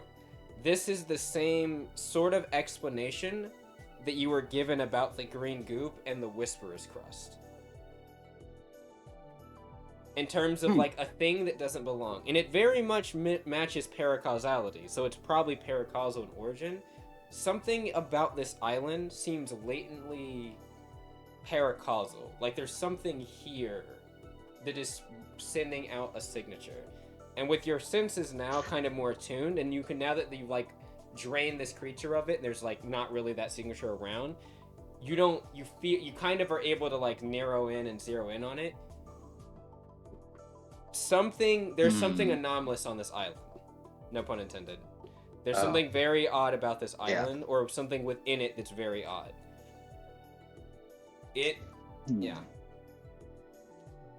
Yeah, I relay this to the group right now, and I say, so yeah, apparently we have an anomaly on this island now. It's attracting a whole hell of things right now. Patricia's like, an anomaly calling another anomaly. I mean, BOS in this sense. Yes. It wants to be found. It's an SOS. Do you think she gonna says? Crow would look over. He's like, "Is that an SOS we should adhere to?" Well, if it's like anything, what we saw back at the facility, We cut out. my gramps like that. Could be good. Could be bad. Oh, yep. Hello. You're back. Hello. You're back. Yep. It cut out for like a brief moment, and then it came back. He's coming back. Was that? Wait, what happened to Pepper? What happened to Pepper? Okay, he's back. Oh, there he is. Hello. Sorry. No, you're cool. My fight. So what did I cut out? You said your Gramps, and that was kind of like it was like a skip between that, but we heard like the gist of it that like back at the facility where your Gramps works out. Yeah. Yeah, what's that? But could be good, could be bad. Who knows? Because But like I if it's do know anything when. like the facility that that Anais works out, I would imagine it's not good. Could be someone. Probably something not like the damn monster we fought. I really hope it's not the monster. Well, she pulls out the map, and where can I pinpoint this right now? You can't. That's the thing. It's somewhere. You know it's somewhere on the island because of the way that the energy watching from this island is not. It feels similar to the Black Heart signature, but it's just around. It's kind of like a permeation. It's not really pinpointed in a place yet. It might not be whatever it is. Whatever that signal is sensing from. It might not be strong enough necessarily. Well, whatever it is, we can probably do it on our own time right now. Literature We gotta have to says, report do you think back. it might be related to that thing they were talking about, that ruin they found? Probably so. Who knows? Says, maybe. It's like we didn't really get a lot of information and we lost track of where it is. Crow kind of looks over. He's like, well, if it's paracausal in nature, we should probably get the... He's like, yeah, we should definitely report back like you're saying, Imiko. Get the guild involved. They'll want to know more about it. Mm-hmm. Well, in any case, let's head back. Yeah, like, looks over. Yeah. You know, this was a good fucking alien. I love it. Yeah, minus the whole paracausal surging and almost, incidents. Yeah, almost botching it. But hey, we got out in one piece. I could use another 6-month vacation after this. Crow's like, Hey, we're not getting not that that anytime bad. soon. Yeah, I know. Like, ain't that bad. a girl can dream, right? Yeah, I guess. That girl can dream. All I heard is and then it cut out. I assume it's Pepper said anyways. But meanwhile, we will cut anyway. over to Titus. The me. Mm-hmm. Titus, it has been not too long, basically like an hour, like to fly across that area. Honestly, it wasn't necessarily due to like the length, it was more due to like the accuracy of like where you needed to go and Kata kind of directing you. Yeah. I bet she's probably being like just fucking annoyingly like not giving super clear instructions as well. She's like, oh, that mountain right there, you want to make a right there. Oh, wait, no, was it the left? No, she actually does seem to be, she's coy initially, but like, Kaya kind of gives her a look and she's like, I'm not stalling, I'm just playing. You're gonna want to go this way to this part of the coast. And she'll like pinpoint on the map exactly. Also, you're gonna want to, maybe, how would I put this? We should probably land and walk there. Yondu's gonna be a little bit suspicious if he just sees a giant ship. Well, not suspicious, what's the word? A little bit more aggressive if he sees a ship flying overhead. And then we all try to drop out or something. I don't know how you guild people do it or whatever. Just walking up should suffice. They'll see me and they'll know that, at least for the moment, that you don't mean hostilities. I look at Kaya just to see if she's buying it. She kind of looks and squints, but she kind of just nods. Fine, that will do. She kind of looks over. I'll make sure that I have the ship warmed up in case there's anything that happens. However, she looks over. Seiyun, make sure you're in your armored knight and you're tailing them. Kata's like, well, that's not really friendly. She kind of says, well, we're not exactly coming to start anything. It's just there in case. She just says, she shrugs, fair. She's like, look, I'm not a liar. I'm not going to I'm not going to walk you all into a trap if that's what you're worried about. I'm more worried about what we'll find when we get there. Whether it's from you or from him, I'm not saying I completely trust you, but you haven't given me reason not to. There we go. See? He rolls his eyes. But... Well, like I said, Yondu... It's not that he's really aggressive or anything. He just... He likes to measure... How does he say? He likes to measure the man. By the way, when he says measure the man, he kind of looks over at Alora. He does really mean, like, anyone. It's just a figure of speech. Anyway. Alright, let's... But yep, you guys land. Are swiftly able to get out. Seiyun gets in his armor knight, and you can see he takes off in the air. He hangs back about 60 feet in the air, kind of following after. He stays low to the ground. Or yeah, no, I'll say 30 feet in the air, but he's 60 feet back, kind of staying close to the ground relatively.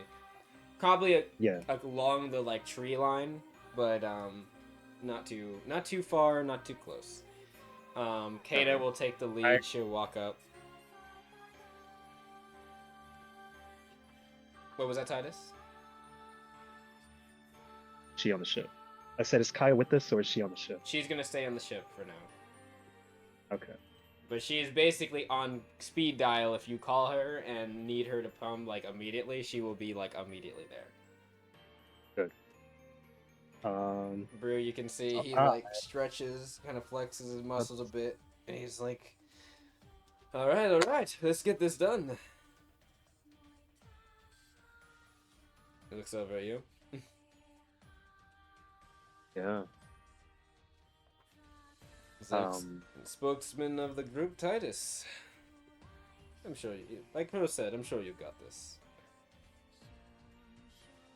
Yeah, well, we'll see. I clap my hands and I cover myself with my cloak again.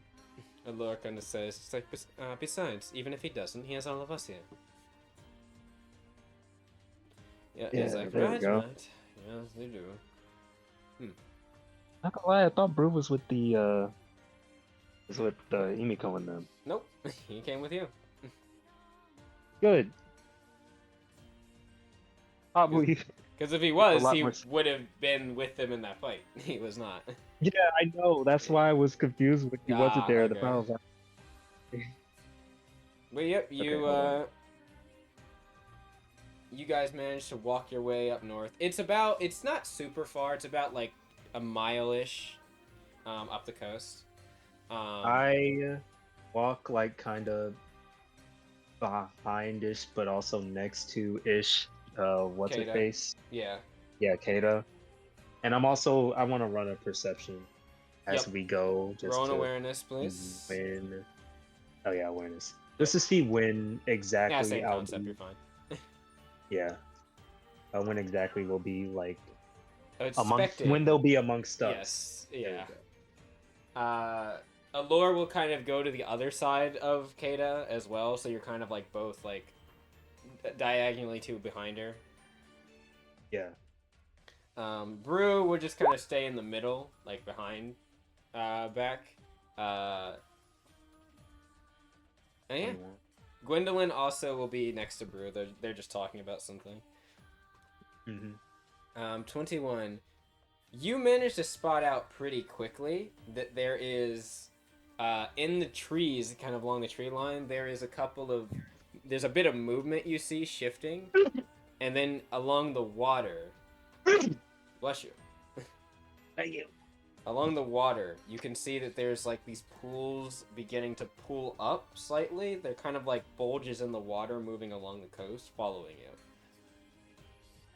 And then after a moment, Kata kind of looks to the left and right, and she's like, guess they see that we're here. Y'all can come out now. I'm not under duress or anything. You can hear like shifting in the trees. And then there's a couple of people that walk out. You can see one of them's a woman, one of them's a man, and they kind of begin to approach. One of them seems to be a human. The other one seems to be a actually, funny enough, a Grace Touch, you see. They kind of walks out. The woman seems to be a gray strush. The man seems to be a human, I should say. They kind of like they approach. You can tell they're wearing like Leviathan strife garbs and stuff like that. These furred kind of hide armors. Yeah. And they kind of look. Kira, what is you? What are you doing? She looks over. I'm going to assume that this is not you betraying us. She's like, now would I do that? They kind of look at her like, I guess that's fair. You do seem to like the cause. That being said, who are they? I can tell that they're guild. Why do you have them here? She's like, well... That's for your boss to know. She kind of looks over. No need to be so rude, Titus. Not being rude, I'm just straightforward. He kind of looks over. Who are you? They kind of look... one of them looks over and they're like, I guess that's for your boss to find out. And they kind of turn their head and they just start walking. Kata just like, I guess everyone's in a rude mood today. Let's go. We'll follow them. Oh, and don't worry about the bulges in the water. That's just some of the water elementals that we have. Oh, you have on-hand water element. Mm-hmm. I mean, why wouldn't we? I suppose, given the group. Yep, these are the small ones, too. You have not small ones? She kind of says, well, you'll find out. Gives like a wink back to you. So, you guys walk in. You can see, like, as you basically go along the coast, and then there's, like, a curve that looks like it goes, like, kind of into a strait or a river. You take the bend there and go along the river, maybe about 700 or 800 feet, and there is a cave that you can see, a large cave. There is some leaves and stuff that are kind of, like, almost like a camouflage, like thrown over the sides of the cave to make it look maybe a little bit more like overgrown than it is. But you walk along the side of the opening, and once you get inside, you can see this is a large mouth, like the large mouth of a cave that opens into this like cove area. Okay.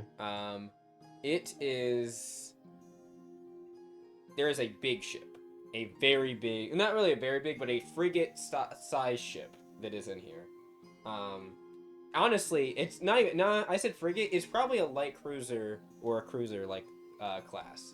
It's a pretty noticeably big ship. Kind of crazy they fit it in here, but, you know, they're good with ships. As you kind of walk up, you can see there's different, like, little bonfires and stuff people have, like, set up. There's about, like, you think 20-ish, maybe? Close to, yeah, about 20-ish people, like, scattered about this area. People lifting up some different objects and things like that, crates. They seem to be loading in some, like, food. You see a lot of, produce, like, bananas, apples, and things like that. They seem to be loading into the ship. You can see there's a couple of things. Weirdly, it looks like they've taken, like, buckets of dirt, and they're like, sifting through them on, like, these, well, yeah, I guess sifts, like, looking down. Somebody's crouched down. You can see there's a couple of people that you kind of recognize the way that they channel things. Roll me a knowledge soul energy, or a knowledge faith, one of the two.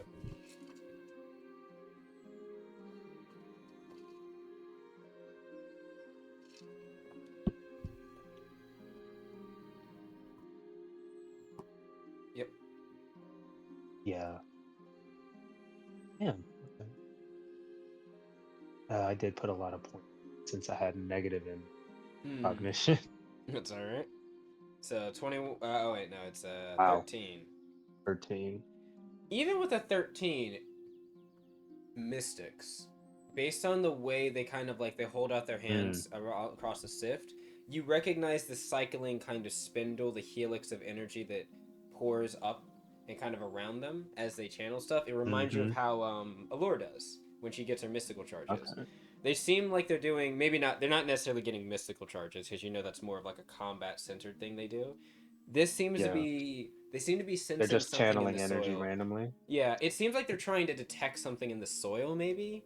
Maybe they're like, they're just trying to like figure out something. You're not sure exactly. Kata kind of looks over and she's like, huh, they're still doing that, huh? The Graceful What are touch, they doing? Graceful looks back. Yondu knows more, but as best as I can tell, my own mystic abilities, they're... says, they're trying to see what exactly is up with this island. Kata says, so they still haven't figured out what that weird sensation is. She shakes her head. No, they have not. Our best guess is that it's causal or paracausal in nature, based on the oddity here. The guy kind of says it's definitely not elemental, based on our prime. He kind of looks over. Even our elementals are acting weird. Kata kind of nods. So that's still happening too. Well, she kind of says, the other chick looks over and she's like, Boss Man Yondu will probably be able to tell you more. That is, if you know. He's, fancies you. Well, I haven't met anyone in this world that didn't. You don't say. She, like, looks over. Alright. Make a great first impression. They walk. I say that up looking to at Allura. Allura just kind of smirks a bit. Sometimes it takes you a bit to warm up. But as you're saying that, you guys get led to the top deck of the ship, and then brought to a kind of inside, like the top, and then there's a room in the back, down the hallway. It says this is the captain's quarter. He in there? She nods. Well, most likely he is. Kata, you'll be the one that greets them with Yondu. Oh, and she looks over and she says, She looks over at the dude. 40 gold. He's like, 50. He's like, really? She's like, 50. He's like, whatever. She's like, you don't think that... He's like, what can I say? He said he's got away with words. I'm willing to put my 50 gold on it. She's like, better you than me. Alright, and they just walk away. Betting on me? They just make a bet on me? They did. Kata kind of she smirks as they walk away. She's like, don't pay them any mind. And Laura's like, what were they betting on? She's like, probably if Yondu punches you through the wall or something.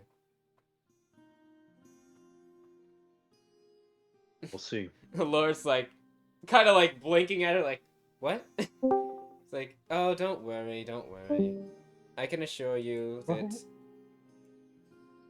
she says... Oh, that was a pony. Oh, it was Bonnie. Okay. Oh, is Apani back? Is she back? Okay. Yes, I'm back. I do kind of have to head out soon, but I'll try to stay and listen in. I just might not be able to do that.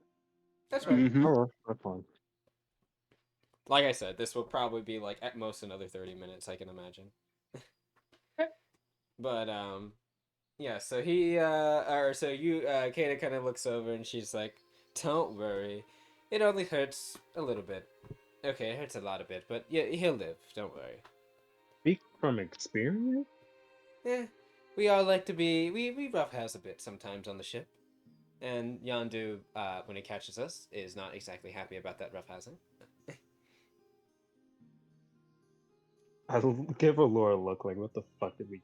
Yeah, exactly. Bruge is gonna say, he's like, this is gonna be fun. She opens the door. And immediately, as you open the door, you hear the sound of something in the room kind of clicking. And she kind of says, looks over, Captain Yondu. She like sits, noticeably when she enters the room, she actually sits at attention, something you haven't seen her do. Like her posture shifts to like more militaristic and kind of official. Captain Yondu. Kata reporting for duty. And it looks over. It should say, Sergeant Kata reporting for duty. You can see someone is looking out towards like the back of the ship, or like kind of out the window of the back of the ship.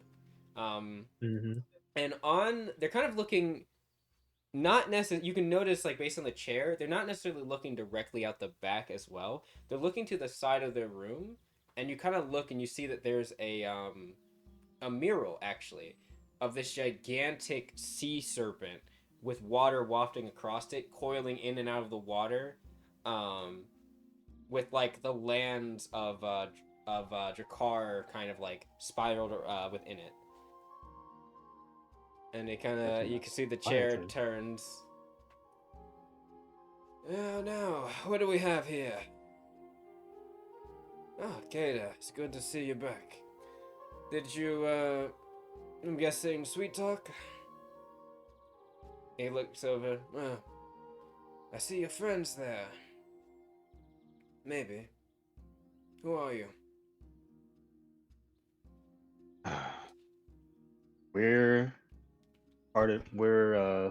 a part of the guild. We're a He group looks you up and hired down. to help out. What the fuck was that guy's name? Ishin or Tahari? Which one? Sorry. Ah, Tahari. Okay.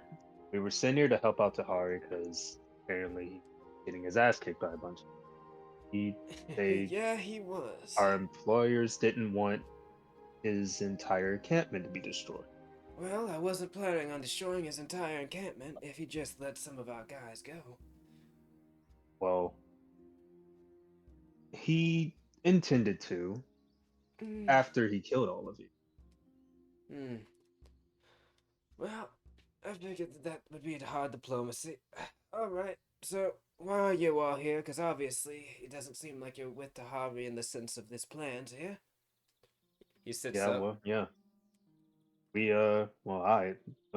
convinced them otherwise. Came here to speak to you directly, just to see what your intentions are and see if we can come to some sort of compromise. Compromise. He looks over. You can see he picks up something. It's like this strange, like, glass orb with, like, this water kind of wafting inside of it. You can see the water begins to, like, actually take shapes as he's holding it. Like, it begins, like, to shift around. Like, it's not entirely full. Or, I guess it would be full. You would see, like, lights begin to glint, like minerals, and they solidify into, like, shapes. Kind of forms into, like, what looks to be, a swirl, kind of like a helix, then into, like, it almost looks like a little serpent, and then into, like, an axe. Is there a way I can make a roll or some kind of check to determine what kind of spellcaster he is? Yes, knowledge, soul energy. Okay. I think that's what that was, right? Yeah. Don't fuck me here. You fuck me. Jesus Christ. You're not exactly sure. You're not exactly sure as well how much his abilities with channeling are. If he's like as good as you, better or not. This is you can tell this is even without like a high plus. This is a pretty minor ability he's doing here. He's probably just using his energy to like change the manipulate the minerals in the water itself. But still, he does. It obviously has a connection with water. It seems maybe something else. It's hard to tell. He kind of looks over. Now, Titus, as I recall, you specifically basically tied yourself up a bit to make yourself look, or to hide your face and stuff, right? Not my face. Not your face, just your body. My horns and my body, but my wings. He kind of looks over and he says, "Well, I'm not exactly against any type of armistice or something. Well, if the guild's getting involved, I actually have a reason to not exactly get involved as much. Memorem's been digging around, and I wanted to know why, not just that. Well, I wanted to know more than just why." He sits up. "I wanted them out of the area because I might know why. I don't really care if they're worrying about some power struggle with the Consortium or something. Be that as it may, I don't really care. No. Something on this island. I can feel it bellowing. No. Sending. There's something out here that's reaching out. Or is it already tethered to something? You can see like the orb he's holding kind of begins to twist and like the minerals twist into like odd shapes. And he kind of puts it down. But that requires some things. We sent out a specific message. We told them to stop what they were doing, back off, or they'd face the sea's wrath. And Laura kind of looks up and she's like, I don't really know if threatening them is necessarily the best way. He kind of says, no, my dear. It was a warning. We aren't the ones that they need to worry about. He kind of looks over. Something's pulling things on this island. And I don't know what it is. But I know what it's pulling and it's not good. What is it? He kind of thinks. Before I continue, I feel like I should be at least... He kind of says, I feel like you should at least be open with who you are. What do you mean? I've been around places, son. I know who you are. His look hardens. Quite surprising to see you with the guild. I didn't expect to see the former leader of the Silver Lotus working for him. Not after some of the... Well, I guess technically when you took over, things did change a bit from what I hear. But still...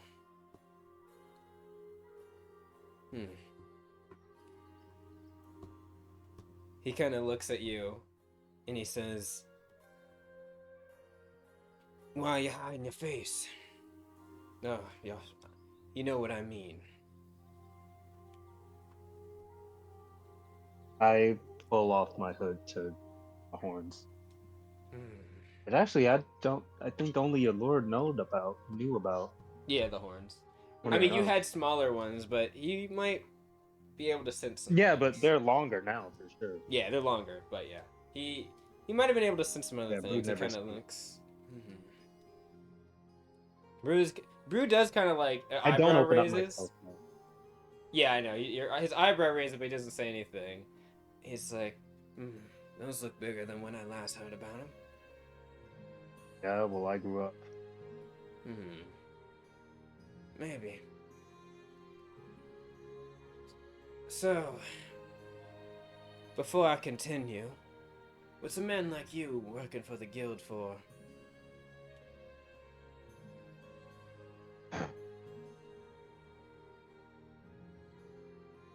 Honestly, wish I could say I knew. Drawn to the work. Now that I'm here, looking for something a little above board this time? Could say that. Bugs. Well, I question the reasoning. For a lot of people, it became easier, mercenaries in the lack, to fold in with the guild. And I'll be fair, the guild's done a lot to change people for the better. But I wonder sometimes.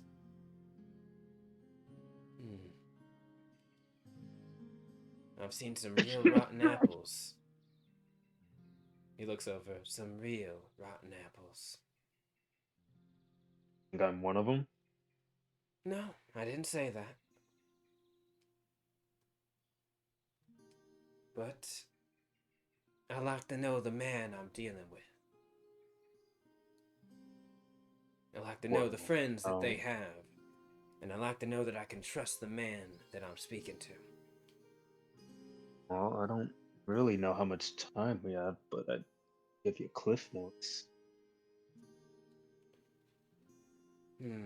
You can see he's peering at you, but not like in a mean way. He's just kind of like sizing you up a bit, like trying to see more about you. His eyes glint a bit with a light blue glow. Yeah, Titus is still in like a little passive defensive stance. All right. I'll continue then. That girl, he kind of looks over. That girl, though, of yours. Quite I look the over at Allure. interesting one. Yeah, what about her? She's been touched by the... not the sea. Huh. His eyes kind of widen a bit. Your car itself, is it? Now that's interesting.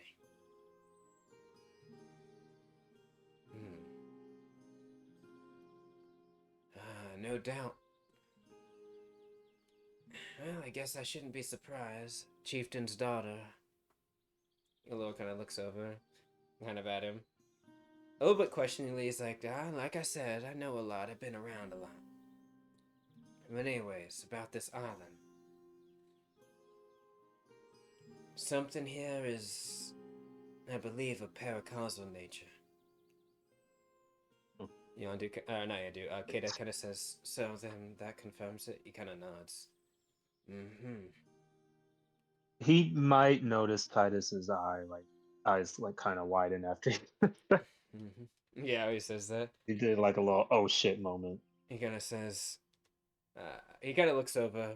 You're right to be concerned. This isn't like a regular paracausal wielder situation either. It's not a Chaos Luna wielder. No, something else. I mentioned the Sea's Wrath earlier. He kind of looks up. Oh wow, I'll fix that. Something. I had a little double mix. I had a double music mix in my brain. Oh. No. Where is it? I want my foreboding music. That was somber. I want my foreboding music. No, that is my other somber music.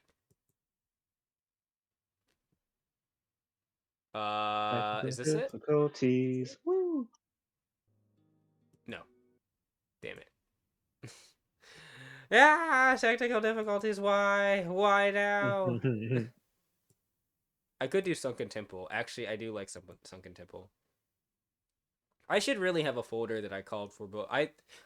I thought I made a foreboding folder. Oh, I did. I'm an idiot. I'm staring at it. There we go. Okay, yeah. I gotta mix with my rain music. Of course it's raining. Well, no, it's just to set the atmosphere. He kind of says, a while ago, maybe 9 or so months, no, even before then, we found him. Who? He looks over. There's not exactly a name for, well, I guess actually at the time there wasn't a name for them. Some of us called them water abominations or something like that. Terrorists of the Deep is another name. He kind of looks over, and yes, some people have been calling them water chimera. I believe the guild's term for them. I look over at Brew. See what he. Roll me a knowledge. Maybe not you. Alora's gonna roll a knowledge faith because she's heard this term before. Yeah, that would be better. Not yeah. I could probably. Terror. She kind of says terrors of the deep, like the things from the Tide Pack story.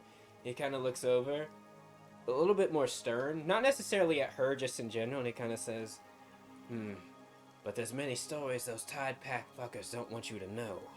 Many things that their leader, Giambo, keeps secret. She nods. She's kind of like, right. He kind of says, yes, terrors of the deep was a term that they use. You've heard the name Gaul before? She nods. She's like, yeah, it's one of the, I believe, I heard about it being a thing related to the terrors of the deep. They were monsters, I believe, from them. They're like part of the group, right? He nods. Indeed, that is what they say. Among them, though, were creatures of, they said, of strange bile and water fusion. Creatures that had the gaunt faces of humanoids, the blood and bones stuck in them, but still looked like an elemental. What the hell? He kind of nods. She's like, yeah, we've, She looks to the side, and she's like, you've seen him before, haven't you, girl? He looks over at you.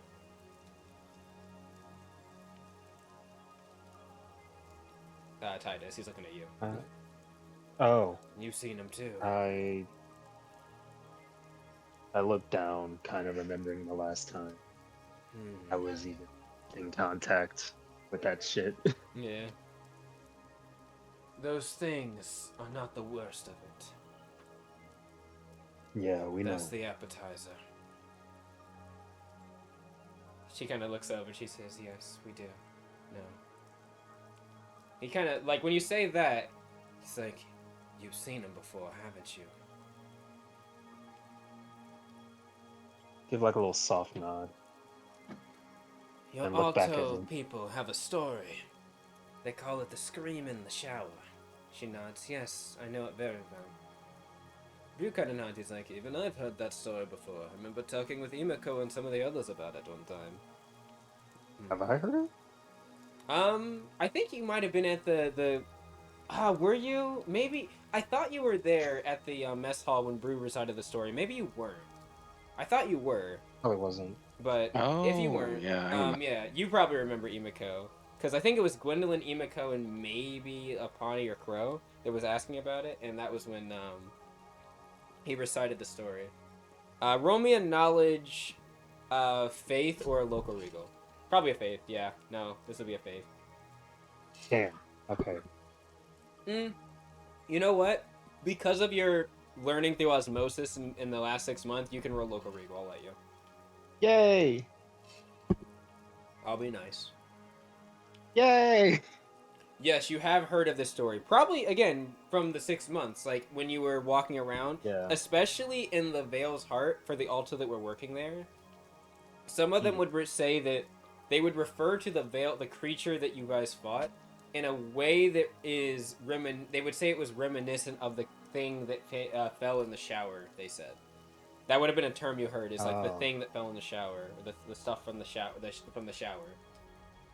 Okay. And Alora kind of says, yes, there was a meteorological event that happened years ago. Many years ago, before the Consortium... She kind of looks over to you. Before the Consortium even technically existed. It's actually an event that weakened the Alto significantly.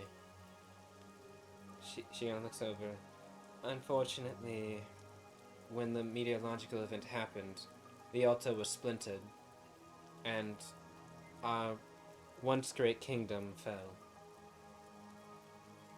Because of that, well, Yondu kind of, well, Yondu wouldn't say it, Gru would say, because of that, the Alta of the Terrible were succumbed to the Consortium's whims and through the Consortium wars, and, well, the rest is history, as you know. She just kind of nods solemnly. Yondu kind of says, yep, that's how the story goes. But the thing about the scream in the shower, it talks about, if you pay very close attention to it, it talks about something interesting. See, many people don't believe that the thing even happened, that incident even happened, really. They say it is a Alto myth or superstition. And while I'm not necessarily one to put stake in all superstition, there's things that and I'm sure you've seen. You know there are some things out there that are unexplainable to a certain extent. Yeah, agree on that. I say, kind of looking at my hand, but not. My arm's not out. I'm just. Yeah. He kind of says, what we felt, what I thought was on this island, was very similar. It made me think of that story, and it made me think of those water chimera, those terrors of the deep.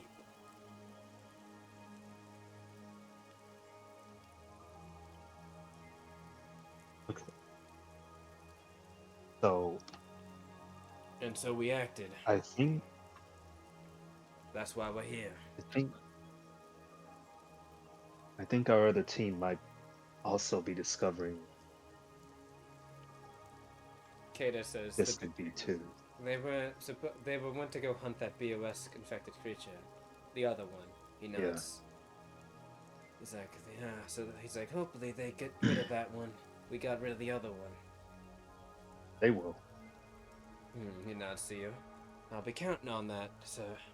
He looks over. Kata nods. She's like, so you did kill the other one? He says, yes, we did. Few of us are injured. They're healing and downstairs. Quarantined, of course, but they'll be fine.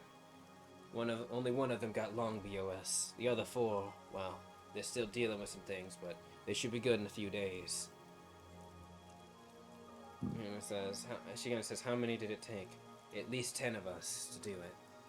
But we managed to track it down. Alora kind of says, the creature you went after, did it belong here? The one that they're going after, the frost mandra, it's not native to this area. He kind of nods. You're right. That frost mandra wasn't, and neither necessarily was the creature here. It was definitely a thing that shouldn't have been here, or at least it was not the climate. She's like, so why were they here then? He looks over. We have a running theory in the Strife. BOS creatures. They act strange. We've fought creatures with the Wrath Virus before, and they just seem to be aimless. But no. BOS creatures, they have something else. They're aggressive. They're attracted to movement and sound. Little insights in case you're running under one. Staying still actually might keep you alive. But there's something else. There is another thing that draws them. Potent, not just potent paracausal energy. Those chimera, whatever is attached to them, like moss to a flame, they come to it. He kind of looks out at the mural, or not mural. He'll look at the map, and you see it's a map of Lapsus, and he says, "There's a bunch of crosses in there and different things." And then you notice something about the map, Titus. We'll say you're there too. You would have gotten out of your mech and then kind of followed them to the captain's quarters. Also, hello, Nick. Yeah. On the map, there's these weird black blotches. They're not it's not just the parchment. They're actual marks of black stains on parts of it. And he kind of go ahead, sir. I was going to. Are they on this, on the map? This map, or is it Nope. the world map? It's on the Lapsus map. Okay. The region map. It's these weird black blotches on different parts. Maybe 4 or 5 of them you see. And different. They don't even necessarily seem to be in a coordination either at the moment. But go ahead. Is there any location that I can recognize? Not inherently. They just seem to be scattered about. One of them seemed to be near one of the Alto lands. One of the Vale tribe, actually, specifically in Delra. Another one seemed to be clear on the other side in northern Lapel. Another one seems to be near the Swelling Sea on the southern tip near the Lapis province. And then another one seems to be in another, or I guess on the Lapis province again, but in the north near the Enlightened Peaks. Kind of walk up to. Kind of trace my hand across the map.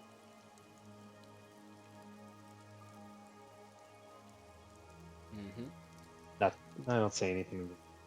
Just kind of looking at it. Then I look back at him. It's kind of a little bit. Anna nods. Anna says, the marks. Is that what you're wondering about?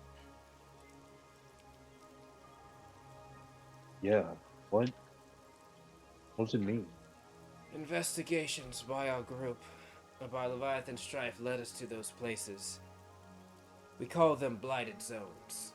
You could almost think of them as what many people would say as BOS outbreak zones.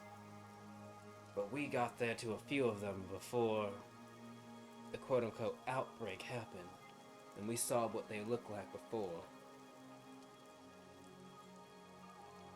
Brew kind of thinks, he's like, from what I've read before, didn't BOS outbreak zones normally have certain, like, rot in the areas and stuff like that, decaying vegetables and vegetation, things like that?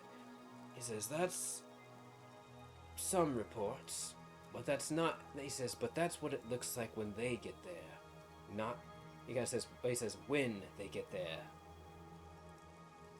How drastic is the change? Very. Brew's like, he kind of looks, he's like, what do you mean by when? Shouldn't it be there because? He says, no. That's what we were investigating. All of these zones, these blighted zones we call them, they were like that before the BOS creatures got there. They were drawn to it.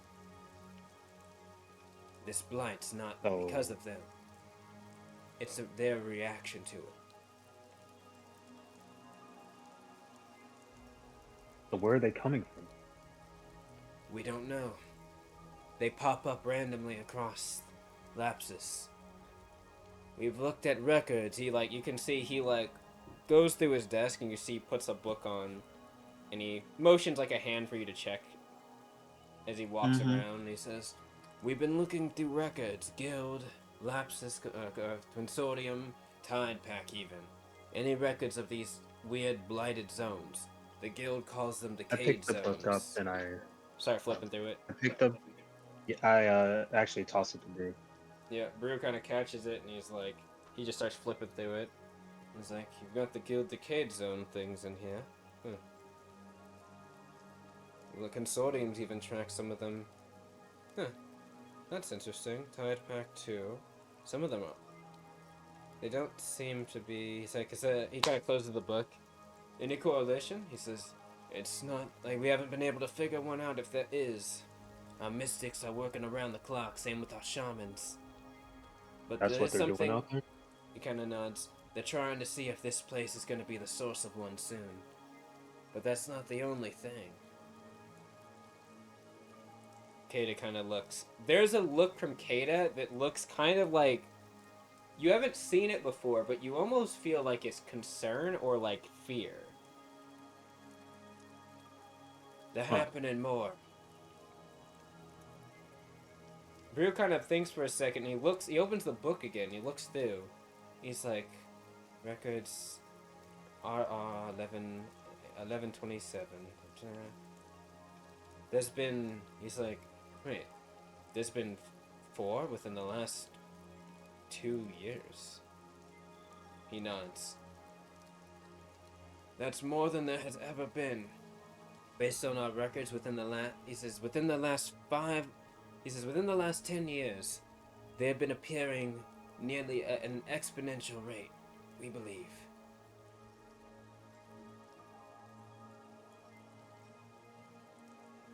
And no, this could build up to something catastrophic. We don't know why still. Okay, so we can use this. If you have a sit down with fucking with Tahari, you mean? Yeah. If you have a sit down with he looks over. Here's the deal. You get Memorem to stop mining in this area. I don't want them digging up whatever the hell is causing these blighted zones. We'll bounce when the guild gets here. I think we'll have a better chance if you just talk to him straight up, just like how you did me. He looks over. If we meet in a neutral spot, your ship, we heard something come in recently. We'll meet them there. Fair. Hannah looks over. Kata kind of looks. She kind of thinks. She mummers something under her breath. And I rolled a... Yeah, roll an awareness. Don't do me dirty. Oh shit, I almost rolled with the minus 53 I had.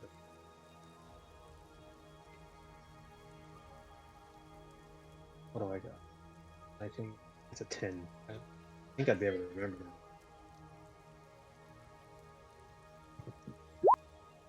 Damn! What'd you get? 34. Wow. Alright. Oh wait, I think you rolled 2d20. Oh, I was about to say! I was like, that's kind of crazy. Yeah, 24 is still enough. That's fine. Yeah. You hear her mummer something about. Yeah, I guess you'd hear mummer. She mummers, the black wings follow the screams. What was that? Nothing. It's an old Alto proverb I've heard before. Look at Laura. Laura kind of looks over and she kind of it. thinks. She nods. I've heard it before. It accompanies the scream in the shower. Story. She kind of says, "It's not a widely known part of the lore about it, though." She kind of looks over at Kata. She says, "I might have been knowledgeable of the Alto." She kind of looks over. Laura would say, "Were you in Ashin as well?" She just nods. "Yes, I was. Once." If you're wondering what that means in terms of like your just basic knowledge, you've heard the term Ashin passed around. It basically kind of like how Memorem sometimes will say like my brother or my sister. It is Ashin is kind of like a gender neutral term for a fellow Alto member. So Okay. When she says that, she's basically saying, "Did you used to be like Alto tribe?" Yeah. But yes, as it kind of she kind of says, "But yes, I've heard that statement before." Yandu kind of says, "Unfortunately, we haven't been able to make any direct connections between it, though. And my hunch about the scream in the shower is merely that, a hunch. It just seems like that story, the way it speaks, the things it talks about, the unease I feel when I heard it the first time. I'm not one," he says, "I'm not a man that has been, that thinks in a fearful manner. I've faced death many times. But the thing..." I can tell. He kind of looks over, "But the thing in that story, the way that story presents itself, I've never felt an unease like that."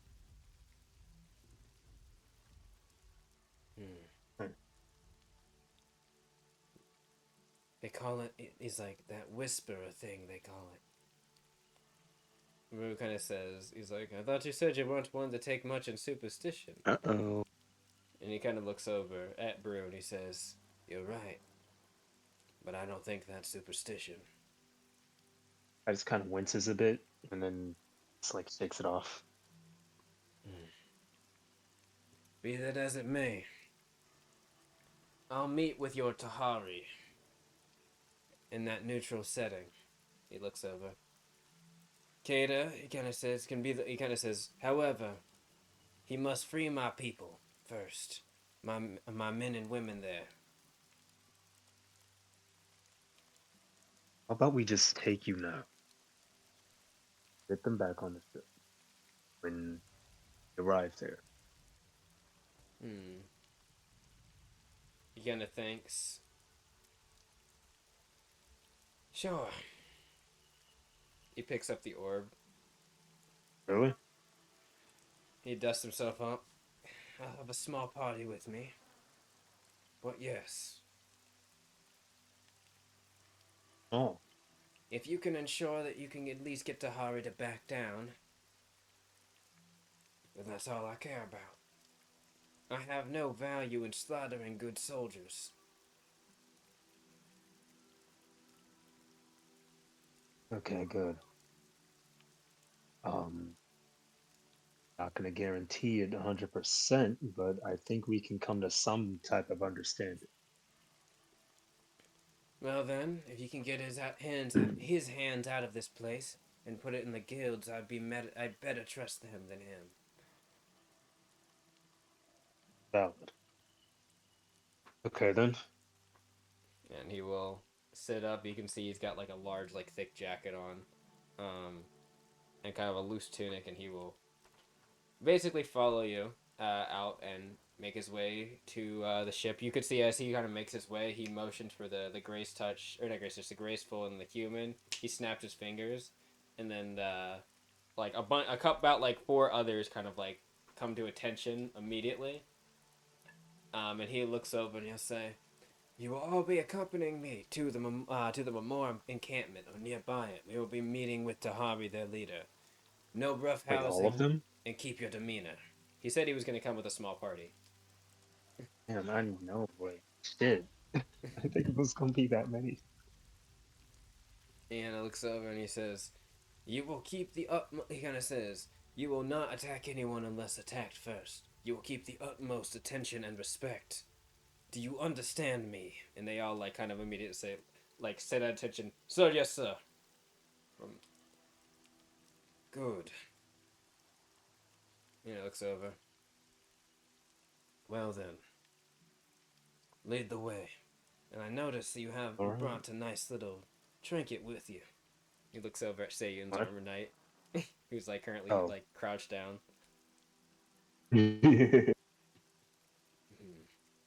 Oh yeah, that was just in case anything went wrong.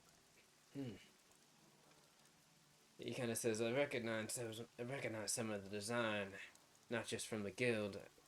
I can tell incorporates some Auroch vein and noblesse technology. Jesus, who are you? He kind of looks over. I guess he kind of says, since I know who you are, I guess it's only fair that I at least tell you a bit about me as he's walking, as you're kind of walking. He'll say, he kind of says, his full name is Yondu Ferris. He kind of says, and also, I didn't exactly say, he is actually a sea kitsune, too. He looks like he might be mixed with something, though. It's hard to tell at the moment. Most of his body is actually covered with the jacket, but you can see, like, he's in his kitsune form. Or not kitsune form, sorry. He's in a, no, yeah, he is in a kitsune form. Like, he looks more like, fox-like. Can you spell the name? Yondu, Yandu, and then Ferris, Feris. Okay, cool. Just No, you're fine. And Romeo knowledge. Ooh, Romeo knowledge local regal.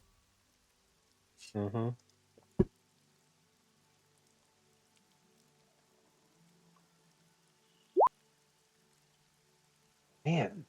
What'd you get? Fucking 11. Brew rolled. Oh, whoops! I didn't mean to close that.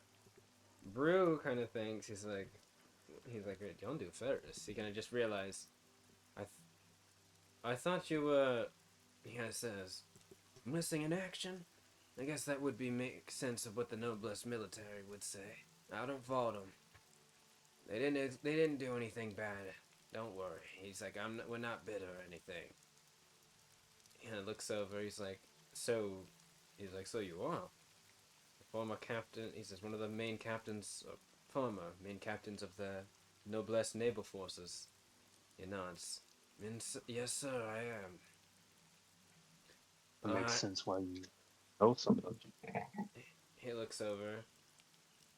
Back during a particular situation involving the Tide Pack and the Hirsine family claiming a few settlements in the Southern Ocean, or the Southern Soaring Ocean. near Dogma. Or, I guess near us and Dogma, between. I and my crew disobeyed orders. We went back to battle against them, saving the area before it was destroyed by the groups. And before they could, well, you know what was happening back then during the Rising War. Let's just say they weren't exactly going to... I have a feeling they weren't going to just make those citizen and honorary Lapsians. Consortium members, I should say. Though, it was disobeying orders and we were acting out of our jurisdiction. So we were deserters. Yeah, you can see Kata kind of says heroes, but not all heroes have necessarily are called that. Smirks, he's like, that a girl. Well, we took some grave losses, but we defended the area. Most of the people you see here are our former noblesse soldiers. It turns out, one of the settlements that we helped were related to Leviathan strife. At least they had been giving them supplies, or been one of the suppliers. They thanked us, and helped nurse our survivors back to health. And in turn you joined? We'll just say they had some very convincing arguments. Besides, we didn't exactly have a home to go back to. We all knew that when we made our decision. Besides, we were more interested in their ecological protection endeavors. Oh, I suppose as cults go, this is one of the more noble ones. We don't exactly subscribe to some of the other members of the cult. We don't exactly... He kind of says... Kata kind of says... Yeah, but actually everyone here is pretty staunchly against awakening the great Leviathan primordial, believe it or not. To be fair, actually, that's good to hear. As things have been happening, it seems that a lot of the Leviathan strife have also started to shift that way. He kind of looks... She looks over. Maybe you have something to do with that. He kind of says... I merely act in accordance with my heart. It's that simple. Besides, if the Leviathan, he kind of says, the Leviathan should only be awoken if things are in such a dire strait. Well, if things go the way that I think they're going, I'd end up getting that bad. He nods. But, besides that point, he kind of looks over at, he just looks over and he says, it is quite the group I notice you have.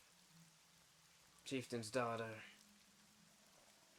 A former, he looks at you. Criminal, to put it lightly. And then looks over. Not sure about you, and I'm in the armored knight over there, like that's following close behind. I want the farm! Simple. We just picked him up. But sometimes simple is alright. And you, he looks over at Brew.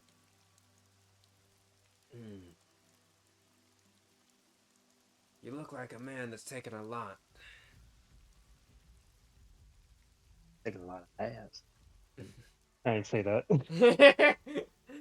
Yeah. Yeah, he looks over. You look like... Brew kind of just, like, shrugs. He's like, I've been around places. Was in the Memorem Civil War. I guess you could say that. He shakes his head. No, I mean, like, you've taken a lot recently.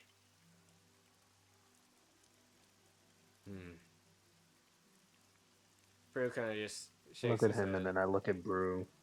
Roll a mood on Brew. Yeah. He's probably not going to go nowhere, but Roll me mood, yeah. I'm going to use my dice. Hey. Oh?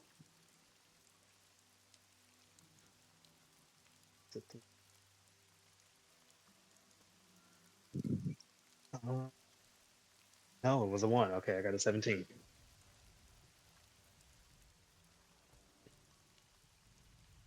17. He kind of shakes his head. There is a bit of something under Brew's skin you can feel. Not like maybe in a mean way. Like, it doesn't seem aggressive. He just seems like slightly shifty. I know that makes it sound like he's like being shifty as a person, just like his posture seems like very sloppy. Honestly, Notably it just sloppy. adds to Titus's suspicion of him. Yeah. He kind of looks over and he just says, I don't know about that. He says, I'm not with my mom in the militaristic sense anymore. I'm with the guild. Yeah. He nods. He kind of looks. He says, so a deserter like us? And he says, he kind of looks over immediately. He's like, no, not a deserter. I never did that. There's like a demeanor shift as well, you see, with Brew when he says that. What's that saying? You're, he kind of thinks over. He kind of looks off to the coast and he kind of says, what's that saying? You and I might come from different backgrounds and places, but there is something similar between both of us. We both betrayed something we loved.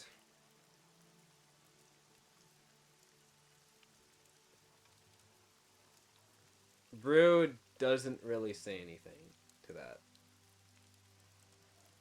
He kind of says, sorry, just an old man waxing poetical. Just know, you got a good group here. I can tell. Yeah. He kind of says, but yeah, you guys make it to the vessel. Kaya will kind of call to you and kind of says, like, so it seems you picked up some interesting extras. Yeah, not gonna lie, this went a lot easier than I thought. Well, considering it sounded like that Yondu was gonna throw you through a wall, yeah, I'd say so.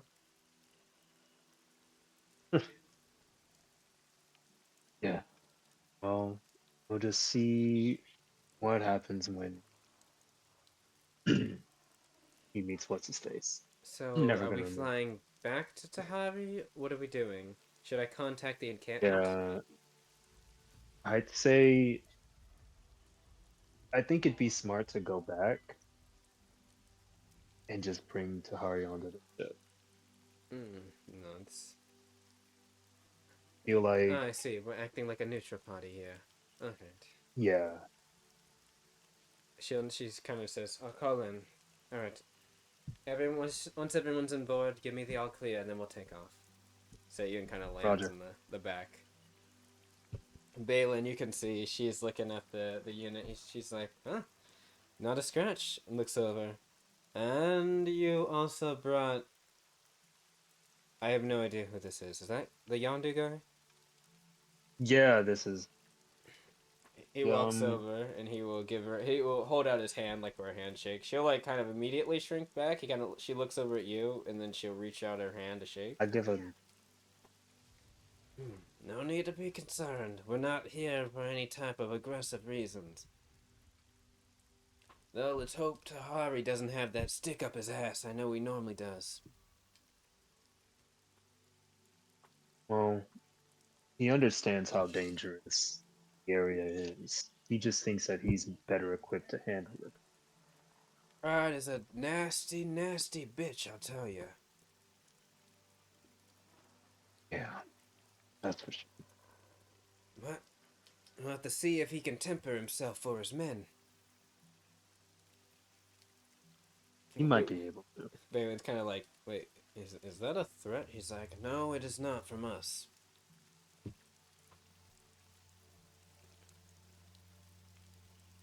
Yeah, we can get into it later.